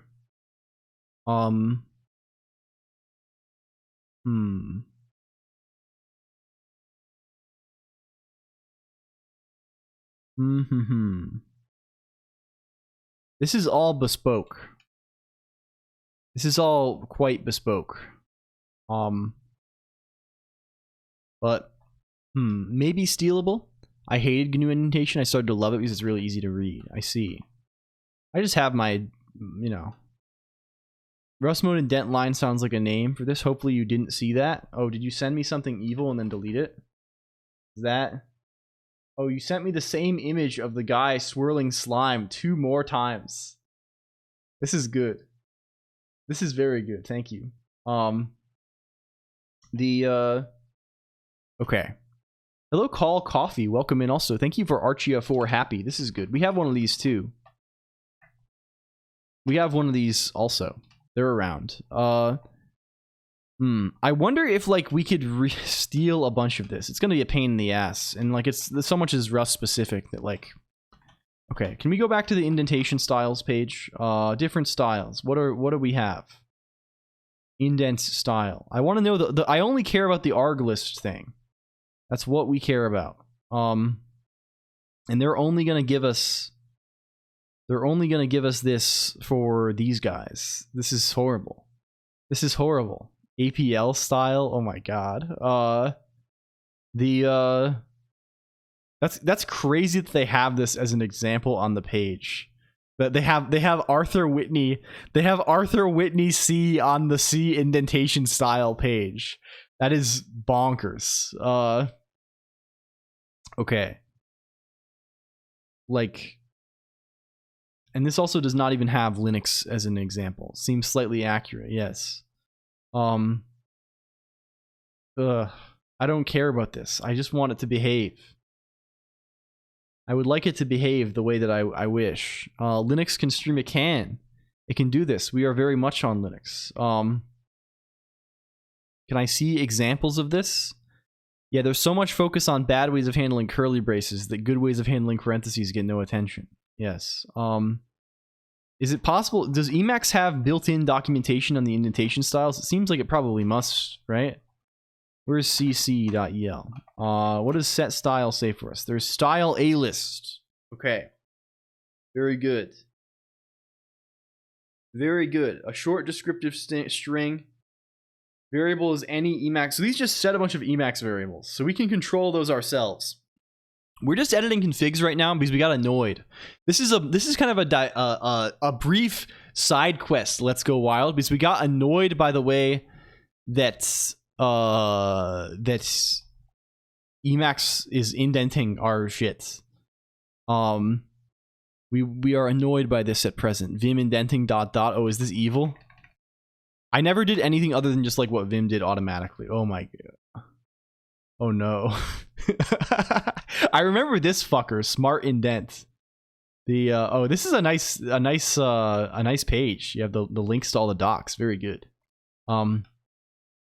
Okay. Can we look at what install it and try it right now? It's a good guy. He's a good. There is arglist close. That seems like something that maybe should exist. What are you? But like, this is supposed to be a variable. It's from C offsets A list. Fuck, you bastard. Arthur Whitney. There's a party at work because they finally decommissioned a major old platform based on his A+ slang. Yeah, this is like the notable array guy, right? We've looked at him before. His stuff. The K fellow. C style A list. But this sets C offsets A list. C offsets. What does this look like for us right now? Oh, we have all the arguments here. Okay, cool. Can we see these things? I see. Okay, so what is these arglist guys? What do we have? There's arglist cont non-empty, and arglist close, and arglist intro.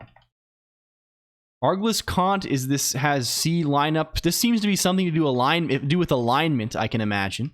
Arglist cont has, you know, another lineup kind of guy here, and then 0. Arglist close has plus. Arglist intro has plus. What do these mean? What the fuck do these values mean? Syntactic symbol offset. Okay, sure. Each element in the list is internal list where the first element is a syntactic symbol which tells which kind of construct the indentation point is located within. More elements are optional, sure. You can specify an offset in several ways. If it's nil, it's ignored. If it's an integer, it's a relative offset. If it's plus, then it's a positive or negative multiple. Okay, so plus means indent. If it's a symbol with a value binding, then that value, which must be an integer, is used as a relative offset. If it's a vector, then its first element is used as an absolute indentation column. Strange. If it's a function or lambda expression, then it's called with a single argument containing the cons of the symbol and the anchor position, or nil if there is none. Okay, whatever. If it's a list, then the elements are evaluated recursively as offset specifications. Okay. Sure, this is like a whole like mini scripting language. Party was in NYC so I couldn't attend. I used to support some A+ platforms in dev. Very cool. Very cool. They have like a whole like little mini DSL for this. What do the okay, first line, subsequent lines when no arguments follow on the same line. When at least one argument follows on the same line is the okay. Cool. Cool. And close is the solo close paren of an argument list. Okay. What if we just set these fuckers manually? I like my indentation style right now. I don't want to change it very much. But what if we just... all this does is set a bunch of variables. What if we just set these variables too? What if we say some stuff like... I mean, this is all in C offsets A list, right? Can we just... this is a generalized... we can just set things in here, right? And these are these just at the top level? They are in this A list, right? I can say things like A list get... arg list close C offsets A list, right? Is that it? No? What are you called? You're not called this. C offsets A list. Oh, it's not, because we're not in C mode here. Have you tried Vim? Yes, I use Vim key bindings, and I used Vim for a very long time before I used Emacs. I used Vim from when I was in maybe 9th grade of high school until I was a sophomore in college. So I guess like five years or so, and I've used Emacs since then.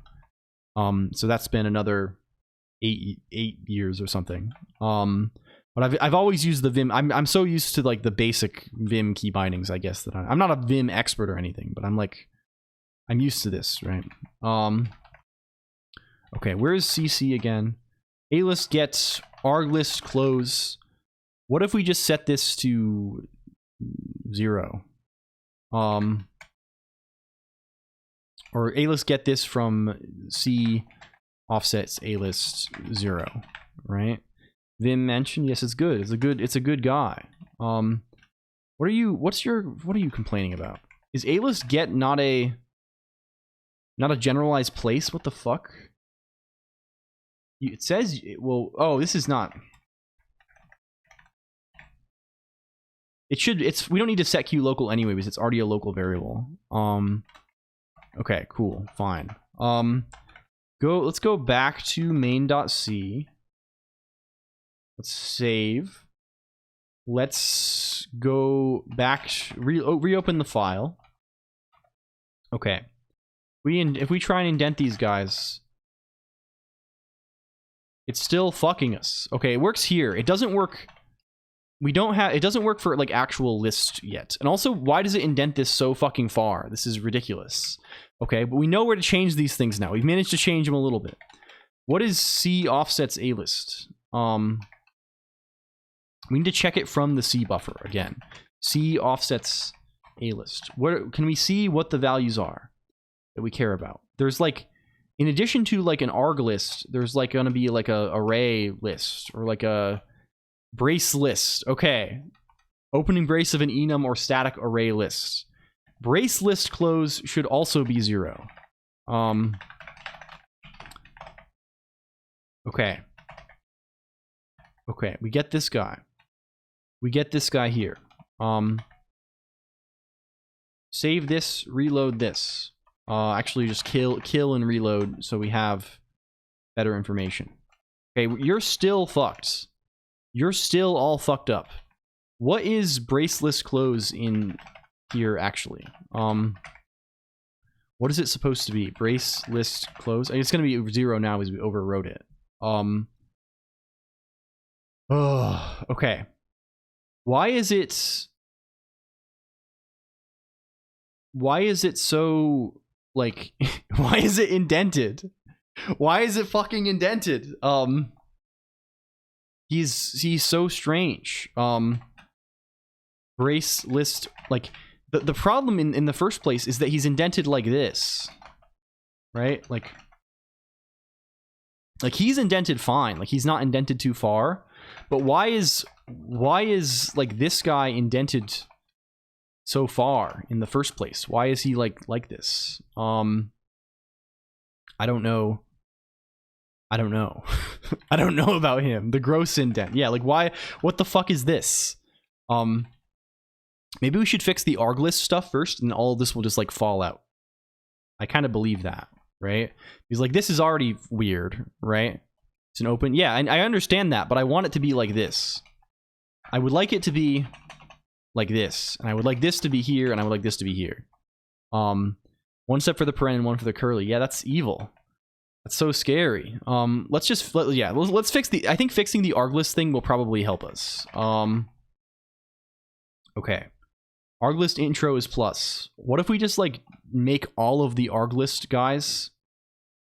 What if we just make them all 0? With no subsequent argument list lines, with no. Okay, we need arg list intro, which is the first line in an argument list. He should be plus, maybe. Arg list intro. He is plus. Arg list cont. He is 0. Arg list cont non-empty. He is also 0. Arg list close is already being set to 0 here. Okay, cool. Go back to main.c. Kill. Save. Kill. Main.c again. What's this do? We're trying to fix this because it's annoying. Oh, cool. It's good now. That fixed everything. That fixed everything. And I can do stuff like this. No, I can't do stuff like this, huh? That's evil. Oh. We probably want arg list cont non-empty to be plus also. Maybe. Let's try that. Hello, Greymouth. Welcome. Hi. Can we keep shouting people out too? Is that an option for us? Can we shout out Jean Caro? I hope you're good, Jean Caro. Jean Caro at least has streamed every once in a while in the world. Have you been caught? Yes, sorry. We see you. We see you. Okay, what about this then? Okay, now you indent properly, but now you're fucked up. Ugh, okay. This is the origin of it. Echo syntactic information P to T if we want to debug. Okay, so this is the source of the fucker. This is the fucker's nature. We have revealed the fucker's nature to ourselves. What we really want is we want it to indent at most. We want it to like yuck. Can we like combine these guys somehow, like, and tell them to like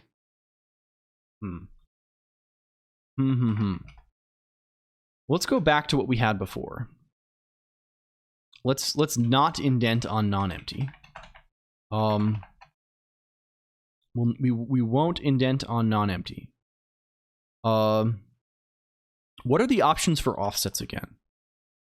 What do we like get on those? Like, if it's a list, the elements are evaluated recursively as offset specs. If the first element is any of the symbols below, it isn't evaluated, but instead specifies how the remaining offsets in the list should be combined. Okay. So you can say things like use the minimum of all offsets, right? The ASCII guy cracks his knuckles. Yeah. We're cracking our, I don't know what. There's probably some kind of amusing joke you can make here. Imagine I said it. Imagine I said a thing that was funny there. Please, thank you. I ask from you, I beg of you this level of forbearance. Maybe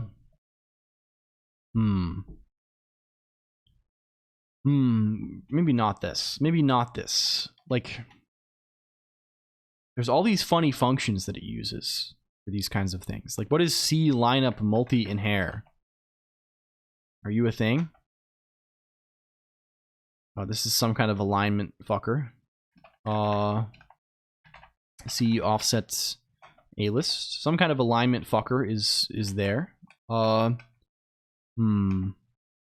we see like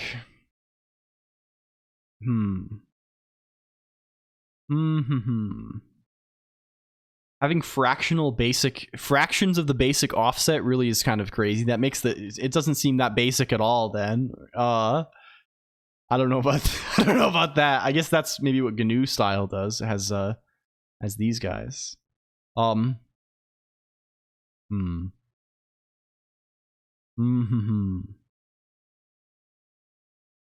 Like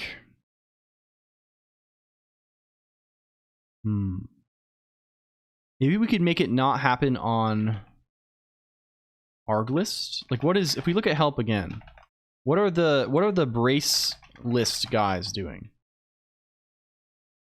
They're all 0. Brace list open is 0, brace list entry is 0, brace list close is 0, block close is 0, block open is 0. Is there something we could say better instead of 0? Like, I mean, 0 is just do nothing, right? It's just keep the same offset. Why is it indenting at all then? That's another question. Like, why is if all of the brace list guys are 0, why does it indent any of it, right? Why is it even indented at all? This is a little, oh, here it is down here. No, oh, it's duplication. Time to show C, show syntactic information. Does it have to be a number, or could it be a value like null? I mean, you can say nil, but nil means the same as 0, right? This is like relative indentation stuff. Arismon1, hello Arismon1, welcome. It's because this is an A list, there's duplicate entries here. Ah, there's braceless intro is C. Let's just redefine all of the braceless guys too. Braceless intro is let's make him plus instead of some whatever weird guy he is. What are all of them? Braceless entry, braceless entry, braceless close, braceless open. What is the difference between the open brace and the, yeah. Thanks for the answer. Of course. Can we say braceless open is 0, braceless intro is this, braceless close is that, braceless entry is 0. Okay, try this again. Kill main.c again. Okay, that's better, but this is fucked, right? The args are all fucked here because it's not indenting any arguments. Only if you have one of these on the next on the same line, right? So if we change this guy back to plus, is it going to remain broken in the same weird way? Hello. No. Sir, I'm being yelled at. They're yelling at me now. They're yelling at me now. I guess it's my turn. I guess it's my turn in the barrel. I guess it's my turn in the freaking barrel here. Okay, I'm gonna go get water. I'll be back soon. Hi. Okay. Okay. You're funny. You're funny. Bye. Hello. How is everybody? Wow. Hi. Hello. What did I just hit? I'm not gonna yell at anybody, no. Hi! Hello! Yeah, my friends. Hello for people who don't know me. Hi. My name is Mod Colonq. I'm Colonq's wife. I'm here to say hello while he gets some water. I'm trying to get the camera to track me, but it's not because I always because I'm short and I had to move the microphone down. Is that what that barrel at the watering hole? Honestly, in this instance, it makes sense. Hello everybody. Hi. How are we on this Friday? I'm still getting over my my jet lag from our little trip. Hello. Hi. I see your 10th anniversary TwitchCon badge. We will have those soon also. What trip are we talking about, Joel? Thank you, fake Plutonium. Hi! Hi! Hello! Yeah, we're going to TwitchCon. If you buy, I think still today, you can get 10% off or something. There's a code. I got a notification on my Twitch app. You started watching The Crows Are Here, guy?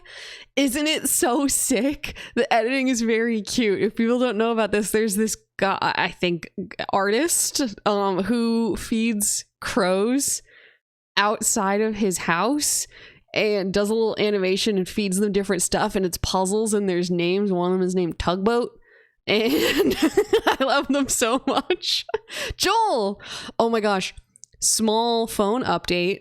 Work phone. For those who are not aware, I work IT at a business, and we were getting a new phone system.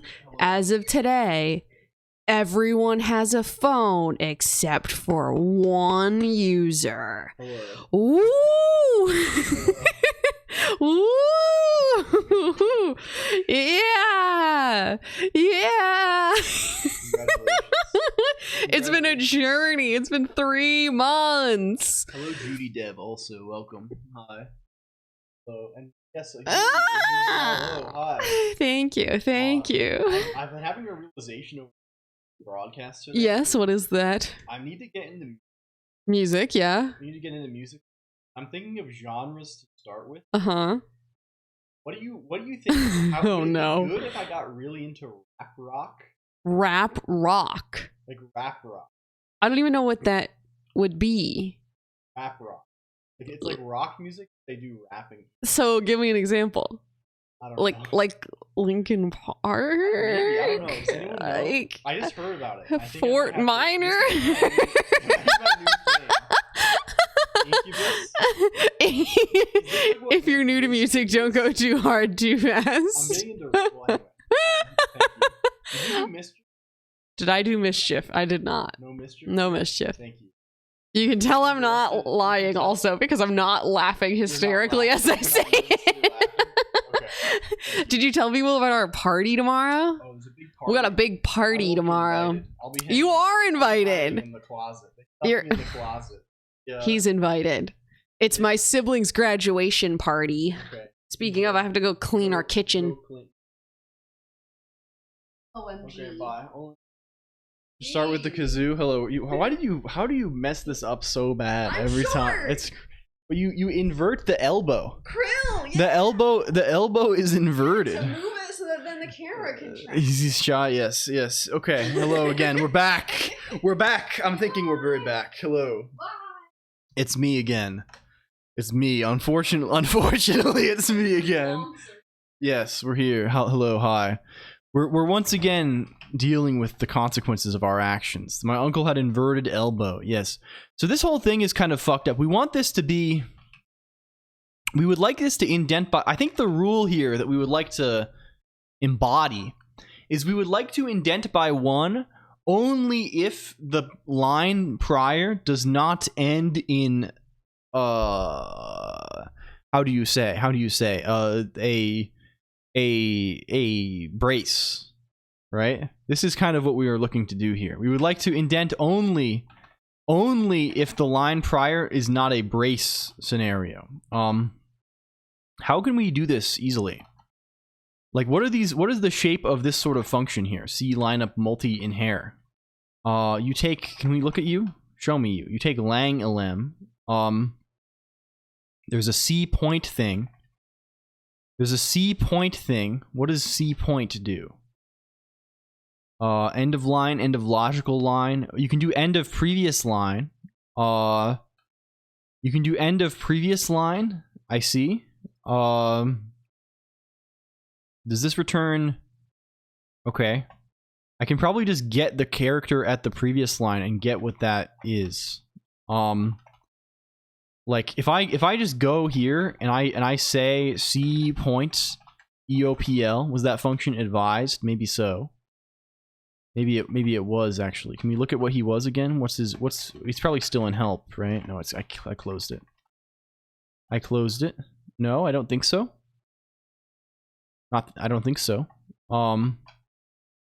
This is not the one. I just wanted the inspiration for how the thing is called anyway. I don't really want to use him in particular. Let's go over to cc.el also. Let's make a new guy. Let's call him defun c indent arg brace list. Lang lim.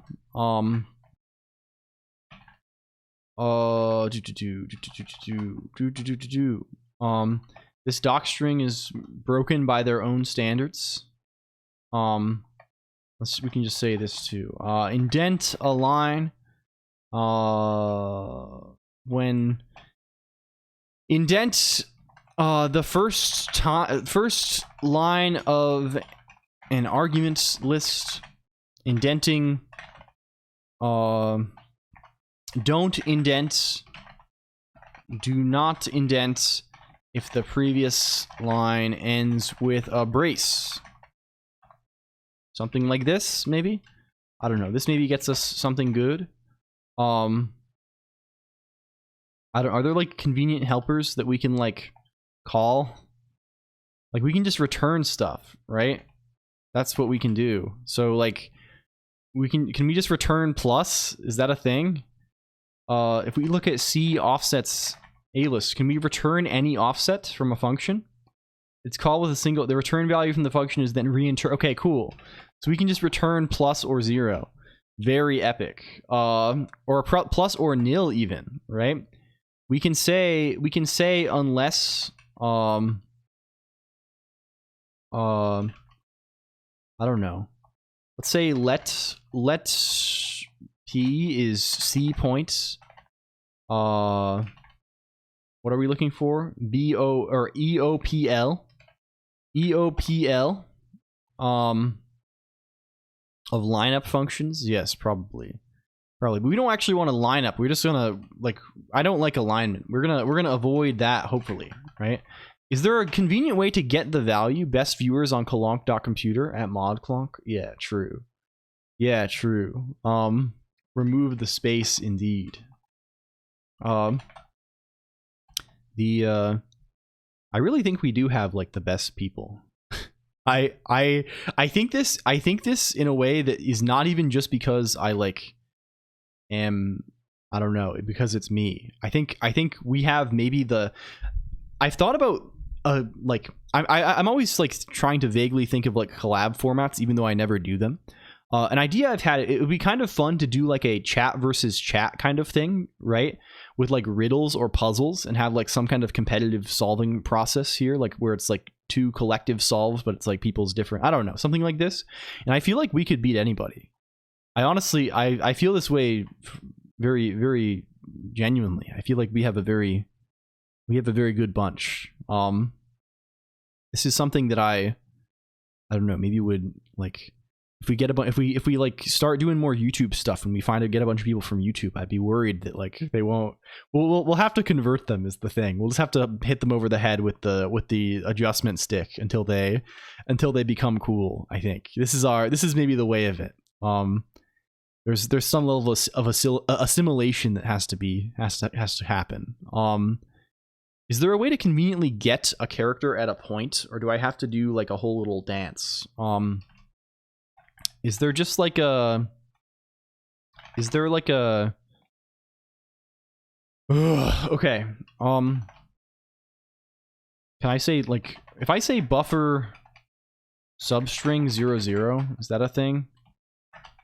If I say buffer substring 11... If I say buffer substring 12, is that a thing? Char after? Char after is a thing, but does char after take an argument? Oh, it does. You can give it post. Very good. Thank you. If I say char after 1, if I say char after 0, is that workable? No. Okay. But I can say char after p. This is good. Thank you. That is very good. Okay. So unless this should be a character, right? So it's a integer. Unless this is equal to curly brace from string to char. You know, I think it does. Does it? Yeah. Does it give you a char? Yeah, it gives you a char. We're good. So we want to, if that character is not a curly brace, we want to return plus. So we want to indent, right?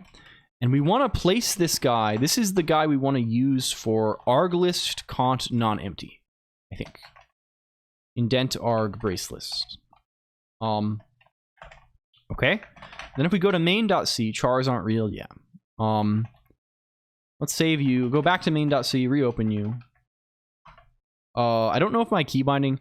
I never remember, like, if reverting a buffer also reruns its, like, major mode. And maybe this is the difference between revert buffer and revert buffer quick.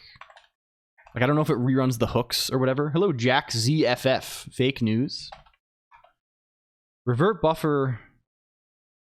Do you, like... I don't know. I don't know where... I don't know if it runs, like, the mode hook or not. So I always just, like, play it safe. Okay, it's still broken. It's still wrong. You would think... Can we print the char so we actually know? Message char is this guy. Also, this was not indented remotely correctly. Okay.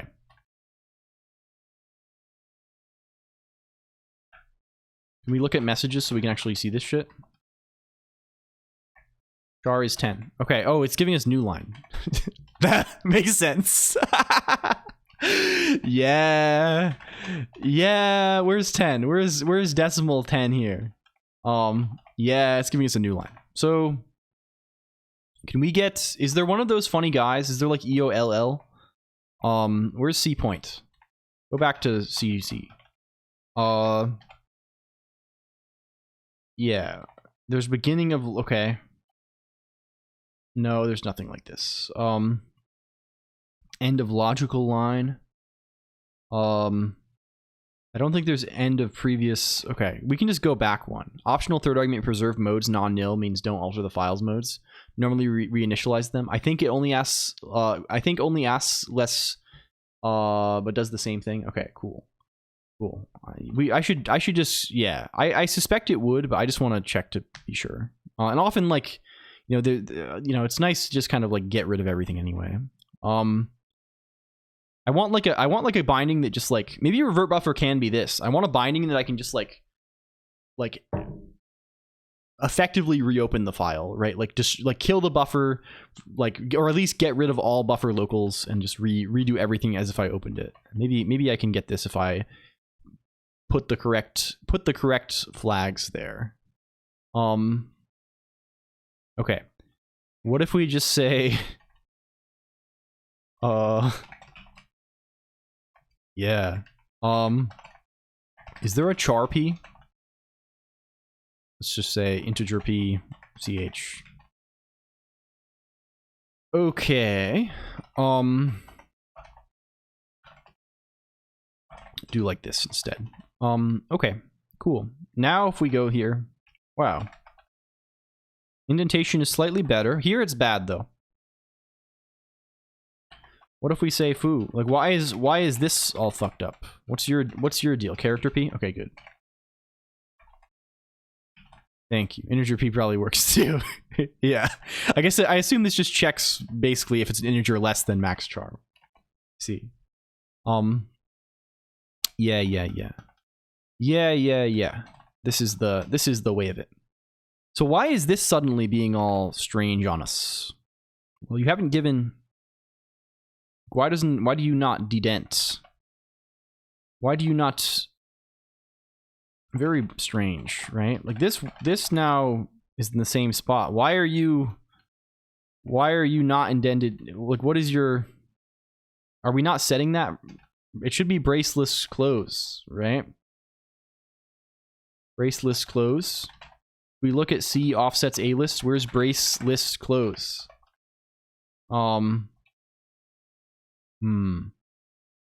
Brace list close. Yeah. It's 0. It sure is 0. Well, it seems like there must be something else happening here because like I don't understand why. Oh, there's a separate guy called Brace Entry Open. Why is every other one called this? Hyperland or KDE for gaming? Hello, Litwick K. I assume both will do you fine. I assume you're gonna run KDE on Wayland if you're... I don't know. I have not run either of these things, but I assume they probably don't matter too much. I don't game very much on Linux. I have a Windows VM set up, but I don't tend to play very fancy. Supports HDR. I don't know, you know, I cannot make a statement on whether this is a KDE specific thing or not. I don't know enough about it. But like, I assume both will do your job without too much difficulty. Brace entry open. This is just 0 also. So like, I guess there's nothing to worry about. Why is it like this though? Thank you. Why is it like this? Why does it go this way here and it goes this way here? Why does it not dedent? What is your problem? What is your problem? You have some kind of fucking problem with me. Is considered lighter? I don't know, probably Hyperland. But like, if you neither, like, I haven't used them enough. KDE is basically the opposite of lightweight, right? I would assume KDE is like the least, if the thing you're trying to do is like minimize the amount of how do you say, like resources being used by the thing, right? Like KDE I assume is like the most, almost KDE and GNOME and these kind of things, right? Hyperland, I don't have enough experience with it. Yeah, overhead, right? This is the thing maybe. I doubt it matters very much either way. But yeah, I assume it's smaller. The smallest things are going to be neither of these, I imagine, right?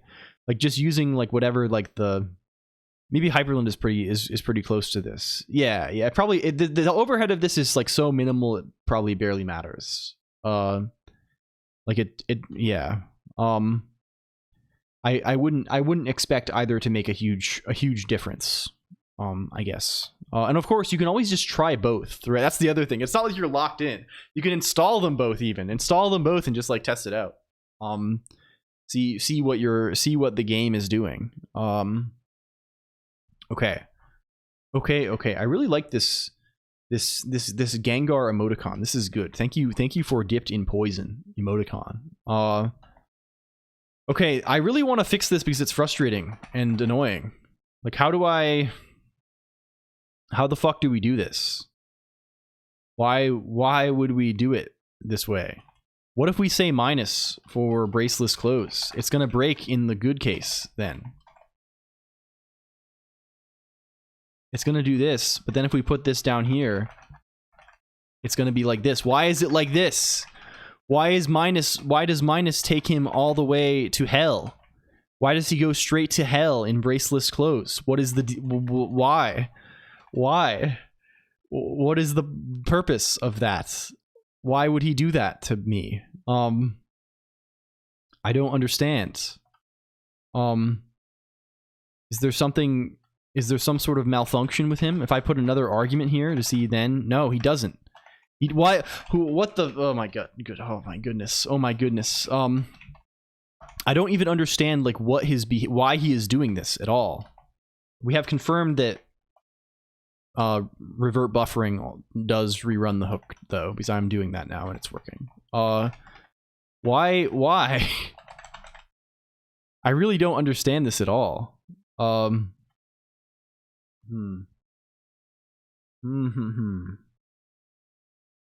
Like, yuck. We do something about this? Like, what is the I'm sorry I've gotten so distracted by this random tangent, but like, I've been meaning to fix this for a while, and we've probably mentioned it like 5 or 6 times. Whenever we write C, it comes up, and like, I don't know what his... Can we look back at the C offset A-list and see if there's something weird here? Like, is it looking at something else?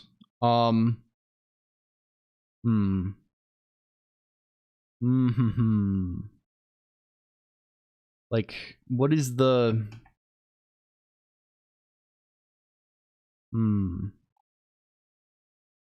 My streamer descend to a lower level? I've descended to a lower level, Party Cat Lol. I've been morphing. They've placed us in prison. They placed us in the oubliette. They placed us in the freaking basement. It's evil of them. Can I do this also? I have to do this when Party Cat LOL is around. You gotta click that one. Can we see what this guy? Yeah, we're trying to customize CC mode because we're writing some C, and it's proving to be very annoying. Like, what is that thing Real Nyson was telling us to do? To set a variable to be like C show syntactic information. Is that what we want? What do I do with that? C show syntactic information. I can just call this and it will tell me where I am, right? I'm now chained to this zone for another 6 months. Thank you. Thank you. That's my intention. That's my evil plan. That's my evil plan. Okay, arg list cont non-empty, brace list close. Okay. Okay, cool. Okay, cool. Shouldn't you be dedented? I guess it makes sense why you are not indented. Somewhat. Here. But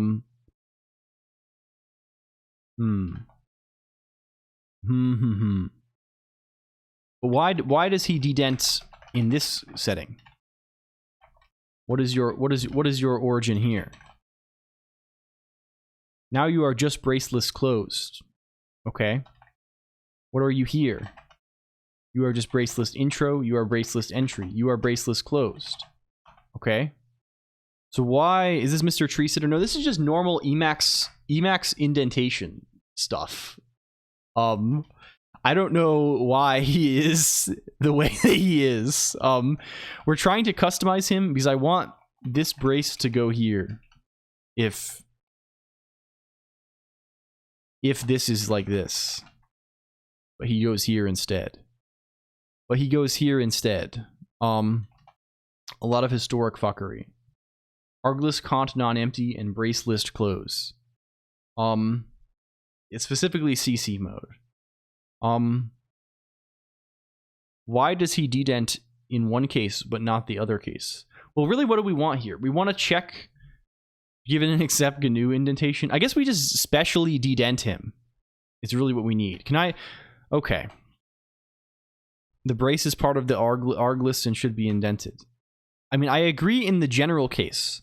I would only write it like this, though, if there's no following arguments, in which case I'm going to indent it like this. In which case I would like it to be over here. It's in all other cases I'm going to write it like this. And if I have like a following foo, and in which case it should be like this. It should only be in right. Okay. So can we just make it be like so? What if I print, let's call this indent arg brace list close, and let's print what the fuck LLLL is.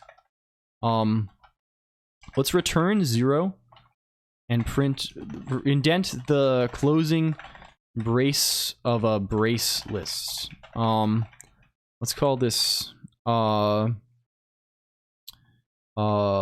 not negative indent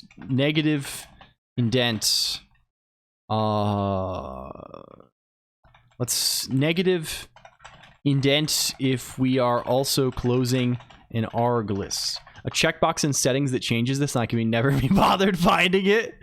Yes, classic. LLLL. Let's just print LLLL for now. Checks LLLL, just because don't yell at me. Don't yell at me, please. Please don't yell. Okay, and then we can put this in brace list close. We can say CC indent brace list close. Cool. Save. Reload.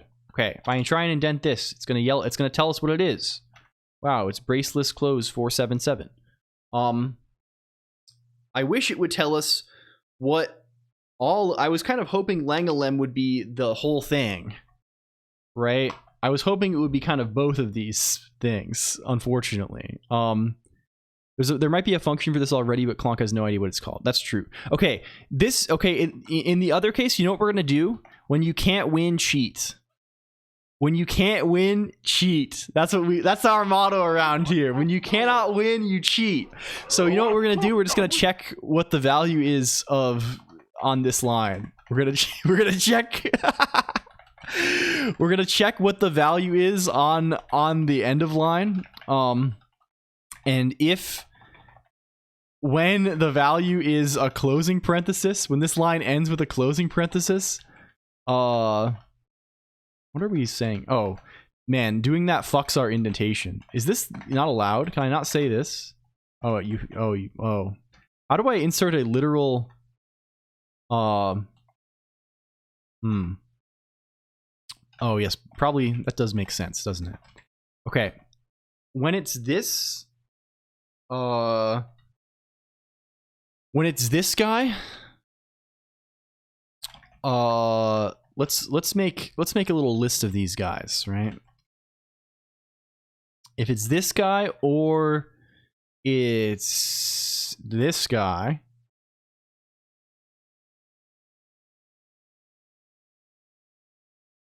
somehow we got two Emacs. Somehow they're both actual like special characters. Let's try this. Let's try this. Okay. Now we're a little bit better. Now we're a little bit better. But then if we put this here, no, it's still evil. But we wouldn't write this like this anyway. We would write this like this if this was like this. Okay. I feel confident in our ability to indent properly now. Very good. Very good. Okay, sick. Side mission completed. Yeah. Yeah, we got there. It's kind of screwed up, but I don't mind. We're good. We're freaking good here. I think we'd agree that it's sick. Yes, in some kind of way. Hello, Uncle Sage. I probably said hello to Uncle Sage. How many times now? How many times has it been? 6 or 7? Hello, Uncle Sage. Welcome. Also welcome in static _ anachromatic.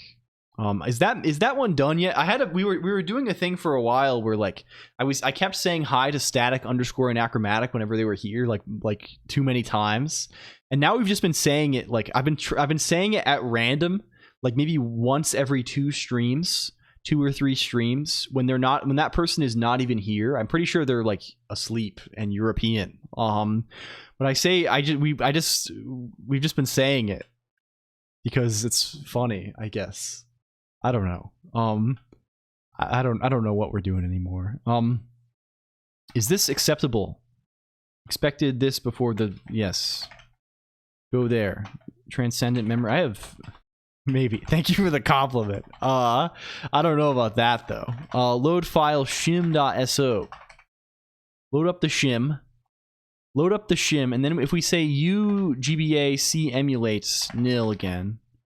Okay, expected vector are you? Okay, cool. We're in good shape. We're in good shape. What if we like I would like to actually write something good and real. What if we and I'm trying to think like how much stuff we want to do in C versus how much stuff we want to do in okay, we can just go for the thing. Let's try and decode a little bit. Let's try and decode a little bit here, I think.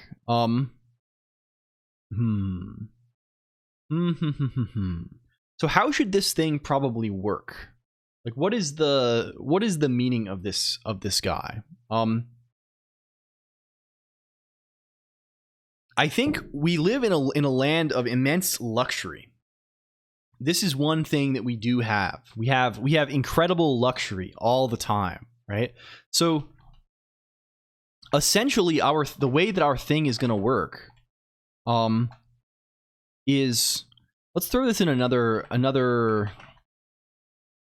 let's call this arm.c maybe. We'll throw this guy in another file. I want to keep this separate from the Emacs stuff potentially. And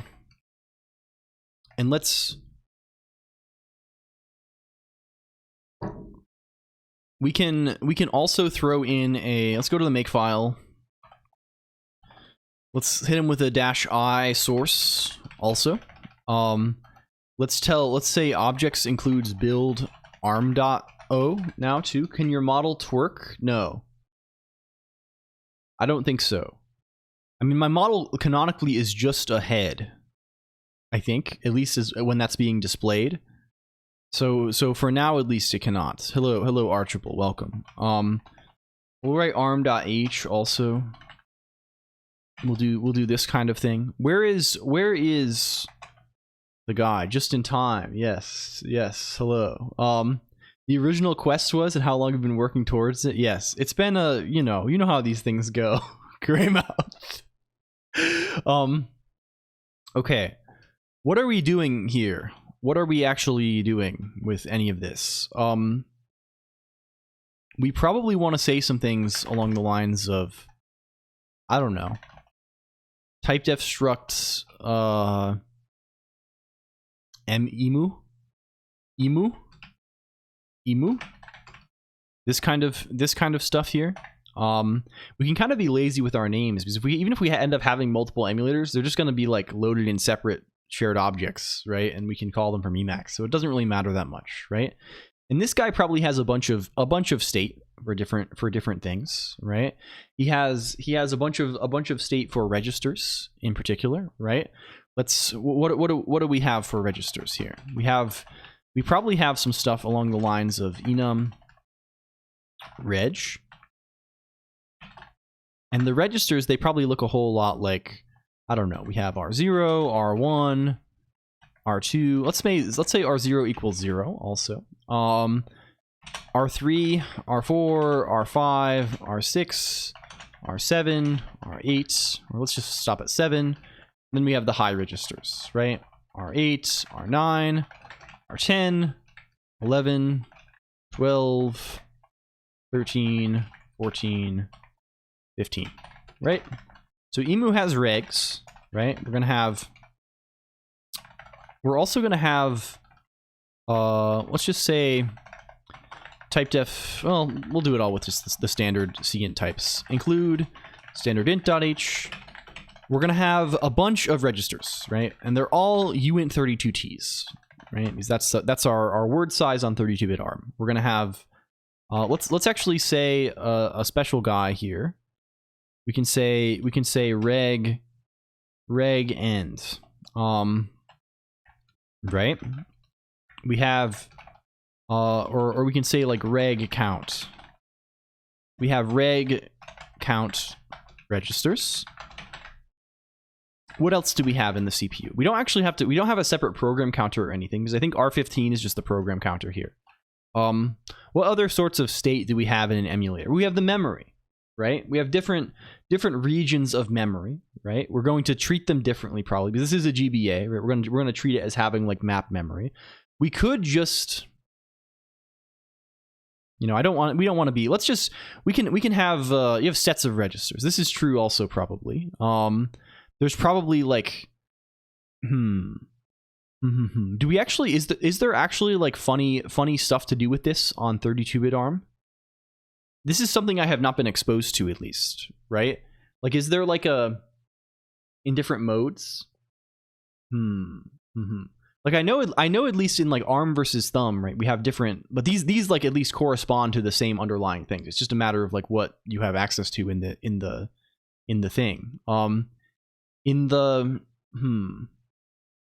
I'm trying to think of a case where, do you have an example, basically, Travis? Like, I know I kind of get what you mean, but I'm trying to think of a case where we may not have to care about this, but there may be some dire thing that I'm not considering that we do need to care about. Thank you.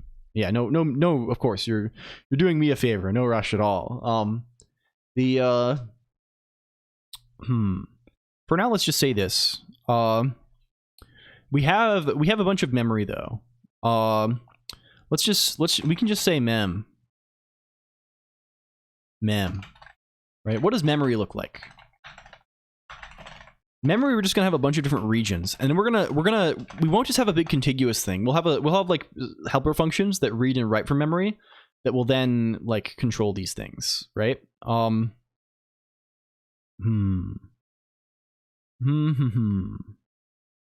what do we want to do with this? Maybe we don't care. Also, we might want to put all this stuff just in the, we're gonna leave it in the header for now. I'm not too worried about it. we don't care. Let's yeah, we might not care about this. For now, I'm just gonna say we have like RAM and like cartridge space. What are these actually mapped to? Well, it doesn't. I just want to know their sizes actually. We may need supervisor registers. Do we know? Can we get? I mean, we could just be like, lol, we have the entire address space, right? But this is like too much, right? This is going to be like a huge amount of shit, right? We have like memory regions, right? Let's call this, I don't know, ROM, and ROM lives at some space. Can we find like his, what does he map to? GBA dev memory map. Where do you live? Where do you live? The blah blah blah blah blah blah blah blah blah. Game pack ROM 0 to 32 megabytes. Image 1 0 to 32 megabytes. 2, yeah, these are just mirrors of the thing. And we have, okay, sure. Let's just say this, right? I'm fine having 32 megabytes, right? Wow, we got there. What about our like work RAM though?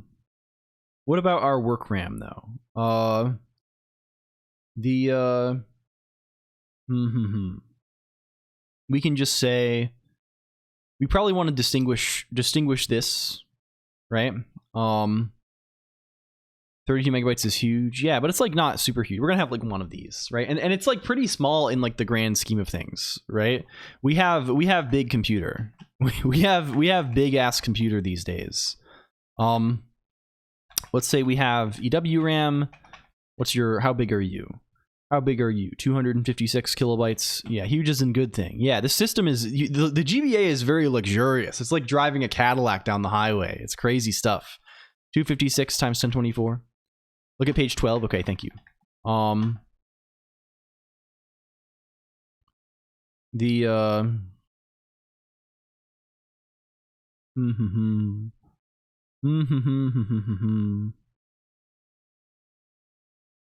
Where is he?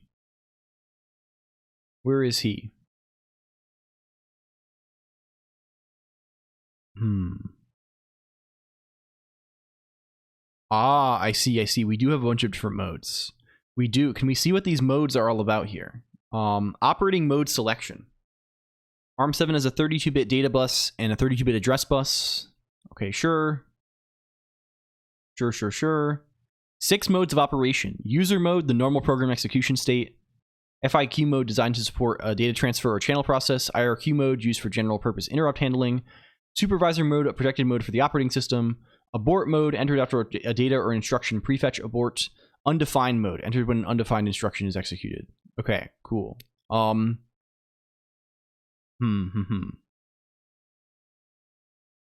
At any one time, 16 general registers or one or two status registers are visible to the programmer. They are banked. They're switched to support the other modes. Okay, this kind of makes sense. I wonder if this IRQ mode is actually relevant to the...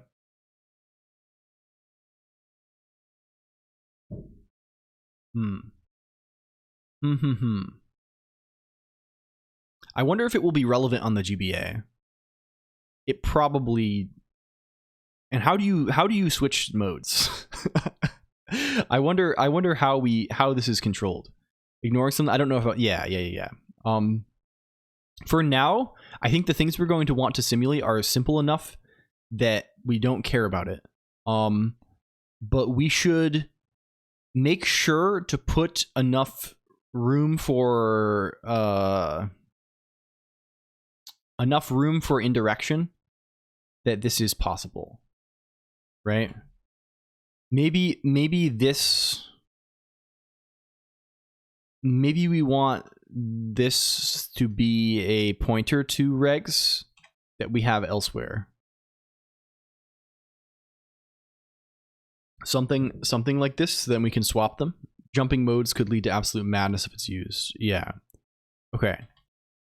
Either way, we're not gonna. We'll leave that. Let's leave it simple for now because we're just kind of cooking along. and then we can revise as we go. This is 32 kilobytes. This is most of what we need. I'm not going to bother with other memory, right? Like this is like we need ROM and we need some place to put variables and we need registers. Like cool. How do we like actually do anything in this guy? Can we include arm.h? If you jump modes and it expects different registers, yeah, it'll make no sense. Yeah, sure. We will look at it. We'll be sure. We'll know what's happening if it does happen. So like fundamentally, what do we want, right? There's a couple of things like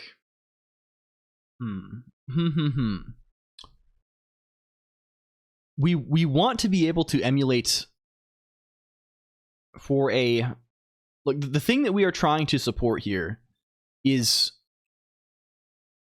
a finite number of we want to emulate until some end condition is true, basically, right? And I think in general, the thing that we want to emulate until is we want to emulate until a certain kind of branch, right? In general, the things that I would like to try is I would like two basic modes, right? I would like to be able to emulate just like a certain number of instructions. I want to be able to like, hey, here's 10 instructions, emulate these, right? Go until you go off the end of these guys. You can invent an unused instruction to be end. Yeah, this might be a good prospect. I also would like to do things along the lines of, hey, put this function in ROM, jump to this function, and when this function returns, and I guess this is basically the same thing, right? We would just like, it's just a matter of like what code, like we need an end instruction, right?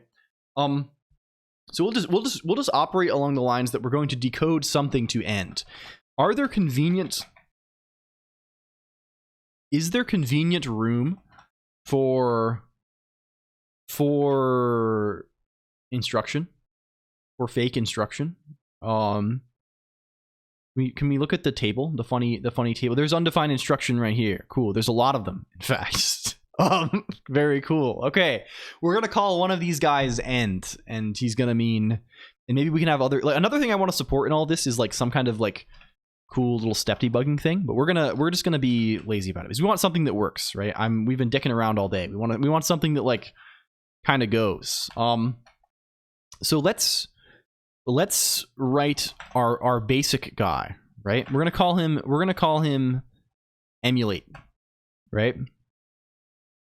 Or maybe we call, yeah, we're just gonna call him emulate. And what does he do, right? Well, he's going to return an emulator state. Let's actually make him operate on some pointer to an emulator state. And that's it.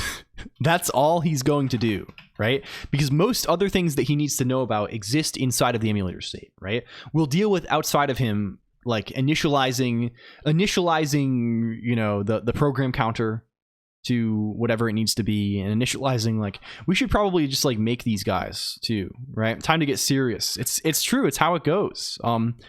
If we look in UDC GBA constants, right? What are the things typically? Like PC is define PC. This is R15, right? LR is hello Michael Hunt 1122. Welcome in. It's good to see you. Thank you for Savunka Rats. If I wanted to do something with Z3, I would do it very differently, Pengo Ray. We would have to, I mean, probably what we would do is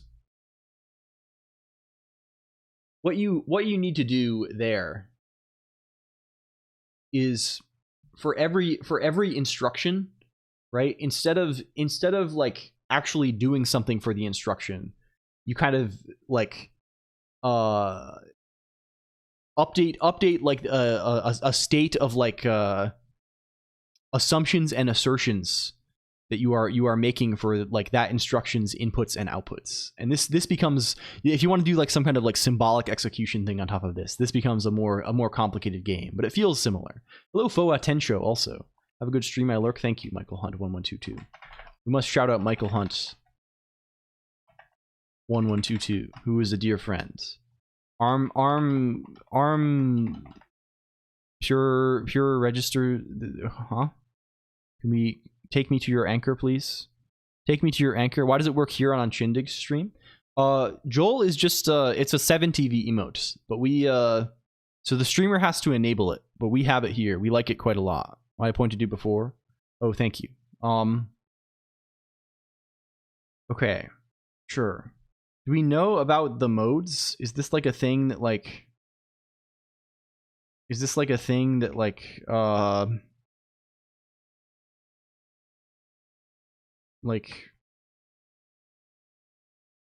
yeah. There's gonna be a lot of places where mode occurs. Like you're gonna and it's mostly gonna be talking about arm and thumb mode. We'll have to we'll cross this bridge when we come to it. Easy to say since sliced bread was so long ago, I don't remember what it is. I mean, it's bread that's like pre-sliced, right? I think this is the idea, right? Like, you know, if you just bake a loaf of bread, you know, there's no, you gotta slice it. I kind of like unsliced bread, honestly. I like it's very nice to like rip off a hunk of bread. I would prefer my bread in a hunk rather than a slice if possible. I mean, we don't really care about anything else, probably. This is all like domain specific stuff. Like a baguette, or just like a loaf of bread, right? Hello TV Josh, right? Like a loaf of bread can just be, it's just like a hemisphere, right? Like, I don't know. Or like if you're in a loaf pan, it's just like a prism, right? And you can just like rip it apart if you want to. You don't have to slice it with a knife. In fact, if a knife is not at hand, it's, you know, you're probably going to want to rip it apart. Uncooked Joel with rice. We're eating sushi over rice here. Okay. We're probably also going to want to have like a guy who says whether we are in arm or thumb state, right? I don't know. Like state arm, state thumb, something like this. I don't know what they call this. Do they call this like something? What is arm versus thumb? Programmer's model, processor modes. These are those modes from before. Where is arm versus thumb? What do they call these fuckers? Let's just call this ints arm, ints thumb. Like instruction sets. I don't know. That's fine. We're not going to use it very often. Let's just do arm for now. This seems maybe nicer. Let's do a bunch of bullshit here. We're going to need to write a guy who's kind of like, we probably want a guy who reads memory, right? This is the first thing we want, right? We're going to want a guy who reads one word from a given address in memory. So let's write him uint32t mem read word. Let's just call it memread32. And he takes emulator. He also takes the address. The address is also a uint32t adder. And what's he gonna do with this, right? What's he gonna do? We're just gonna check a bunch of cases. We're just gonna check a bunch of ranges and then return things from the ranges, right? In fact, we probably want to build this guy on top of like, because there can be things like that are on adjacent ranges. We probably want to build this guy on top of like uint8t mem read 8, right? This will be like our primitive guy. And he can just do a bunch of checks, right? We'll just check a bunch of stuff, right? So if adder, what are the ranges here? Hello, draw that redstone. Thank you for the raid. Holy moly. It's good to see you, my friend. It's been a minute here. I hope you're doing well. How was your stream? How are you doing? Hello. Hi. I hope you're well, Draw That Redstone. Hello, hello. It's great to see you. How are things going? Were you redstoning? What was the broadcast today? What are we up to out here? That seems wrong. Is it wrong? Is it bad? Deltarune video game. Oh, I see. Are you caught up? Are you playing the new ones? Let's see here. What are we fucking doing on this? Can we look at the memory layout again? Let's just do it like this, right? If we're greater than or equal to 0, like I'm straight up copying these. We're straight copying these numbers. Why is it Bitzel? We're Bitzel? Oh, on my head, is this Bitzel? Is this what it is? The old ones before getting the new ones. I haven't played any of them yet, but I'm looking forward to doing so. Bitzel and Monkey. Hello, Ruli PNG and Sycamo. Hi, Bitzel. Hello. Hello. It shows by Bitzel. Where I am not away from home, I would cue this for bells. Yes, alas.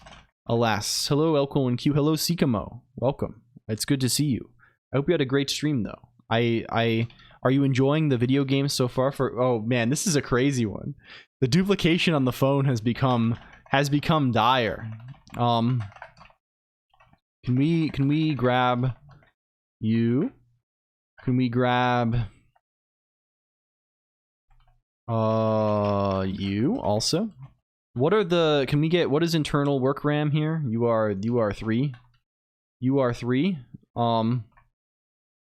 You are 07 FFF, like so. I saw it on Twitter and was like, no. I'm incredibly upset that I only found out about Offkai's existence after it was already over. I live approximately like 10 minutes away. Oh, you know, oh man. Okay, next time you gotta come over, Draw That Redstone, because we had many regions support accesses of several widths. They do, but we're going to build all of the regions. We're going to build all of them on top of reading 8 bits at a time, which is perhaps slower, but this will not be meaningfully slower, I imagine. Of course, we're duplicating the bounds checks, but it will make the implementation much simpler, right? We had a blast. Next year will be even better. Yes, for certain. We will have. This will be semantically incorrect. In what way? I mean, we have to. All we're doing here is doing additional bounds checks, right? To read 32 bits in any case from we have a big array of bytes, right?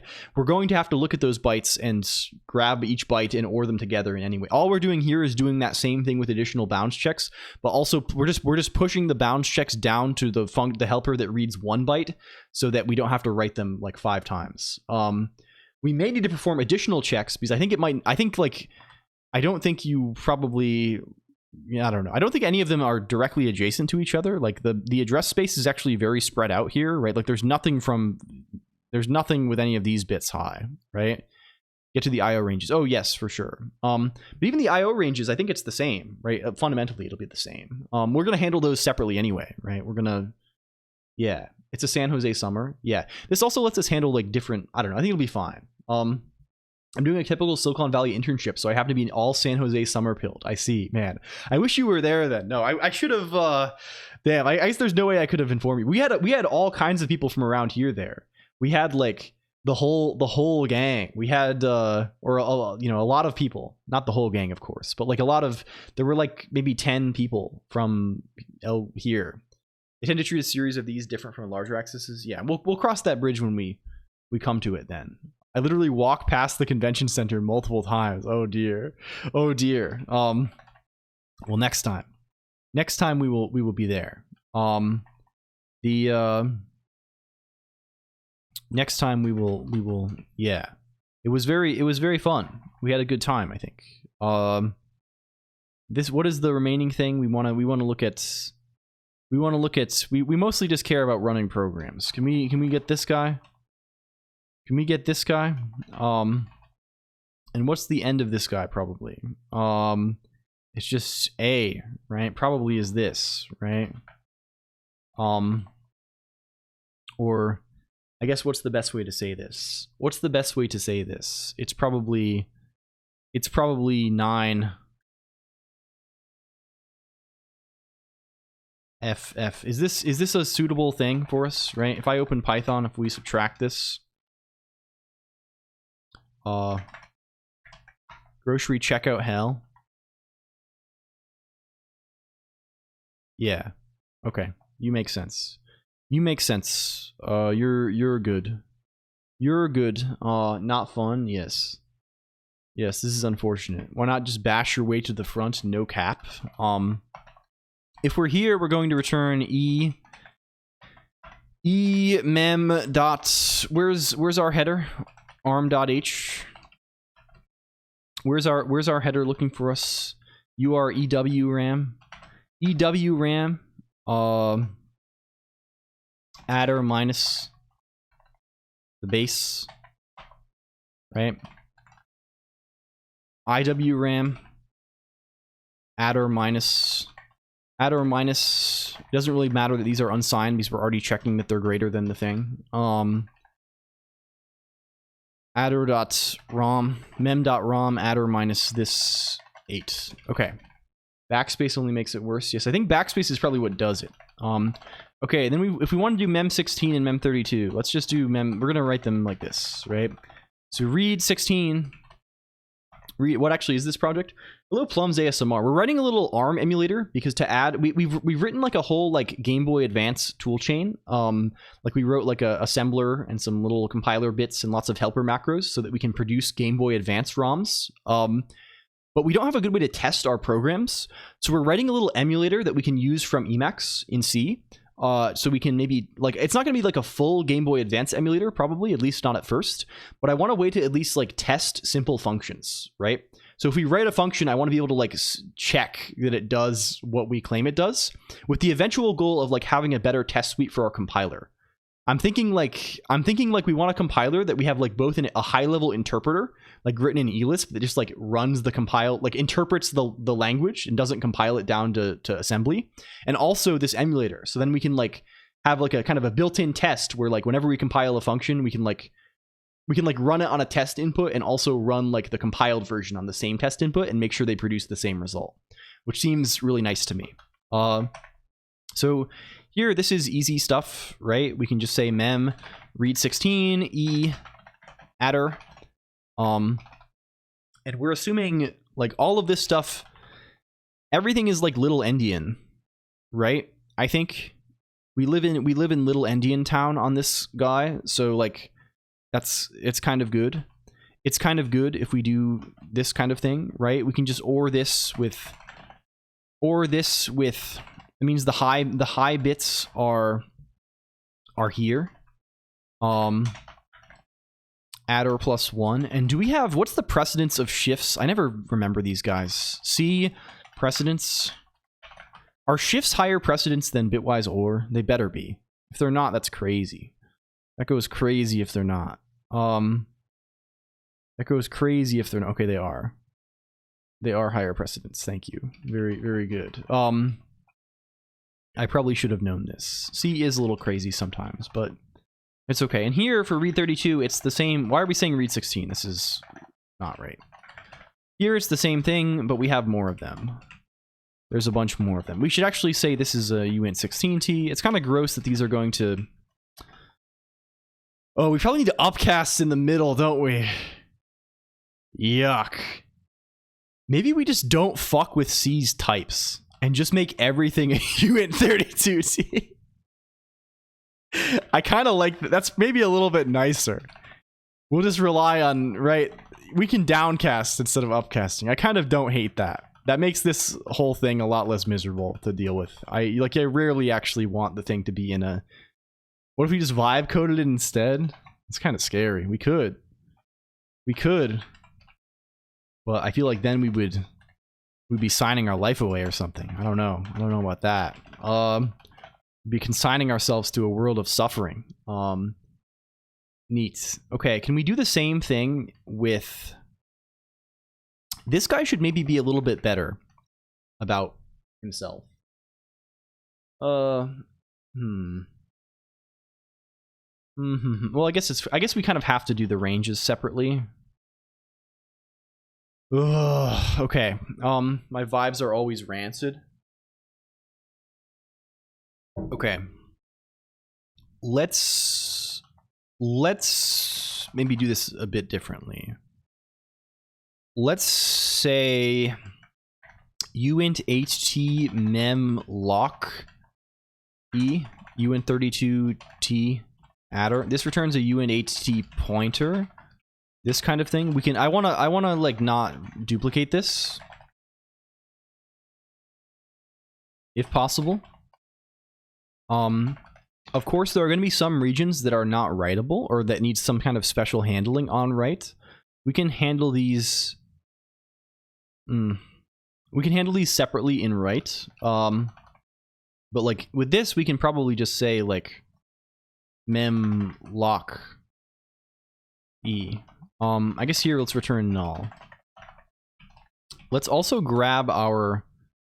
Can we put our like panic and those kind of guys in someplace sensible?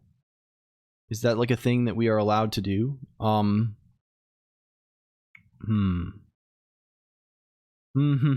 Let's make utils also. Utils.c. Utils.c, utils.c. And where is utils? Can we go to main.c? Where's all this panic stuff?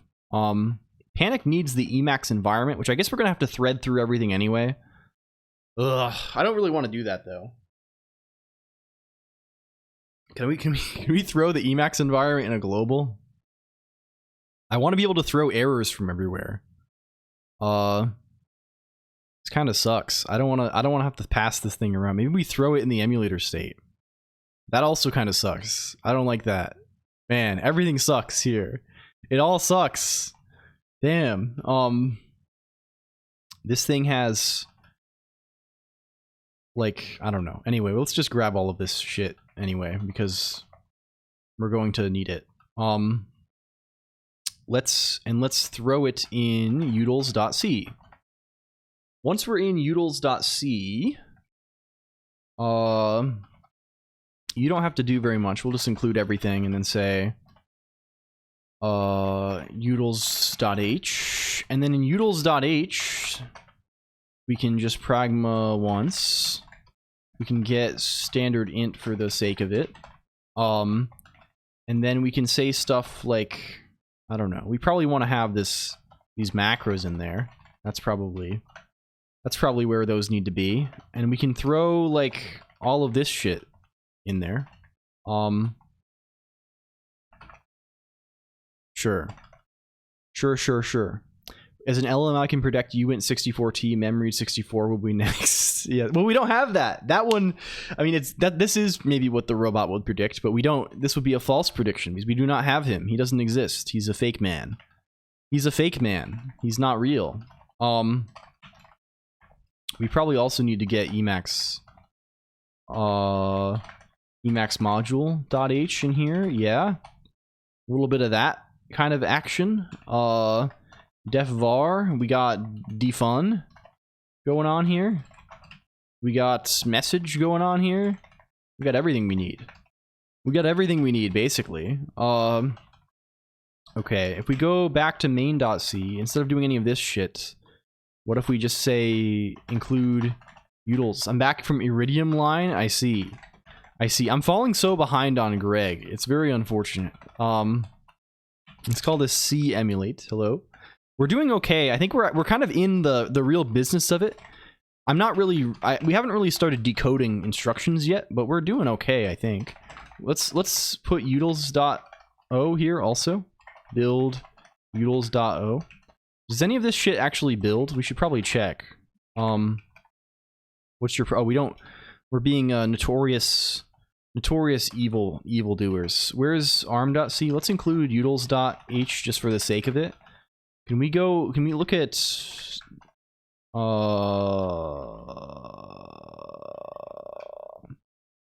memlock? Oh, we didn't write this. We didn't write this shit at all. Process 4 other metals from the plat line. This is kind of beautiful. This is sort of magical. Memory date, yes, sure, you're fine. Okay. If we were to say something along the lines of Let's return 0 in this case, just so we're doing it. Let's actually say like return 0 here, and then let's also say panic, invalid address. Yeah. Yeah, Iridium line, yes. It's Greg Tech. It's Greg Tech. Let's actually even make that panic be in here. We'll put the panic in here and then return null. This will be fine. So now we should be guaranteed. We'll just put the null check here. So now if we can just hopefully say memlock e-adder. Are we gonna thread through this like fucking? Oh my god! You know what? Let's thread it through like this. Let's call it. Let's just make it private in here. Let's call it typedef struct context. No, I don't. Yuck, yuck. How are we gonna do it? How are we gonna do it? How are we gonna do it? How are we gonna do it? We could just pass it everywhere. That's kind of fine, but I really don't want to do that. It's kind of yucky. But it's probably actually the way. Let's just not think about it very hard. Let's just not think about it very hard, and fine. I'm gonna think about it very hard. I'm gonna go back to utils.c. I'm gonna say in here we're gonna say Emacs.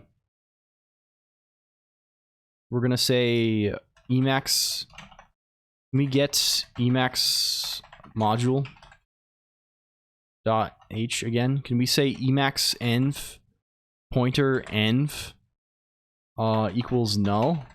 We'll say if not env if not env, we will exit failure.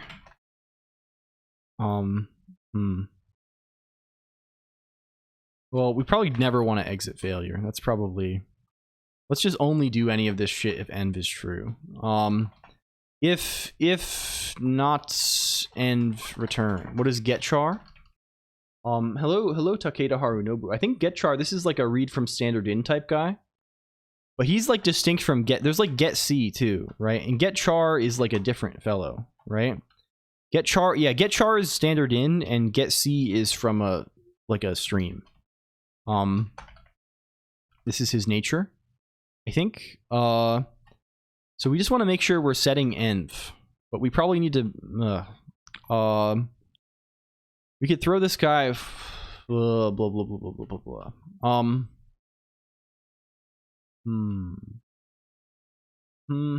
I guess we can just throw this in utils.h, right? Was reading the C book. Oh, very nice. Oh, very nice. Throw this over here. Throw this fucker over here. Throw this guy over here. Go to main.c. When this stuff happens, when we call Emacs module init, let's say env equals env here. We're already including this. Env set var is getting demoted to standard, and var set var is getting demoted to unsafe. For in Rust, for what reason? What is the purpose of this? I did not see this. Env undeclared, oh, of course. So panic needs to be fixed. If we go back to utils.h, we can change panic to be take env.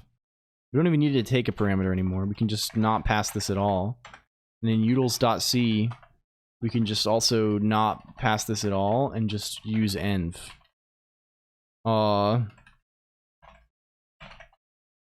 Like so. Threads, I believe. This posting is crazy. BTW head past the scroll. Thank you, Takeda. And Divorce John Zay, welcome in. It's always good to have you, Takeda. You're a calming presence. You're a calming presence. Okay, we have one more that we forgot about. Okay, what do we have now? Value okay, we didn't return it. Sure. Arm.c. Try returning him too. Let's just do this instead. Epic. Epic. You're gonna complain multiple definition of env. Oh, of course. Oh, of course, because he's linked in both. Okay, sure. So we should, to do these guys, you instead have to say, I never remember this. Of course, it makes sense why he's duplicated because we're linking in the same guy twice, right? I think we want to say like this kind of thing. Like this kind of thing. And then only in utils.c, we actually, like we declare him there, and then here we actually define him. Maybe is a consideration. What are you saying to me now? What are you saying to me now? I truly can't help it. Sorry. No, yeah, no worries. No worries. Even this is... Why is this busted? Are we not... I guess it's perhaps possible that we're not rebuilding everything. We're not rebuilding ARM.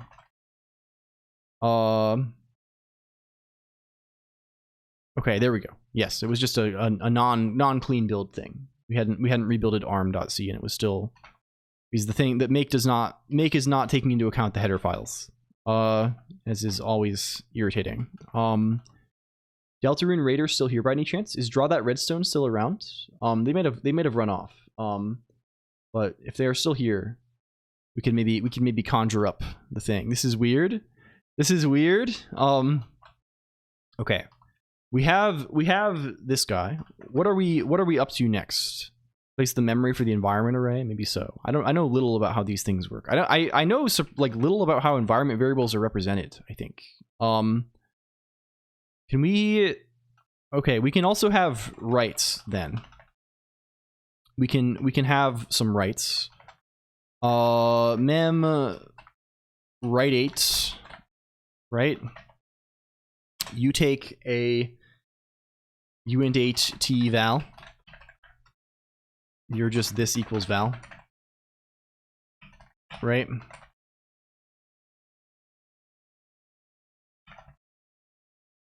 Right 32. Right 32. Uint 16 t val. Uint 32 t val. Right? All of these guys, we're just gonna have to do a bunch of rights, right? So this guy, this guy, right? We're gonna say memlock e adder equals val. We want this is the low, right? This is the low. And then here we want the high, right? We would like the high for adder +1. Similarly down here for right 32, same kind of stuff, right? I think this is all right. We want 1, 2, 3. 2, 3. We want successively higher. Sure. Val and Hyla. Hello, Wage Crusader. Welcome. Okay, we have some reads and some writes. I don't know if they're right. They probably are right. What about other things? I mean, read and write are like the most basic things we need to do because we need to be able to decode an instruction, right? So what does it look like to decode an instruction, right? Well, we're going to have a big... Let's say we get standard bool. Can we get this bool running equals true, right? While running, while we are running, what would we like to do, right? Well, in this case, should we let's also write void reg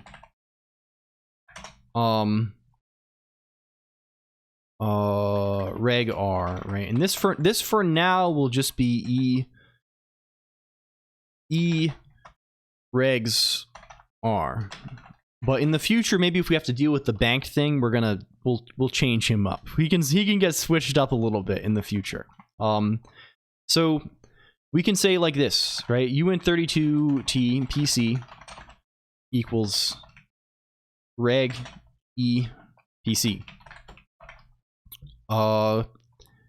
We need to read an instruction, right? So uint32t ints equals mem read 32 e PC. Right? Now we need to decode this instruction and do shit with it. What this is like the meat and potatoes of the guy. So can we look at the funny table again? Bring up the funny. Get the funny guy. Please. Here's the funny table. This is like the way that the instructions are encoded, right? So we can notice some level of like common pattern, but like most of this is going to be like testing certain bits and, you know, doing things based on them. We can notice that, like, you know, for example, registers are mostly in the same spots, right? Like these 4 bits, you know, often contain a register. These four bits here, they often contain a register, right?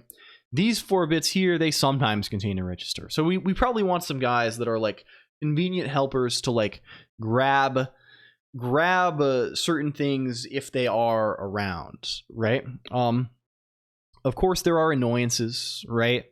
We can't really like RN, the destination RD is in 15 through 12 here, but it's in 9, so we can't like really make a convenient like get RD or something. This is not always the same. Maybe we do just call it that though. Maybe we just go ahead and call it R0. Like, I mean, R0 is kind of overloaded, but like we can, you know what I mean. Let's write some guys. They're called like decode, right? Decode is going to help us out a little bit, right? Decode, let's in fact do it like this. We're just going to ignore that this is backwards because there's only one case where it's kind of flipped. We're gonna, because we know what we mean in general, in the general case. The decode R, like let's call it RN. Decode RN is going to take a instruction, right? uint32 t ints. We might want type defs for like addresses and instructions, but I don't think we do. Maybe we just want it to be, honestly, you know what? We might just want like a, like, I don't know. We may just want a big type def for word. This is kind of freakish, but we're gonna write this so many times that I just want to like, you know what? Let's not be such freaks. Let's just write. We'll write U32 and U8. I kind of like these Rust style a little bit, and U16, and let's just shorten this a lot. When you spawn a child environment, they only let you say. I see. I mean, I guess this is when it really matters. I guess it's sort of you're doing evil deeds when you are. You're kind of doing evil deeds anyway if you are. How do you say? I'm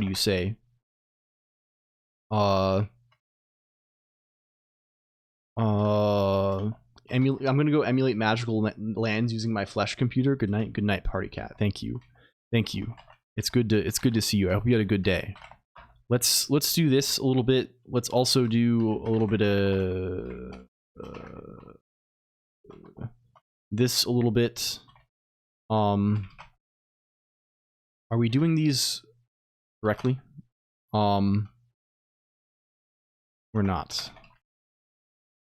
Let's also do in the actual environment of the current process. Yeah, that's kind of scary anyway, right? Because that kind of assumes that like you're reading variables, you're reading environment variables later after writing them. It's kind of like, I don't know. This is a sort of this is indicative to me at least of a somewhat scary usage of environment variables. Okay, let's decode RN from a guy. from a given instruction. What does he give us? What does he give us? Well, he is ints. He is ints shifted over by how many bits? How many bits is he shifted over? This would be him shifted over by 0 bits, right? This would be him shifted over by 8 bits, 12 bits. He's shifted over by 16 bits. And then he is masked. He is masked with 4 bits, right? It's 0 through 16. This is just this, right? I think, right? That's how you do math. Yeah. Okay. Cool. Similarly, what about decode RD? This is the same thing, except it's 12 bits. Good morning, Crazy Kitty. This is, I see. Good morning, good morning. I guess I have nothing to, I hope your sleep schedule is, I won't even say I hope you fix it, because I think this is too presumptuous, but I hope you can obtain the sleep that you enjoy. Okay.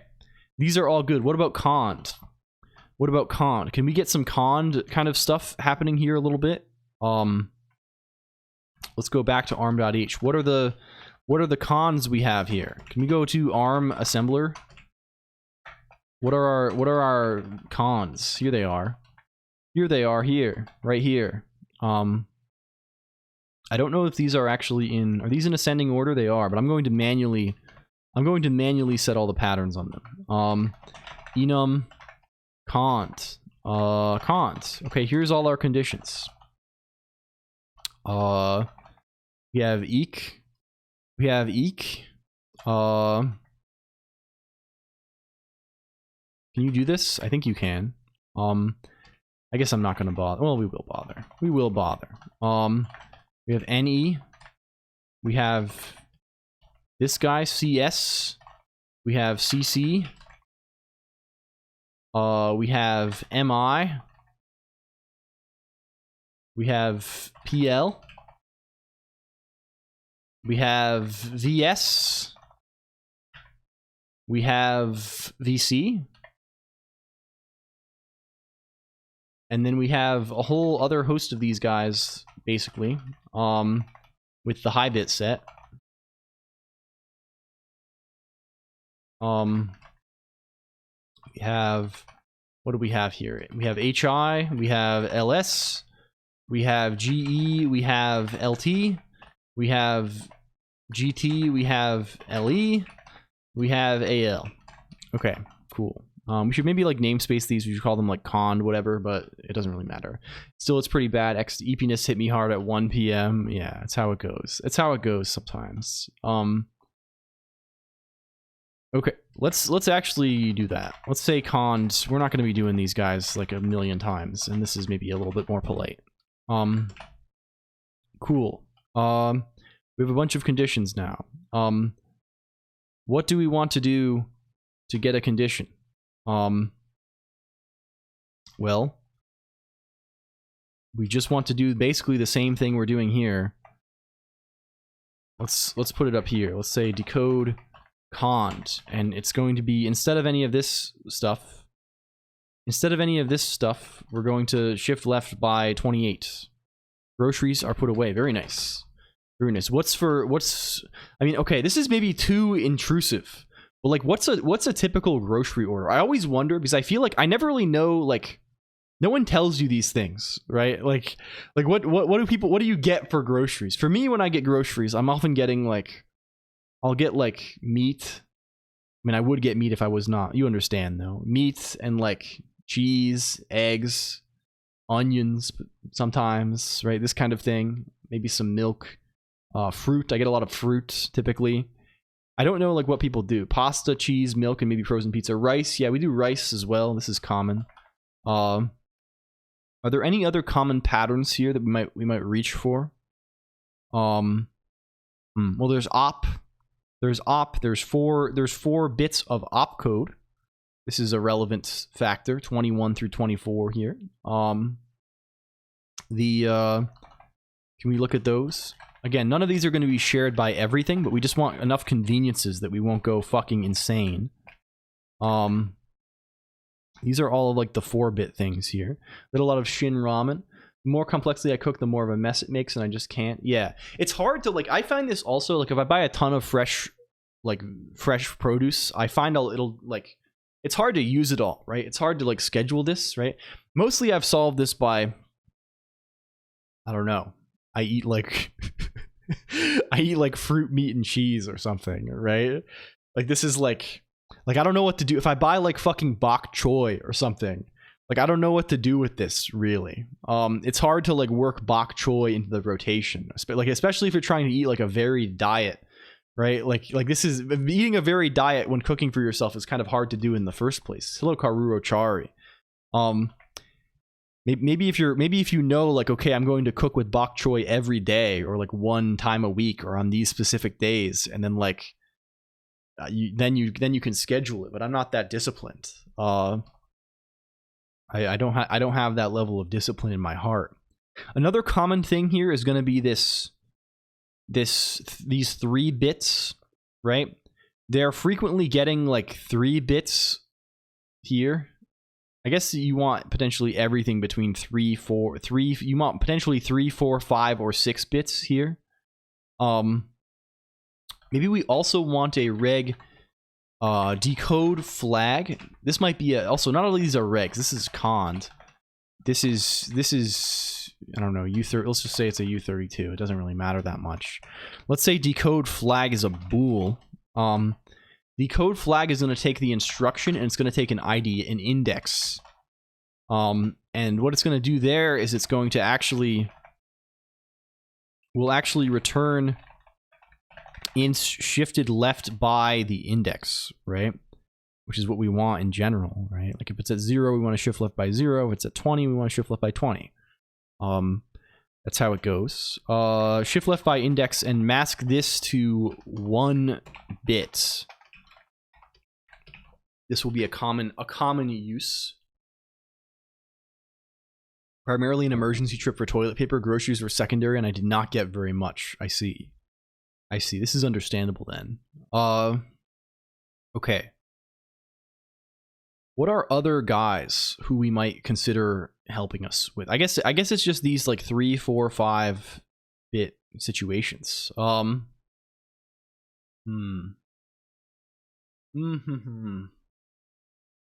Okay, probably fine. Probably fine.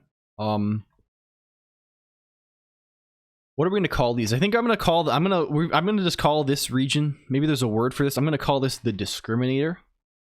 Or the disc for short. This is the discriminator. These are the discriminating bits. So if we want to get the 3 discriminator, right? This is going to look like B111, and we're going to shift left by 25. If we want to get the 4 discriminator, 1111, we're going to shift left by 24, right? As it goes. 5, similarly. 23. 6, similarly. 22. Okay, cool. Cool. So, how are we going to actually decode these things, and what are we going to fucking do about it? In the past, I've kind of, when I'm running these things in Rust or Haskell, I kind of like have a separate decoding step. Like I'll decode to like some type, like some enum that has like data attached to each instruction, and then like, I don't think I want to do that. And that's like, I think I want to just decode while we're running, right? Like I think I just want to have like a giant if else that just like decodes, right? And then everything, we just handle the instruction appropriately. So for now, let's settle on something that can just do decoding, right? So for every instruction, let's try to, you know, have like a print statement or something. Just print out what it's up to. Or I guess in our case, a message statement. We probably want, similar to how we have this, where's the fucker? This panic guy here. We probably want to have a similar guy that does prints. Right? I think.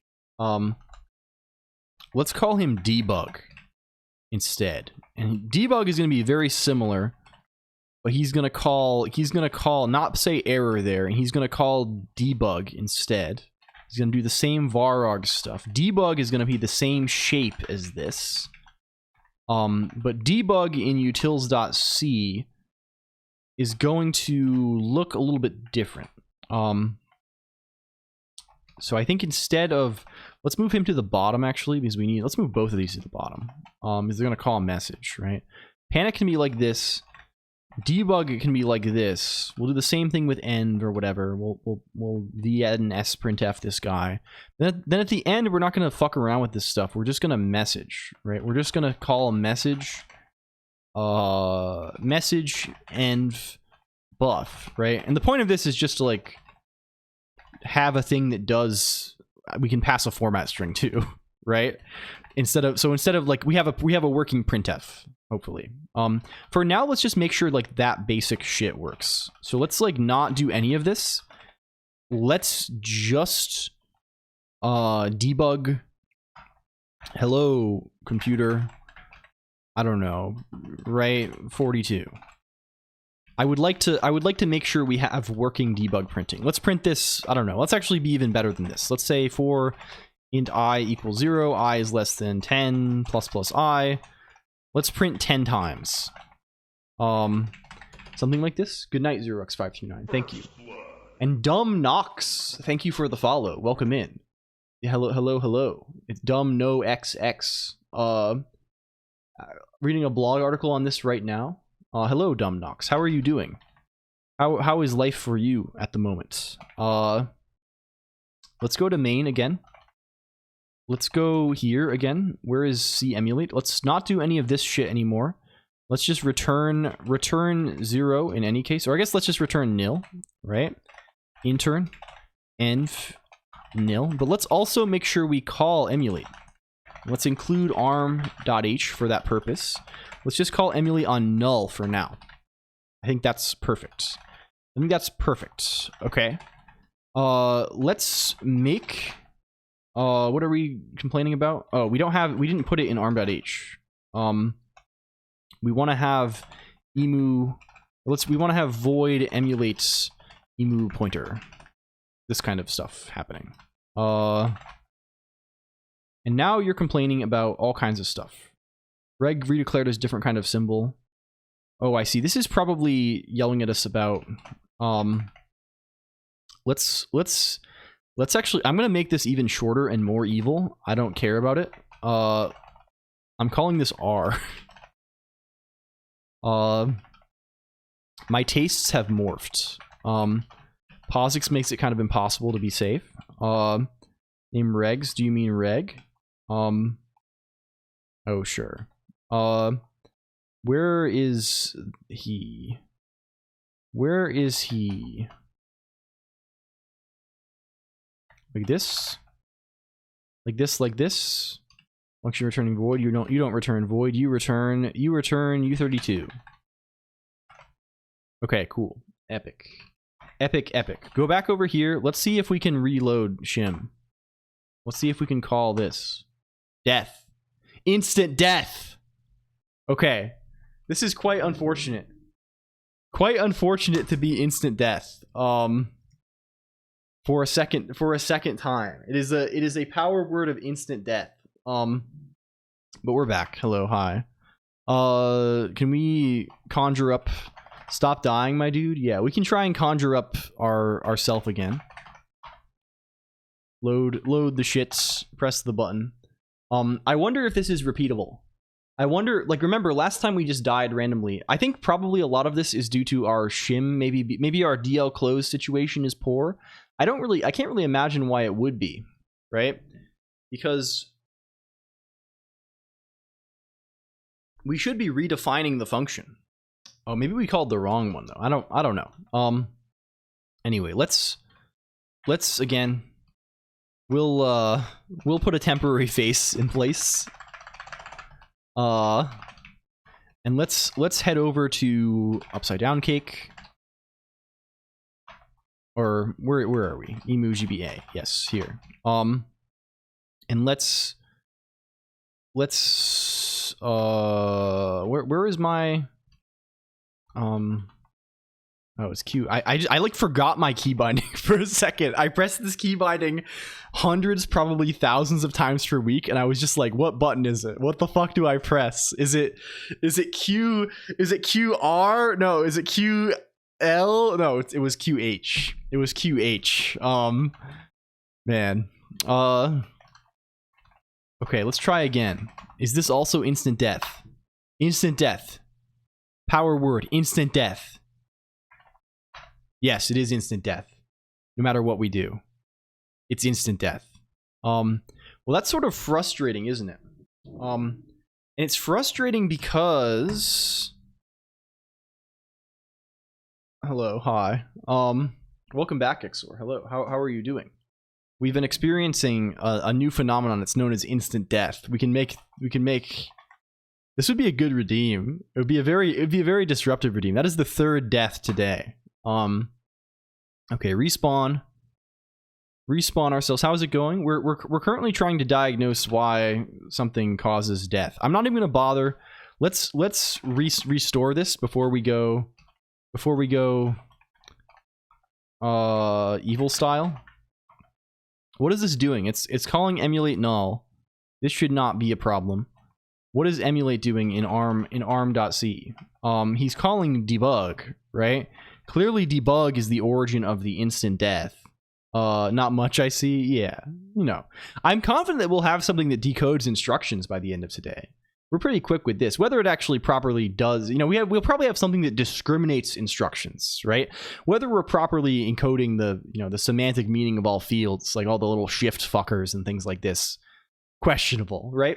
But we'll have like a basic decoder, probably, and hopefully we'll have a decoder that we can pass in bytes, right? I want to okay. What is success this stream? Like, what is the victory condition? I think our condition for victory, is being able to assemble a thing in Lisp, get the list of bytes that are assembled, and have that print, pass that to C, and have C print what instructions they are. That seems extremely achievable, and like also like we have gotten to a point of like some level of, I don't know, usefulness potentially. I don't know, something like this. Can we see? Are we going? Are we fucking going? Let's just try. Like, what would debug crash on? Why would debug fuck us? What is the origin of fuck? It may be useful because this shit may be segfaulting on occasion to have an entry point to this whole thing that is not evil.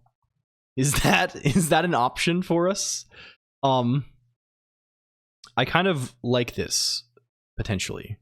What if we were to present an entry point that is not... Well, I guess we can just try and run this in a separate Emacs in this case. Right? That's an option. Can we get a makefile going on here? Like, let's make a new phony target called run. Or let's call it test, I guess. And what test is going to do for now, test is going to depend on UGBA, UDC, GBA, emu.so. What test is going to do is we're going to do a little bit of this. Where's our makefile on, where's animism? Makefile. We're going to just do this. And we won't say load animism.eln. Instead, I think we can just say, also none of this. None of this either. Can we just say, like, is there get char not equal to undefined? Oh, what that's saying is read characters from standard input while you're not reading end of file, right? So read character by character from standard input. This may be kind of slow. Maybe. I don't know, actually. It's probably fine for It depends on what your usage is. You usually want to do larger reads than get char if you're doing like a big bulk read like this, but it depends a lot on like your, yeah. But it's kind of an awkward thing because it's using the, like in C, the assignments, right? Like, how do you say? Like can we like test.c, or if you, in C, if you have like if you have an assignment, like, I don't know, in C, and you say C equals 10, right? This is also an expression, and this will be equal to 10, right? Like if I say printf, this, right? This prints 10, right? But it also sets C to 10. So that it's kind of using that interaction, right? It's saying C equals, well, first of all, C, the value of the character is equal to reading a character from standard in, right? But then also only like keep running the loop if that character is not equal to EOF, right? And EOF is if we look in how do you say, man, get char. Is EOF in here? Yeah. The thing that get char returns is not a char. You'll notice this is not char, this is int, right? So there's kind of, you get extra space, right? So what it does, it gets the next character and returns it as an unsigned char cast to an int, or EOF, which is like a special constant, right? So EOF is like this special constant that it can say to be like, hey, we're done. The thing closed itself. It's yeah, I don't know. Something like this. Does Emacs have like a, is there like an eval? There is. Can we do that kind of thing? What if we hit him with an eval, eval equals, I don't know. UGBA C compile nil. Something like this. Wish I understood stuff like this. Hello, way too dank. The thing is, you can. This stuff was made for you to understand, right? It's just, and a lot of it is hard to if it's hard to understand, it's usually for silly reasons, right? It's not like there's no inherent difficulty, I think, right? The difficulty all comes from UGBA C compile. Oh, we didn't call it. It's called C emulate. Obviously. Okay. Invalid function arity. Huh. That's not good. One day I will learn, I believe. I will believe. Can you make an EG? Oh, yes. So you would get end of file. If you run this yourself, you press Control D. Okay, we can actually write a little example for this, right? If you're interested, right? If we say include standard io.h, right? We can say something like this. I don't know. Let's say I'm gonna write something where it's evil. I'm gonna commit a crime.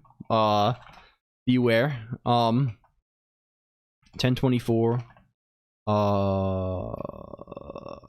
You know, can we? I don't know if this works. I think this only works if it's a global. Maybe do initial. Probably, yeah, it probably does. Well, we just won't initialize it. Let's say int idx equals 0, and then we can say something like this, right? While, and we can also say char c equals 0. While, or int c equals 0, right? While c equals jetchar, not equal to EOF, we could say something like buff idx++ equals c, right? We can also say something like, maybe, I don't know, if idx is greater than 1022, break, then we can say buff idx equals 0, something like this, and then at the end we can say printf here's what you said, this kind of thing, right? Maybe buff. Does this work for us? If I run this guy, right, if I say gcc test.c all-show tests, if we run tests, right, I can type a bunch. I can say foo bar bass, right? I can keep saying things. Right? It'll keep going, right? But I can send end of file interactively by pressing Control D.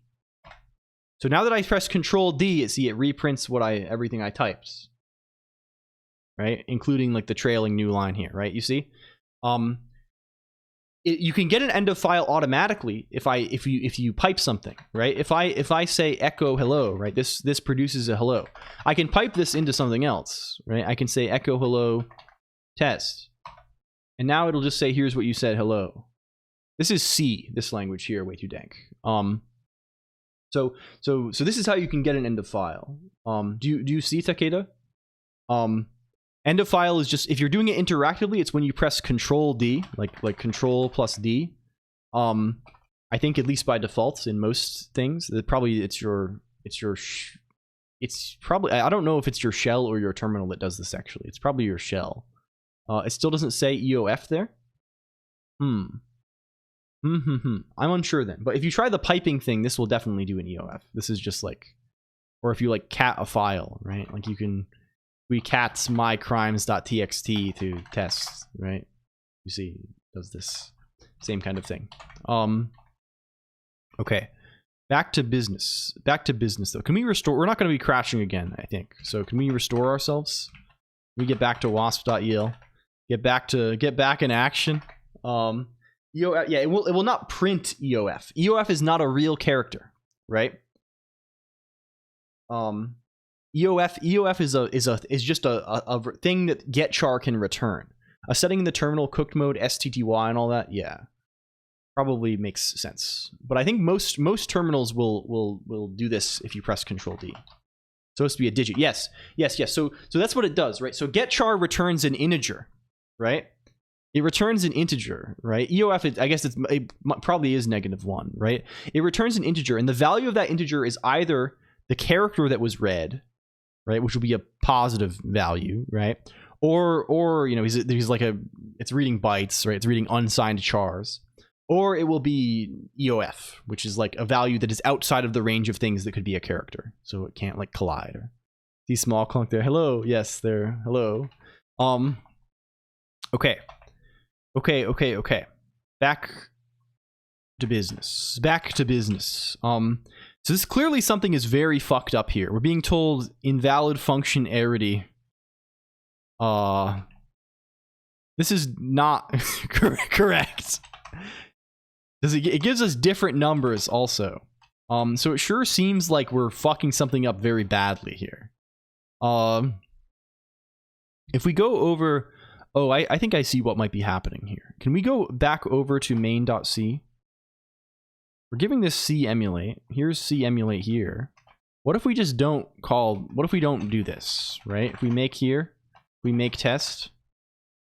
Okay, yeah, it just returns nil. Maybe we should, in our test, maybe we should print the result also. Must retire to the boudoir.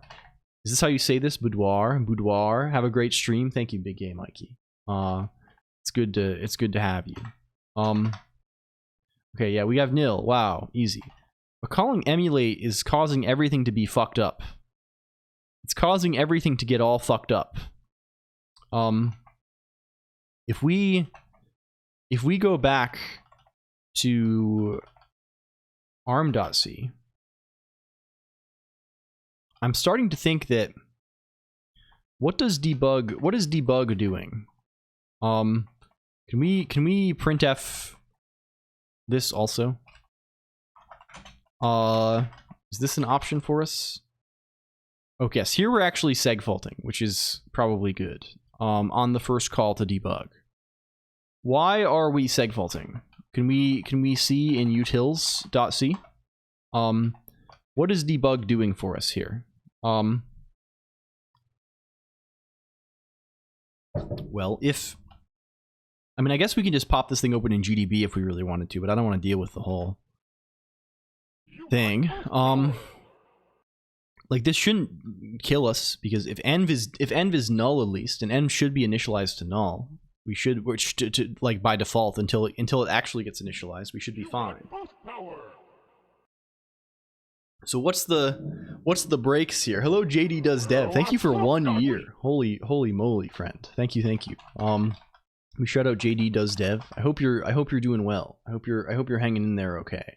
Free boosts on the menu. Yeah, today is the boost farmers day, but unfortunately neither Gendude or ModClonq are aware of this phenomenon. Who is actually, what is the leaderboard looking like these days? Mustbroke is not aware of this either, or Zulfix. Steel Shield could make a huge lead here. Steel Shield, if you're here still, if you smash the boost on the website, you can get this. Yeah, it's huge. It's huge stuff. Hello Sightsoul also. And Dream Deck. Hello everyone. Of course, it only works. I think there's a limit on the Twitch front end. It only works once there, but like if you do, the website is limited by Emacs. So if Emacs crashes, you can get extra website boosts. This is a secret technique. Like, is it the Varorgs? It's not that, right? It's not that happening here, right? I can probably say things like, I don't know, put S buff without too much difficulty here. Yeah. It's the call to message that is the fucker. Message presents the fucker's trick before us. And message is actually trying to do env stuff. What's the menu link? Here. It lets you sign in with Twitch and do Hex. Oh, I see. Hex 2. This is cute. So is env like initialized to some sort of invalid thing? Is that what's going on here? Are we fucking up somehow? Is that possible? We're saying env equals env. Here. Maybe we should say it on every call. That's kind of funny. Sure. I think I'm fine doing that. We'll say it on every call. We'll set the global. That's maybe better. If we go back to ARM or to utils.c, yeah, now it does it work now? I think it does. I don't know what the deal is there, but sure. I think I buy it. Yeah, cool. Well, we can debug now successfully. I guess we'll just do this so we're not like constantly blowing ourselves up. Is a little more annoying, but like not hugely more annoying. Okay, cool. We can call function now. So let's try to decode some stuff. Let me guess. Let's go back to arm v4 full.pdf and look at the funny instruction set thing again.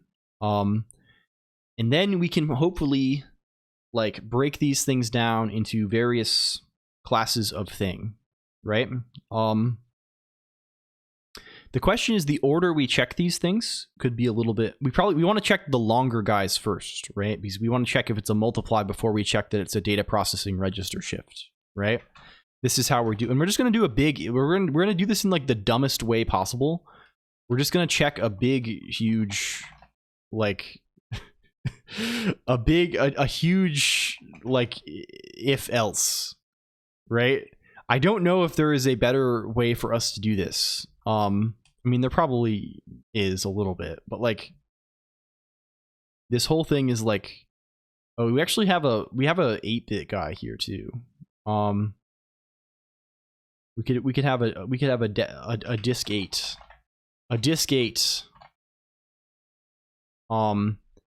starting at 20. I mean, switch statement doesn't really help us because we need to check multiple things. Hello xwidget1, right? So here's like the structure of our instructions, right?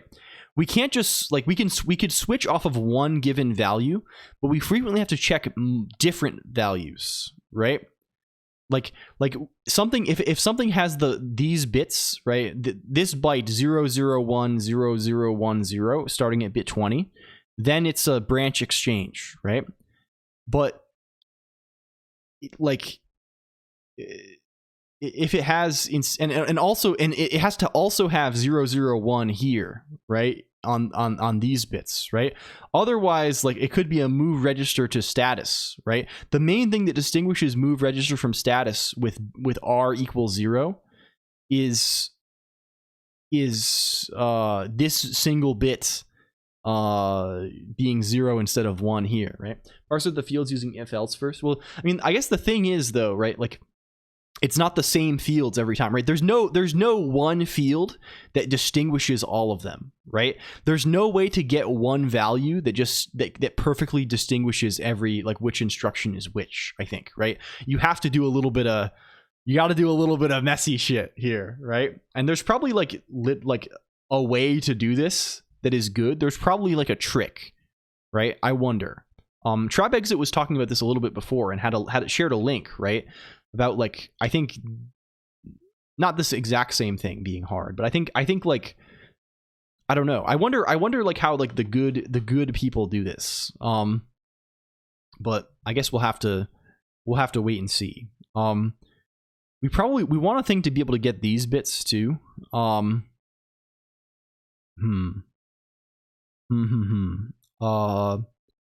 Like I don't know. We can just call this like get im high or something. Better than, yeah, x86 would be, this would be not possible, right? I mean, we would do like Z8. We've done Z80 before, right? Z80 is not too bad, but it is a fucking nightmare. Like, you can see our Haskell implementation. I think I have a Rust one lying around too somewhere, but like that's like, it's not that terrible. But by the time you're in x86 land, you are in for a world of hurt. You are in for a world of hurt, I think. Okay. So how are we going to wish to do this, right? Like, this is a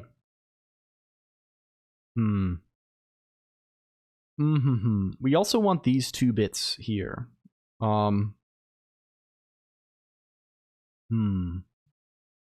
Let's just call these disk low or something. I don't know. These are horrible names, but like, we're just gonna need all of them, I think. We want all of these guys. All of these guys, we want them bad. Okay. And then we have to decide on the order that we check them. I think in general, I'm going to go from larger. What are we making? Have not watched the last few streams with detail. Fortunately for you, Lucky Bear Thing, I have decided to go on a complete tangent today and write a little decoder for ARM instructions, and maybe eventually in emulator for like a couple of things for testing purposes.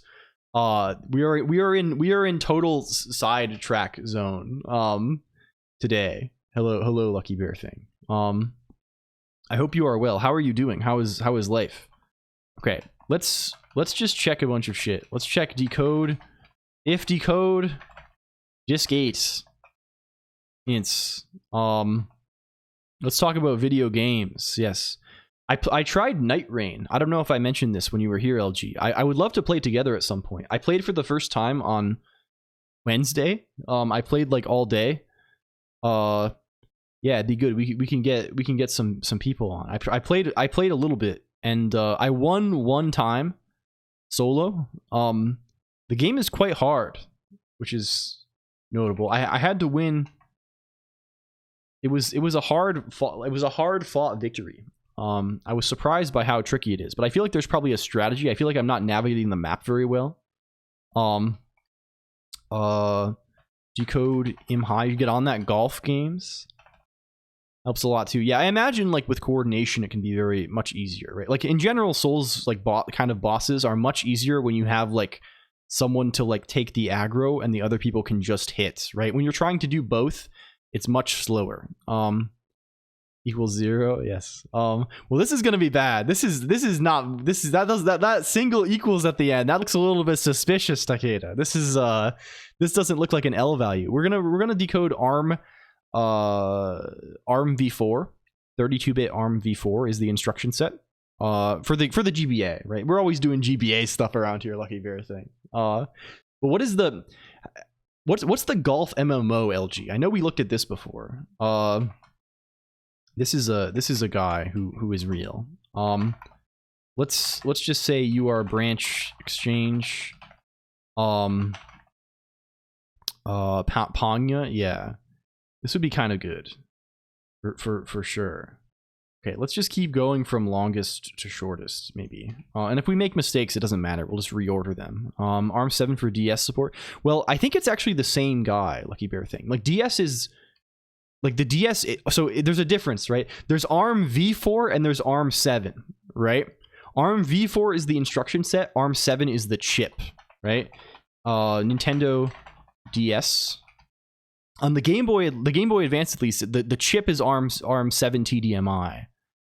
Yeah, so it's similar here, I think. Maybe this is ARM9. Is this what instruction set is ARM9 on? Yeah, it's still on ARM v4T, right? So this this is ARM9E, I guess. Maybe. I don't know. Either way, it'll be similar. This should be fine for the DS as well.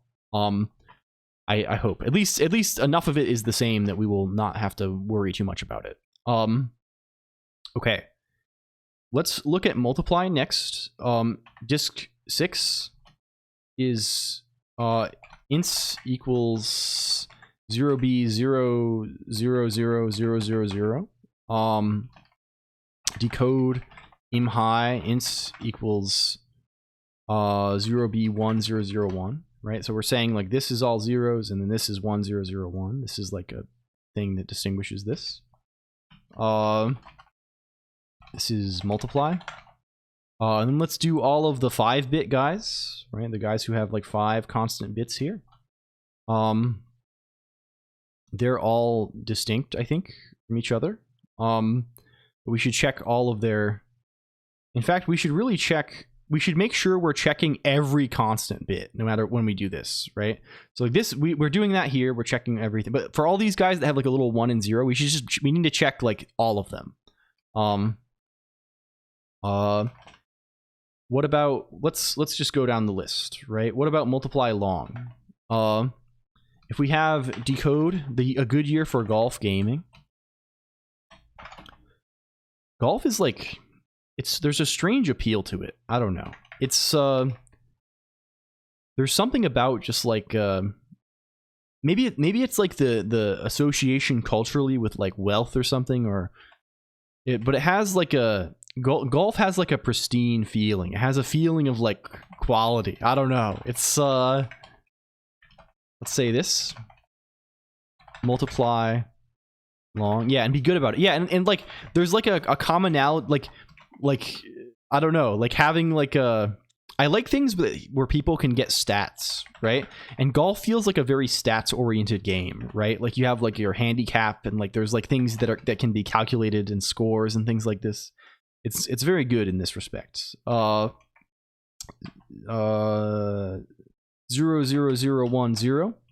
and decode. What are we checking here? Disk low. Disk low is these 2 bits that we use a lot. Disk low, a lot of sports have stats. I mean, sure, but golf is also kind of cool because it's like an individual thing a little more, right? Like, sure, you can do stats for like a big baseball team or something like this, but you have to be, this is involved, right? I don't know. It kind of has there's a nice, like, I don't know. There's something nice about it. Move from status register. I'm just gonna write down what these all are as we go. Next guy, we want to have, let's not make too many copy and paste mistakes here. You are 10, move immediate to status register. What about other guys? Bring them up.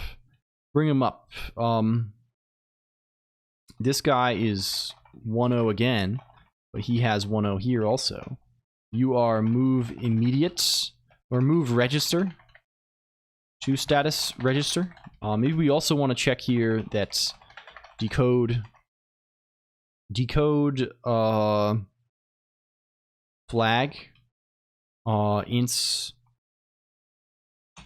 4 equals 0. Let's make these decode guys a lot shorter too.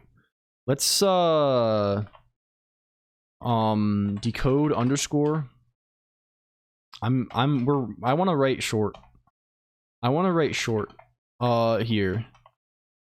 So sure, this is fine. Move register to status register. What about what's next?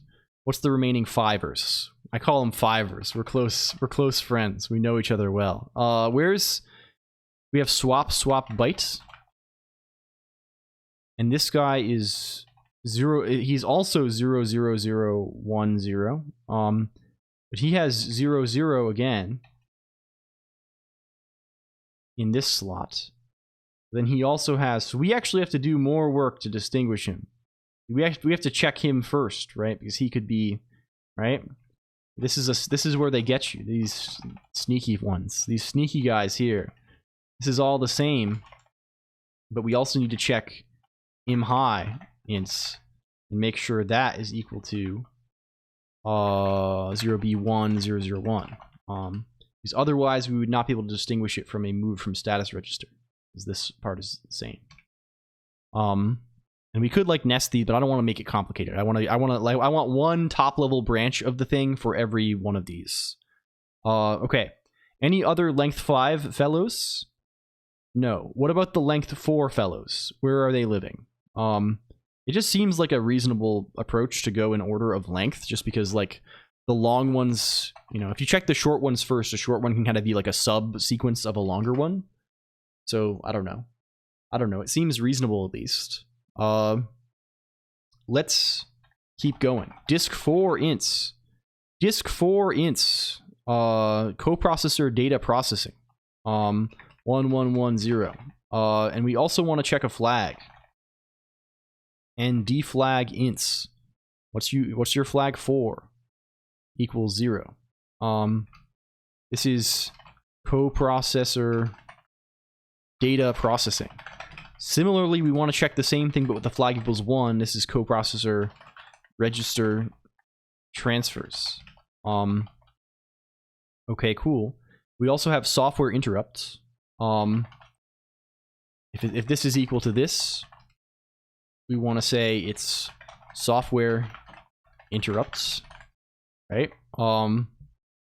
Any other 4 cases? I don't think there are. And now it's all 3 cases. We've obliterated everything but the 3 cases. Let's check them all. Let's check them all. So what do we have to do about this? Well, if we check disk 3 ints, let's check if it's 001. If it's 001, it's data processing immediate. If it's 000 and there's a D flag ints 4 equals 0, it's data processing immediate shift. Otherwise, if this is equal to 1, it's data processing register shift. Okay, we continue going. Then if this guy is 010, right? This line here. This is load store immediate offset. Load store immediate offset.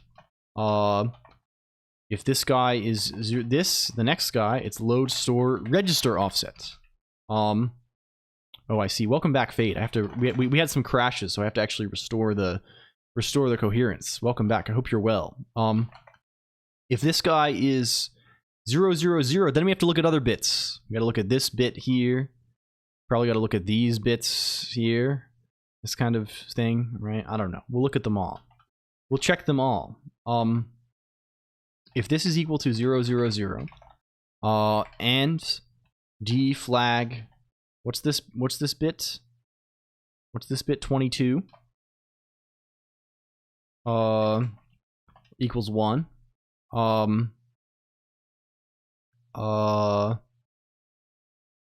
And D flag, what's this guy here? 7. Ints 7 equals 1.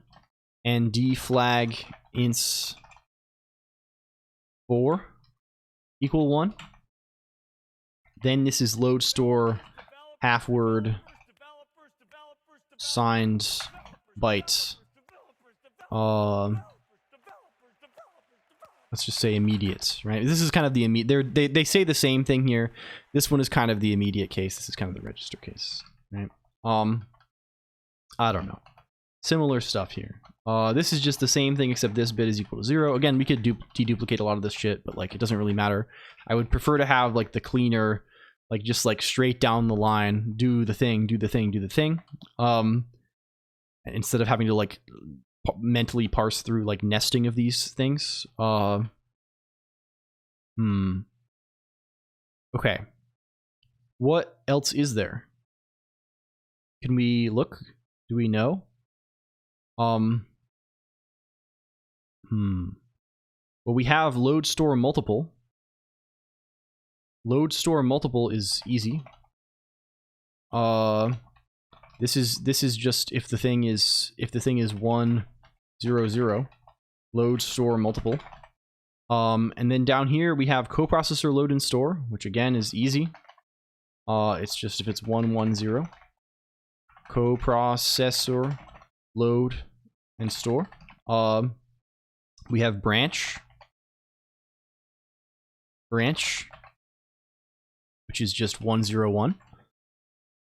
And we have undefined instruction, which is 0 1 1. Undefined. Hello, North SS. Thank you for clarity. So, I think this handles every case, right? Let's look through and make sure we have every case. Data processing immediate. We have this here. Data processing immediate shift. It's here. Data processing register shift. It's here. Multiply.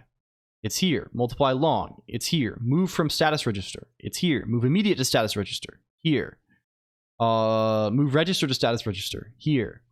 Branch exchange instruction set. Okay, what is... Did we miss branch exchange? This is the first guy here. Right? Branch exchange. Load store immediate offset. Here. Load store register offset. Here. Load store both of the half word guys. Here and here. Swap / swap byte. Here. Load store multiple. Here. Coprocessor data storage. Or data processing, excuse me. Here. Coprocessor. The next one, here. Load and store, here. Branch and branch with link, here. Software interrupt, here. Undefined instruction, here. Okay, so this, we should be classifying everything. Doing some ARM curls? Yes, indeed. Hello, Kenners. Hello. So we should be able to at least classify them all. For now, let's just print these things that we are currently doing like this, right? Let's just print them. Can we write a little macro that does that? Let's write a macro that does this. Hello, every pewter. Hello, crazy wizard _ real. Welcome. I joined late. Oh, don't worry about it for even a second. Don't worry for a second. We're here. You're here now, and that's what counts. Let's do this. Let's do this. Let's go here. And let's go down to record macro, run macro. This is how we do it. I could just press the button to do it a bunch, but it's not that many times. It's not that many times, actually. Cool. So now we can print what instructions are based on the bytes that are there. So let's try and build a thing that in our routine, so many else if, yeah. When we hit an undefined instruction also, let's print down here, let's say running equals false. Whenever we hit any undefined instruction, we will say running equals false. So what would we like to do here? Well, I think the thing to do is inside of main.c, before we call it, we would like to actually have an emulation state. Let's call this emu e. Inside of e, we would like to make sure things are, how do you say e? Yes, like we want to say some things, right? We probably want to say like e.reg pc equals a certain address, right? Let's say the address is at the beginning of the cartridge, right? Where is that again? Well, it's here. The beginning of ROM. Let's also say that we want to copy this vector. We were summing this vector before, if you recall.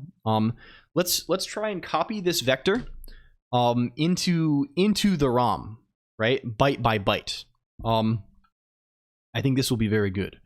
And I wish I had not deleted all of that, because we kind of want those type checks and stuff like that. We actually kind of want that badly. But you know, say la vie or whatever you say. E is 4 lines. Yeah, you need to have this symbol, or otherwise Emacs will yell at you. It will not load him, I think. You gotta make sure you tell them that your plugin is GPL compatible. Okay, let's just check all of this shit then. We will go for it. We will go for it. And at the end of this, we're gonna call this, and we're gonna return nil, no matter what. So let's populate the memory then. Let's say, well, first of all, if env type of env args 0. Let's actually say Emacs value vec equals args 0 again. If the type of args 0 is, let's say env eq, if not env eq, the type of arg 0 env in turn, env, this also needs an env here, env in turn env vector, we're gonna make sure we say panic expected a vector arguments, right? And then we will do a little bit of this. We'll say, you know, for pointer diff ti equals 0, I is less than env vec size vec env plus I. Then for every element, we'll do the same thing. Emacs value lm equals env vec get env vec I. And we can do the same kind of check here that we were doing before. Expected an integer at index, whatever the index is, I. And this can be, we want the type of this, instead of it being arg0, this also should just be vec. This should be lm. This should be integer. Right? I think we're good. Panic if that's not the case. And if it is the case, we want to say, we would like to say,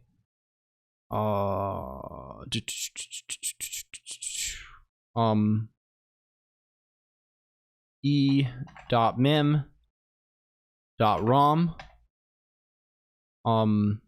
I equals env extract, I think it's extract integer, Emacs module.h. Is it extract integer? It is. Extract integer. This should automatically cast down because we're in C. We're in a place called hell, where things are automatically casting all over the place and doing all sorts of weirdness. Where we don't know where the truncation or the extension will go. It'll just be there. I mean, we do kind of know, but it's kind of scary at the same time. Do this. This is probably fine. :3, yeah, true. Extremely true. It's more like this.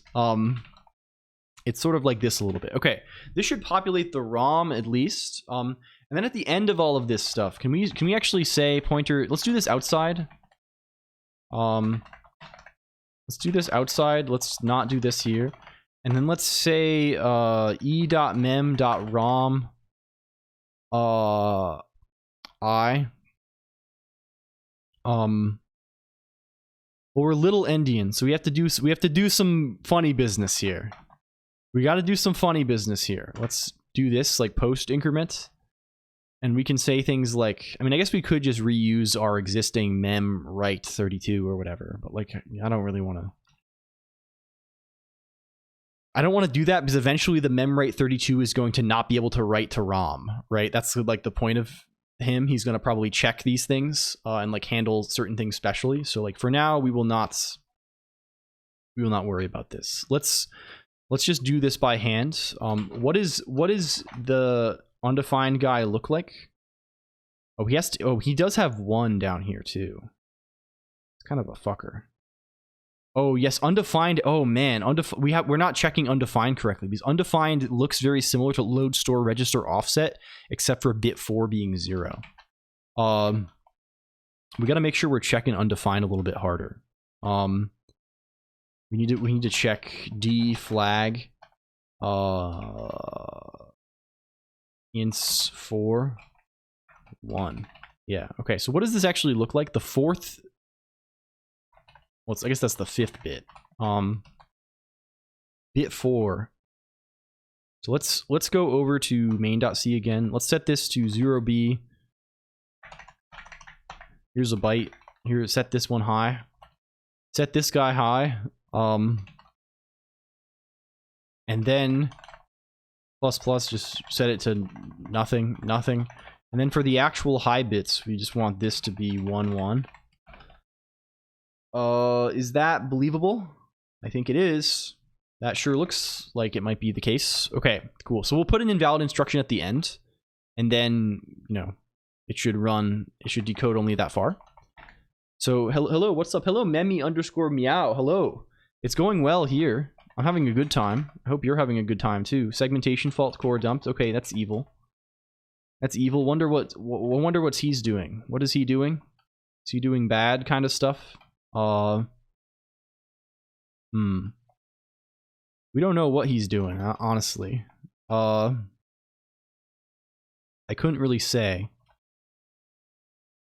I couldn't really tell you. Where would that be happening here?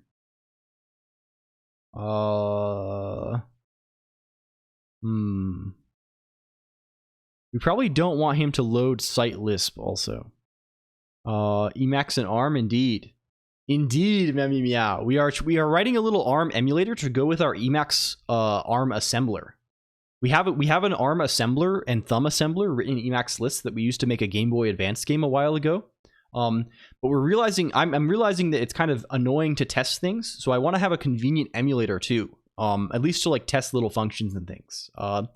And so we're doing that with a C dynamic module for Emacs. Yes, this is the idea. Hello, next time 000. Thank you for the raid, friend. Thank you for the raid. I hope your stream was good. Hello. Can we shout out next time 000? I hope you had a good stream. How is it going? How is it going? The howdy. I hope you're good. The good night slime swallower also. Thank you for stopping by today. Hope you had a good time. Where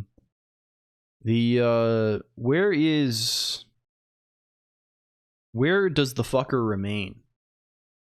There's a fucker and he remains, and where does he remain?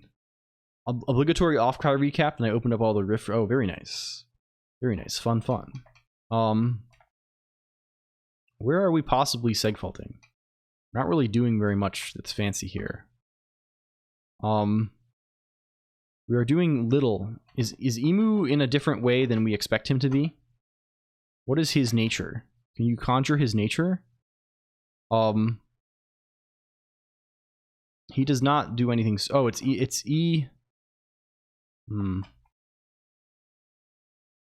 He should not be doing anything fancy, I think. How do you say goodnightco, like when you're coming instead of leave? Oh, you say, oh, you mean you're arriving and it's a good evening. Ah, I see. People will say go evco typically. I don't know, something like this. Yeah, go. I see. Hello. This is like this. People will typically, I think this is just a function of English, right? English is weird like this too, right? Like when you meet someone, if you meet someone at night, if you like encounter someone for the first time at night, you probably wouldn't say good night to them, right? Good night has almost like a strictly, like at least in my mind, it has like a strictly like I am leaving kind of connotation. Like you would say good night to be like, oh, we're capping the thing off. It's over now, right? Even if it's like midnight, I think I would still say good evening to somebody. I don't know. It's kind of weird like that. It's a weird thing. Strange fucking idiom. Same. Okay, why is this crashing for no reason? Can we like sort out why that is before we do anything else? And I guess I can also just GDB this. But GDB, I don't want to deal with the whole thing. Or Valgrind this or something like this. I don't know. Like what are we fucking up here? There's something that is being fucked up royally. That is how it normally works. Maybe we should also check, I guess we can check if Narg's not equal to 1. Panic. Expected 1 arguments. Got this many arguments. Nargs. Semicolon. I see. How that normally works. Good night. Yeah. Okay, again, it happens. Again, it happens. Where does it happen? I'm literally just going to do this with print statements because it's annoying. Are we good here? Are we good here? What if we do a little bit of this instead?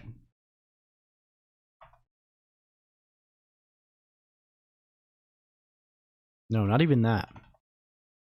Not even this much. Not even this much. Are we segfaulting before we ever even get in here? Very strange. Yeah, we can get high. We can get high. We're segfaulting before we even can call.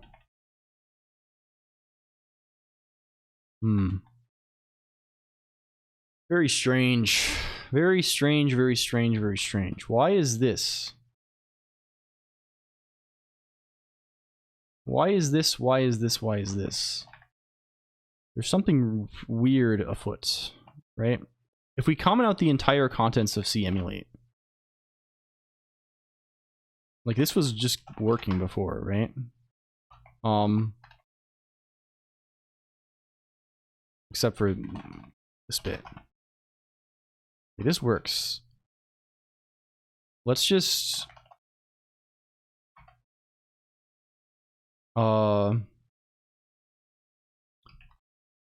let's just successfully work down this thing. We just call emulate. Oh, cool. Oh, you know what's happening? Maybe. Can we put s foobar here? We're gonna print foobar. No. Can we not have w error? That's also seems like a thing we probably don't want for now. If we comment this out too, we're still segfaulting. Why is... Oh, are we doing something like really foolish? I think probably we are. What is the... Oh man. What is the actual, like... We're giving this reg count. What is PC? PC is R15. Is reg count a number that is insufficient? Printf reg count. What are you? What are you?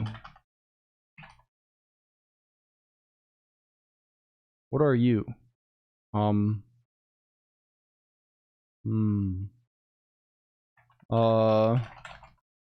Very odd. You don't even run at all. How strange.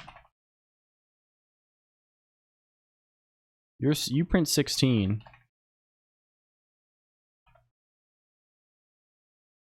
It segfaults if we even set env, I think.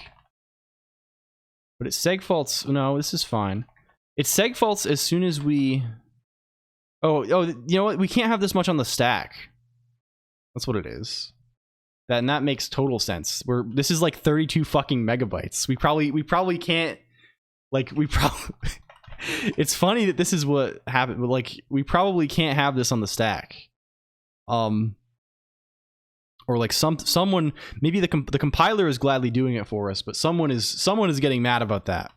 If we put this globally, right? If we say we have emu here instead, I suspect we'll be right as rain. We'll be right as rain now. Okay. What if we... That's a funny error. That's those are the bastards, right? That's like the kind of thing if like I don't know. We're fine at least. Yeah, it's not big enough for that. But I'm surprised like it doesn't complain somewhere along the line. Like you would think like the compiler knows what the size of the thing is, right? You would think the compiler would be like, "Hey, your variable that you're trying to put on the stack is gigantic." Okay, now it just never terminates because there's no... I mean, it never terminates for no good reason. Here it never terminates for no good reason. Why is that? The argument is not a vector. It should be panicking. It should be panicking here. Maybe the panics don't work if it's... You know what we should do? We should make sure we put exit 1 after the panic. So in utils.c, we should put... In panic, we should call error and do this thing. But if this like doesn't do what we expect it to, if we're in batch mode in Emacs or something, we should fput s standard error buff, and then we should exit failure just to be safe. Oh, fput s is the other order. Classic. Yeah, or abort or something. Yeah. Oh, there we go. That seems to be exactly it. In batch mode Emacs, I guess the signaling thing for errors doesn't do the same thing, so we just don't get the error propagation. Okay, good. That's funny, but fine. Let's go back to another makefile. Let's try passing it a vector. If we pass a vector of, I don't know, 1, 2, 3, 4, it's going to decode some bullshit. It's going to decode a bunch of bullshit, and it's going to keep going. It's going to go for many thousands of lines. No load, store, immediate offset. Load, store, immediate offset. Okay. None of this is right. We should... The problem with any of this is what does load, store, immediate offset look like? If we look at arm.c. Is that the one that looks just like invalid? Load, store, immediate offset. Yeah, it does, and we're not checking the other bit here, which we need to be doing. So now it's currently excluding all possibility of invalid instruction. Also, I noticed we're only reading the first instruction because we're never incrementing the program counter. So that's cool too. I think the program counter probably increments before this happens. I don't know. We'll just do it here for now. I don't know all the fucking rules for this shit. We can say I don't know. Set register e PC plus PC, something like this, or it's just PC plus 1. This is better, right? And this we can set registers. We can say void sr emu e reg r u32 val, and this can just be e reg r equals val for now. Cool. Data processing immediate shifts after the first load, store, immediate offset. Very good. Okay. The load, store, immediate offset, we need to have this not be that. It needs to be not that. So what do we do to make it not that? Like the thing that we're reading should be different than from that. What, like, can we print like the first couple of bytes of memory just to make sure we know what we're getting here? Like can we like for int I equals 0, I is less than 32 or something plus I. We can say something like printf bytes this equals this, some kind of stuff like this, and it's I, and it's E. Oh, you know what we're also doing? We're not. Oh, we are initializing PC, right? This can be something like mem.rom I, e.mem.rom I, something like that. You're gonna yell at me for pointery reasons. Source, I overflowed the stack. Yeah, this is how it goes. Okay, we have 1, 2, 3, 4, 16, 0, 0, 96. Okay, that seems fine. Oh, PC should probably increase by the right number instead of the wrong number. We should probably increment PC by like the number of bytes that it is instead of the number of words that it is. Okay, still wrong. What are we still doing wrong? Can we print what the ints is? Printf ints is you. Sure. Okay. Ints is a bunch of zeros most of the time. What does this guy look like? What the hell does he look like? If he's in binary, he's looking binary here. That doesn't look. Does that look right? Okay, we have this. This sure looks like bit 4, right? If we take that fellow, and we shift him over 4 and we mask by 1, that sure looks like that bit is high. What if we shift him left? What if we shift him left by 25 and mask him by 111? What do we get there? That doesn't look right either. That doesn't look quite right to me either. Oh, you know what it is? It's that we're wrong. It's that we're totally wrong about this. No, we're not. It's normal. Oh, you know what? It's because we're not, when we write this guy, we're not including room for the conditional. That's because we are, yeah. Yeah, that's totally what it is. So this needs to be in the bottom half of this rather than the top half of this. And then if we run this, yes, cool. Epic. We get an undefined instruction and we stop right away. Cool, cool, cool, cool, cool, cool. Very, very good stuff here. So, epic. What if we give this guy longer? What if we give him longer bytes? What if we, in fact, call him from our Emacs? What if we stop being evil? What if we do that kind of thing? If we make him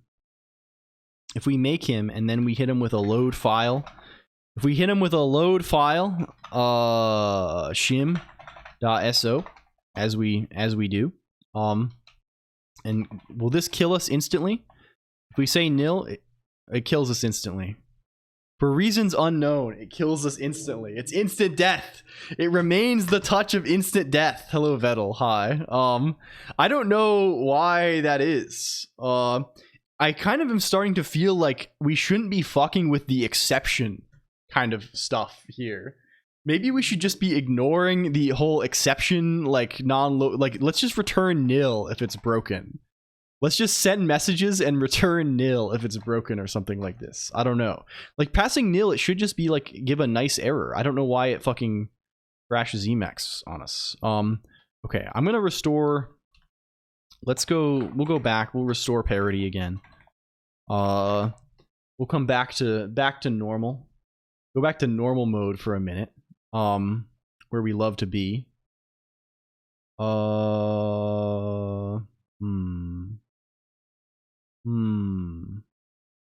It goes. It can do its little dance. We can launch this up really quick. So that's very frustrating. It's frustrating because it's difficult to like test this or like know what the fuck is happening on it. Get an issue. You know, this is not this is our problem. We're calling C from Emacs this time. So it's very likely that we are crashing things, right? We voided the warranty battle, right? We're outside of the we're well outside the territory where we are allowed to complain very much. Main, can we go into, yeah. Can we go into emu DBA? Yeah, here we go. So what is I really just don't know what the fuck is why we're fucking up so badly. Like it doesn't seg like it. If we do this and we just say it's nil, do I have to put this at the? If I pass nil like this, I don't think it's seg false. It just gives us an error. Oh, but maybe maybe it's still calling exit 1 because the non-local stuff is weird. I don't know about any of this. Who knows with this stuff? What should we do then? What should we do? Because I do want to test this from our Emacs. Let's just like not. Maybe we should actually read the docs. Maybe that's worth considering. Emacs fun call exits. What returns an Emacs fun call exits? Non-local exit get. Sure. Non-local exit clear, non-local exit signal. I see. Emacs uses debugs, I thought. Deb bugs. Oh, for their tracker. No, hit the button again. If I do it again, it will crash again. It's funny because it like worked kind of for a while and now it doesn't work anymore. A little bit funny. They're keeping things a little silly on us. They decided to change the game up a little bit for us in case we were a little too comfortable with things. Yeah. I really don't know what they what they want from us here.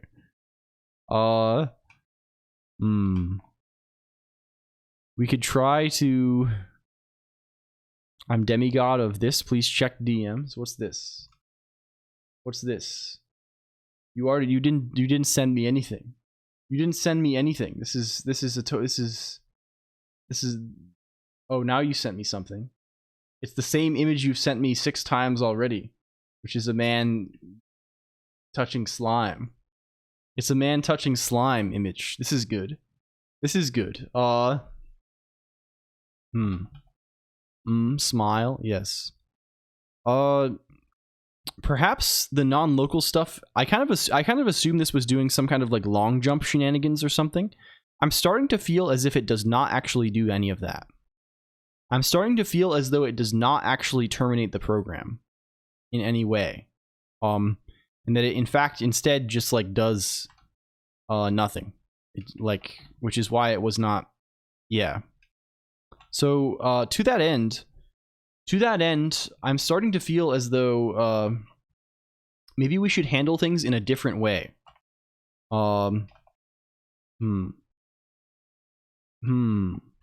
Maybe we should return nil in those cases explicitly. Let's go to main.c instead. Let's where do we panic? What does panic do? Right now panic calls exit 1, which I'm sort of convinced is what we are actually calling from Emacs here. I'm starting to think that is not the right thing to do. Let's keep printing to standard error as well, but let's also go back to main.c, and whenever we would panic, let's also be cool. Panic the Witscord member. Yeah. Let's also go to error. Let's just say this is error for now. In case we want to return something else, we'll do this duplication. Panic the yes, it's like panic from famous website Wits End. Can we do this? Are we panicking elsewhere? We're panicking here. We're panicking here. Let's keep going to error. Okay, make test. Make test will actually give us the backtrace this time for some reason, even though it didn't do this before. Cool. Epic. Okay, we're going to attempt to crash Emacs again. Why does this rebuild every time? Did we not have a phony target or something in here? Well, it should be building this, which should not. Oh, either way. Let's do it again. Let's call this. Okay. Well, now we didn't load the guy. Load him. Call this. Okay, now we actually get the error, which is good. I think our understanding has now been improved. So we know not to do evil. If I say 1, 2, 3, 4, he's going to print some stuff. The stuff he's going to print is load, store, immediate, offset, and then undefined. Cool. But what if I go into... Can I go into calamari.el? Can we assemble some things and then print some things? Hello, Failure. Welcome in. It's good to see you, Failure. Hello. Hello, hello. Welcome, welcome. I hope you're doing well. We are taking a brief diversion from FFT land in order to crash our Emacs many times by writing a little C thing. And we're trying to disassemble basically some ARM. I was driving all day. Oh dear, I hope you can get some rest now. FFT8, Final Fantasy Tactics Advance, greater than Final Fantasy Tactics, greater than fast Fourier transform. True. No, I hope your travel is safe and pleasant. GBA, ARM, assemble. Do we have a guy who can do some ARM assembling? What if I say some things about him? What if I say like, I don't know, move R0, R1, add R0, R0, R0, I don't know, something like this. This is a program, right? Wow, that's some bytes, isn't it? Excuse me. I'm choking on water. I'm choking on nothing. I will be buying the FFT remake remaster thingy. Works in the ARM assembly. You can talk to him. Very cool. Very cool. Like for reals. Where they assemble ARMs, they make them. Okay, UGBA-C emulate this. What does it tell us? It tells us data processing immediate shift. Data processing immediate shift undefined. Well, that's obvious. That's what it is, clearly. More FFT streams than OOB streams. Probably pretty quickly. I just can't. I don't know how. Like, I can't do game development's so hard to do. Hello, Zero NGL. Welcome in on stream. Like on stream, it's so tough to like work on something that's like so like you're so entrenched in, right? Code like Toby Fox. I already do. You can see our. I love making the thing work. What's another instruction we can get easily that would be funny? If I can say SWI1 or something. Wow, software interrupt, data processing immediate shift undefined. Very cool. Okay, can we give this like an actual function or something? Like, is that a possibility that is available to us? Like, what's a like we have this whole little game, right? Can we like get stuff from the ROM of the game? Can we do that? Let's try. Let's make an attempt. So I think if we look up things, the problem is that we kind of don't actually turn things into their bytes until pretty late in the game, because we want to link them all together and we want to like know, okay, here's everything and here's where they all are and here's where like here's where I can like replace references to the different symbols with the actual addresses. So I think like if we look at the actual symbol table, it's unfortunately like kind of like it's somewhat this is going to be super long. Okay, if I say UGBA SimTab lookup K Sims, what's a name in here? What's a function that we have in our thing? Main. Yeah, here's our main function. And even he does a branch, but at the same time, maybe we just take off his branch at the start. Thank you for restoration. Hello, Uber Creepist. Also, thank you for Dorothy Valhalla image. Okay. I guess like even his BL. Like, can we still like link him easily somehow without going through the whole shebang?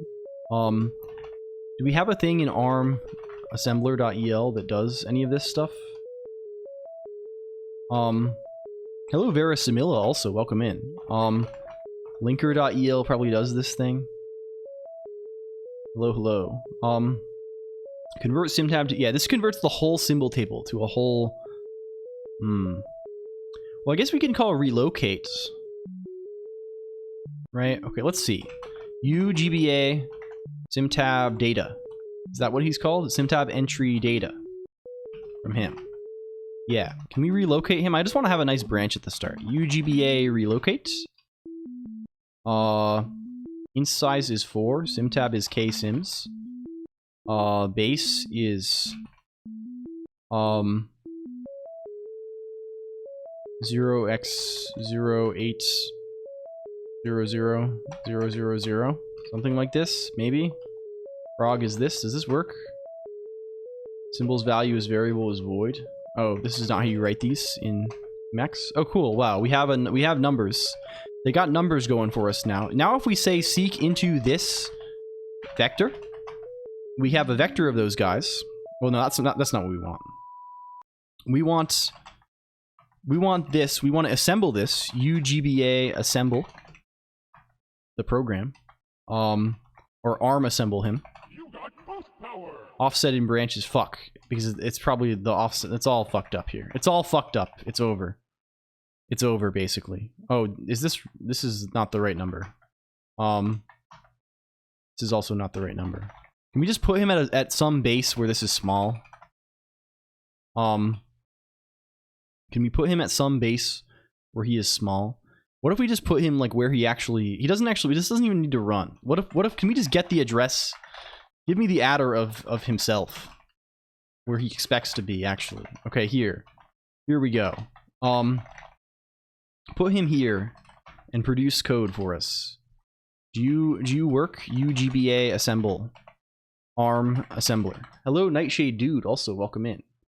I hope your vacation is good. Okay, cool. Now it's bytes. Now it's bytes, and we can say seek into those bytes into a vector, and then we can call the C function with them. We can say UGBA C emulate. Oh, also Vera, we had some people who were talking about team. I forget who it was.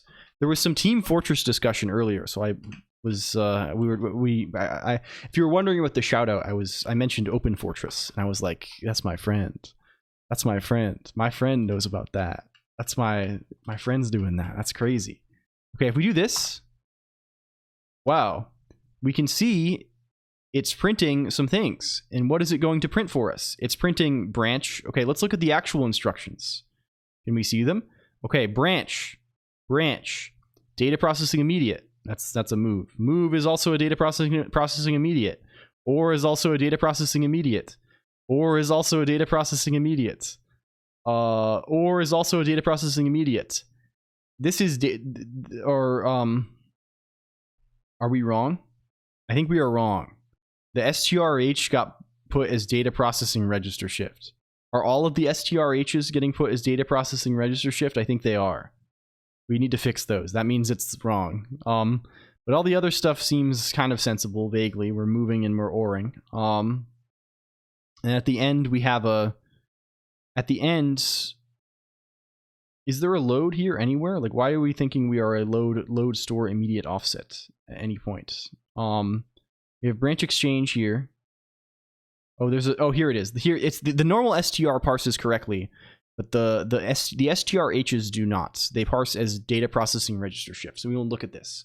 I'm not a very good shooter player, but I am interested in cool things in general, cool and weird stuff. So I don't know if I would be the best person for the closed beta, but I will enthusiastically talk about it anyway. I'm just very, very bad at shooters, so I don't end up playing them very much. We're kind of getting big on Fortnite custom map making and making mega millions. I'm kind of learning about making mega millions on the Fortnite map market. It would be a cool thing. Yeah, I think so. Okay, let's look at this. Let's fix our decoder and then we test it one more time. And then like, this is sick, right? Like this whole thing is kind of sick and cool. Go back to arm dot, are you not? I forgot that crashed. Arm.c again. Where is data?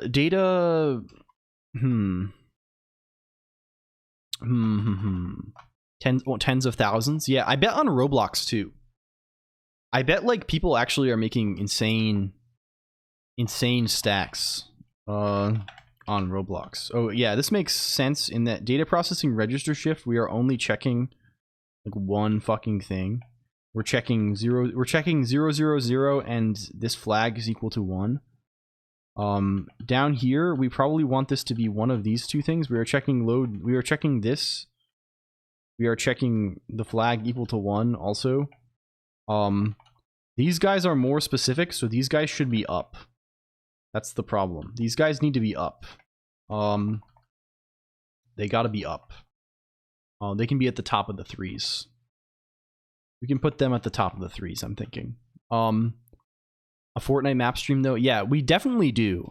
Like, we need to get verse going, like, pronto, I think. Okay, if we go back here, if we reload the fucker, conjure up the fucker for me again, from Ink of Blackest Night. Okay, call this again. Back to messages. Now, are we looking correct? Oh, I think maybe we are. We load store. So we have successfully at least partially decoded. We have at least determined like what general class of instruction every instruction is, and this goes all the way, right? We are kind of round tripping this, right? We are arm assembling some code from like our actual main function. Like we are actually assembling the main function from engine here. Where is main? Here's I had to pick main because most of it is in thumb, not in arm. Like it's this function. We actually assemble that, and then we can take the bytes from that and send them over to C, and then our little C function over here can decode them and determine kind of what the class of thing is. So what remains to do then is to actually implement all the instructions, which is basically going to be a matter of filling in the blanks here, right? So for all of these things, like for example, for data processing, right, we need to like check like an opcode field. We need to check D-op on the instruction, which is like this certain 4 bytes, and do a big switch on that and determine what operation we want to perform, and then we do the whole little thing, right? But we have a good start here, I think. I'm happy with this. That we got all the moving parts together. We'll see if we pick it up again, but this is fun, and it was fun to figure out a little bit about how you can do C stuff in Emacs, which will be relevant, I think, for our FFT potentially. So yeah. Hello, Lane too. Hi. Can we shout out Lane? I think this is probably a good place to call it. I realize that we've been working ourselves into a lather for 7 hours. I missed much of the meet, but I hope it went well. Yeah, it went very well, and thank you for the help, Trap Exit. Let's get weird with it, baby. We could get weird with it. I don't know. This has been a intense session. I feel like we like kind of actually programmed for a lot. I don't know. Okay, let's raid somebody. I think let's raid into. Oh, you know who's live? Shindigs is live, and Shindigs is very rarely live when we end. I've listened to this song like 10 times in a row tonight. Didn't even yap. Did you see me out in Quahog? Is this a Family Guy? Oh dear. Okay, we're gonna raid Shindigs. Thank you, everybody. We'll go say hi over there a little bit. As always, if you're not there already, Discord IRC, it's the place to be. Hi, QWERTY man. Much love you lots, computer. Let's keep doing fun stuff. This was a good time. Back again on Tuesday. Minecraft Day tomorrow, not on this channel, on Jake and Bad Cop. They're doing like they like wrote a bunch of Minecraft mods, and there's like a battle, or I don't know what it is. We'll go there. We'll talk about it. But yeah, let's keep yeah. Love you, computer. Okay, I'm clicking buttons. Thank you. Bye. Thank you, Alquinor too. Thank you. Bye.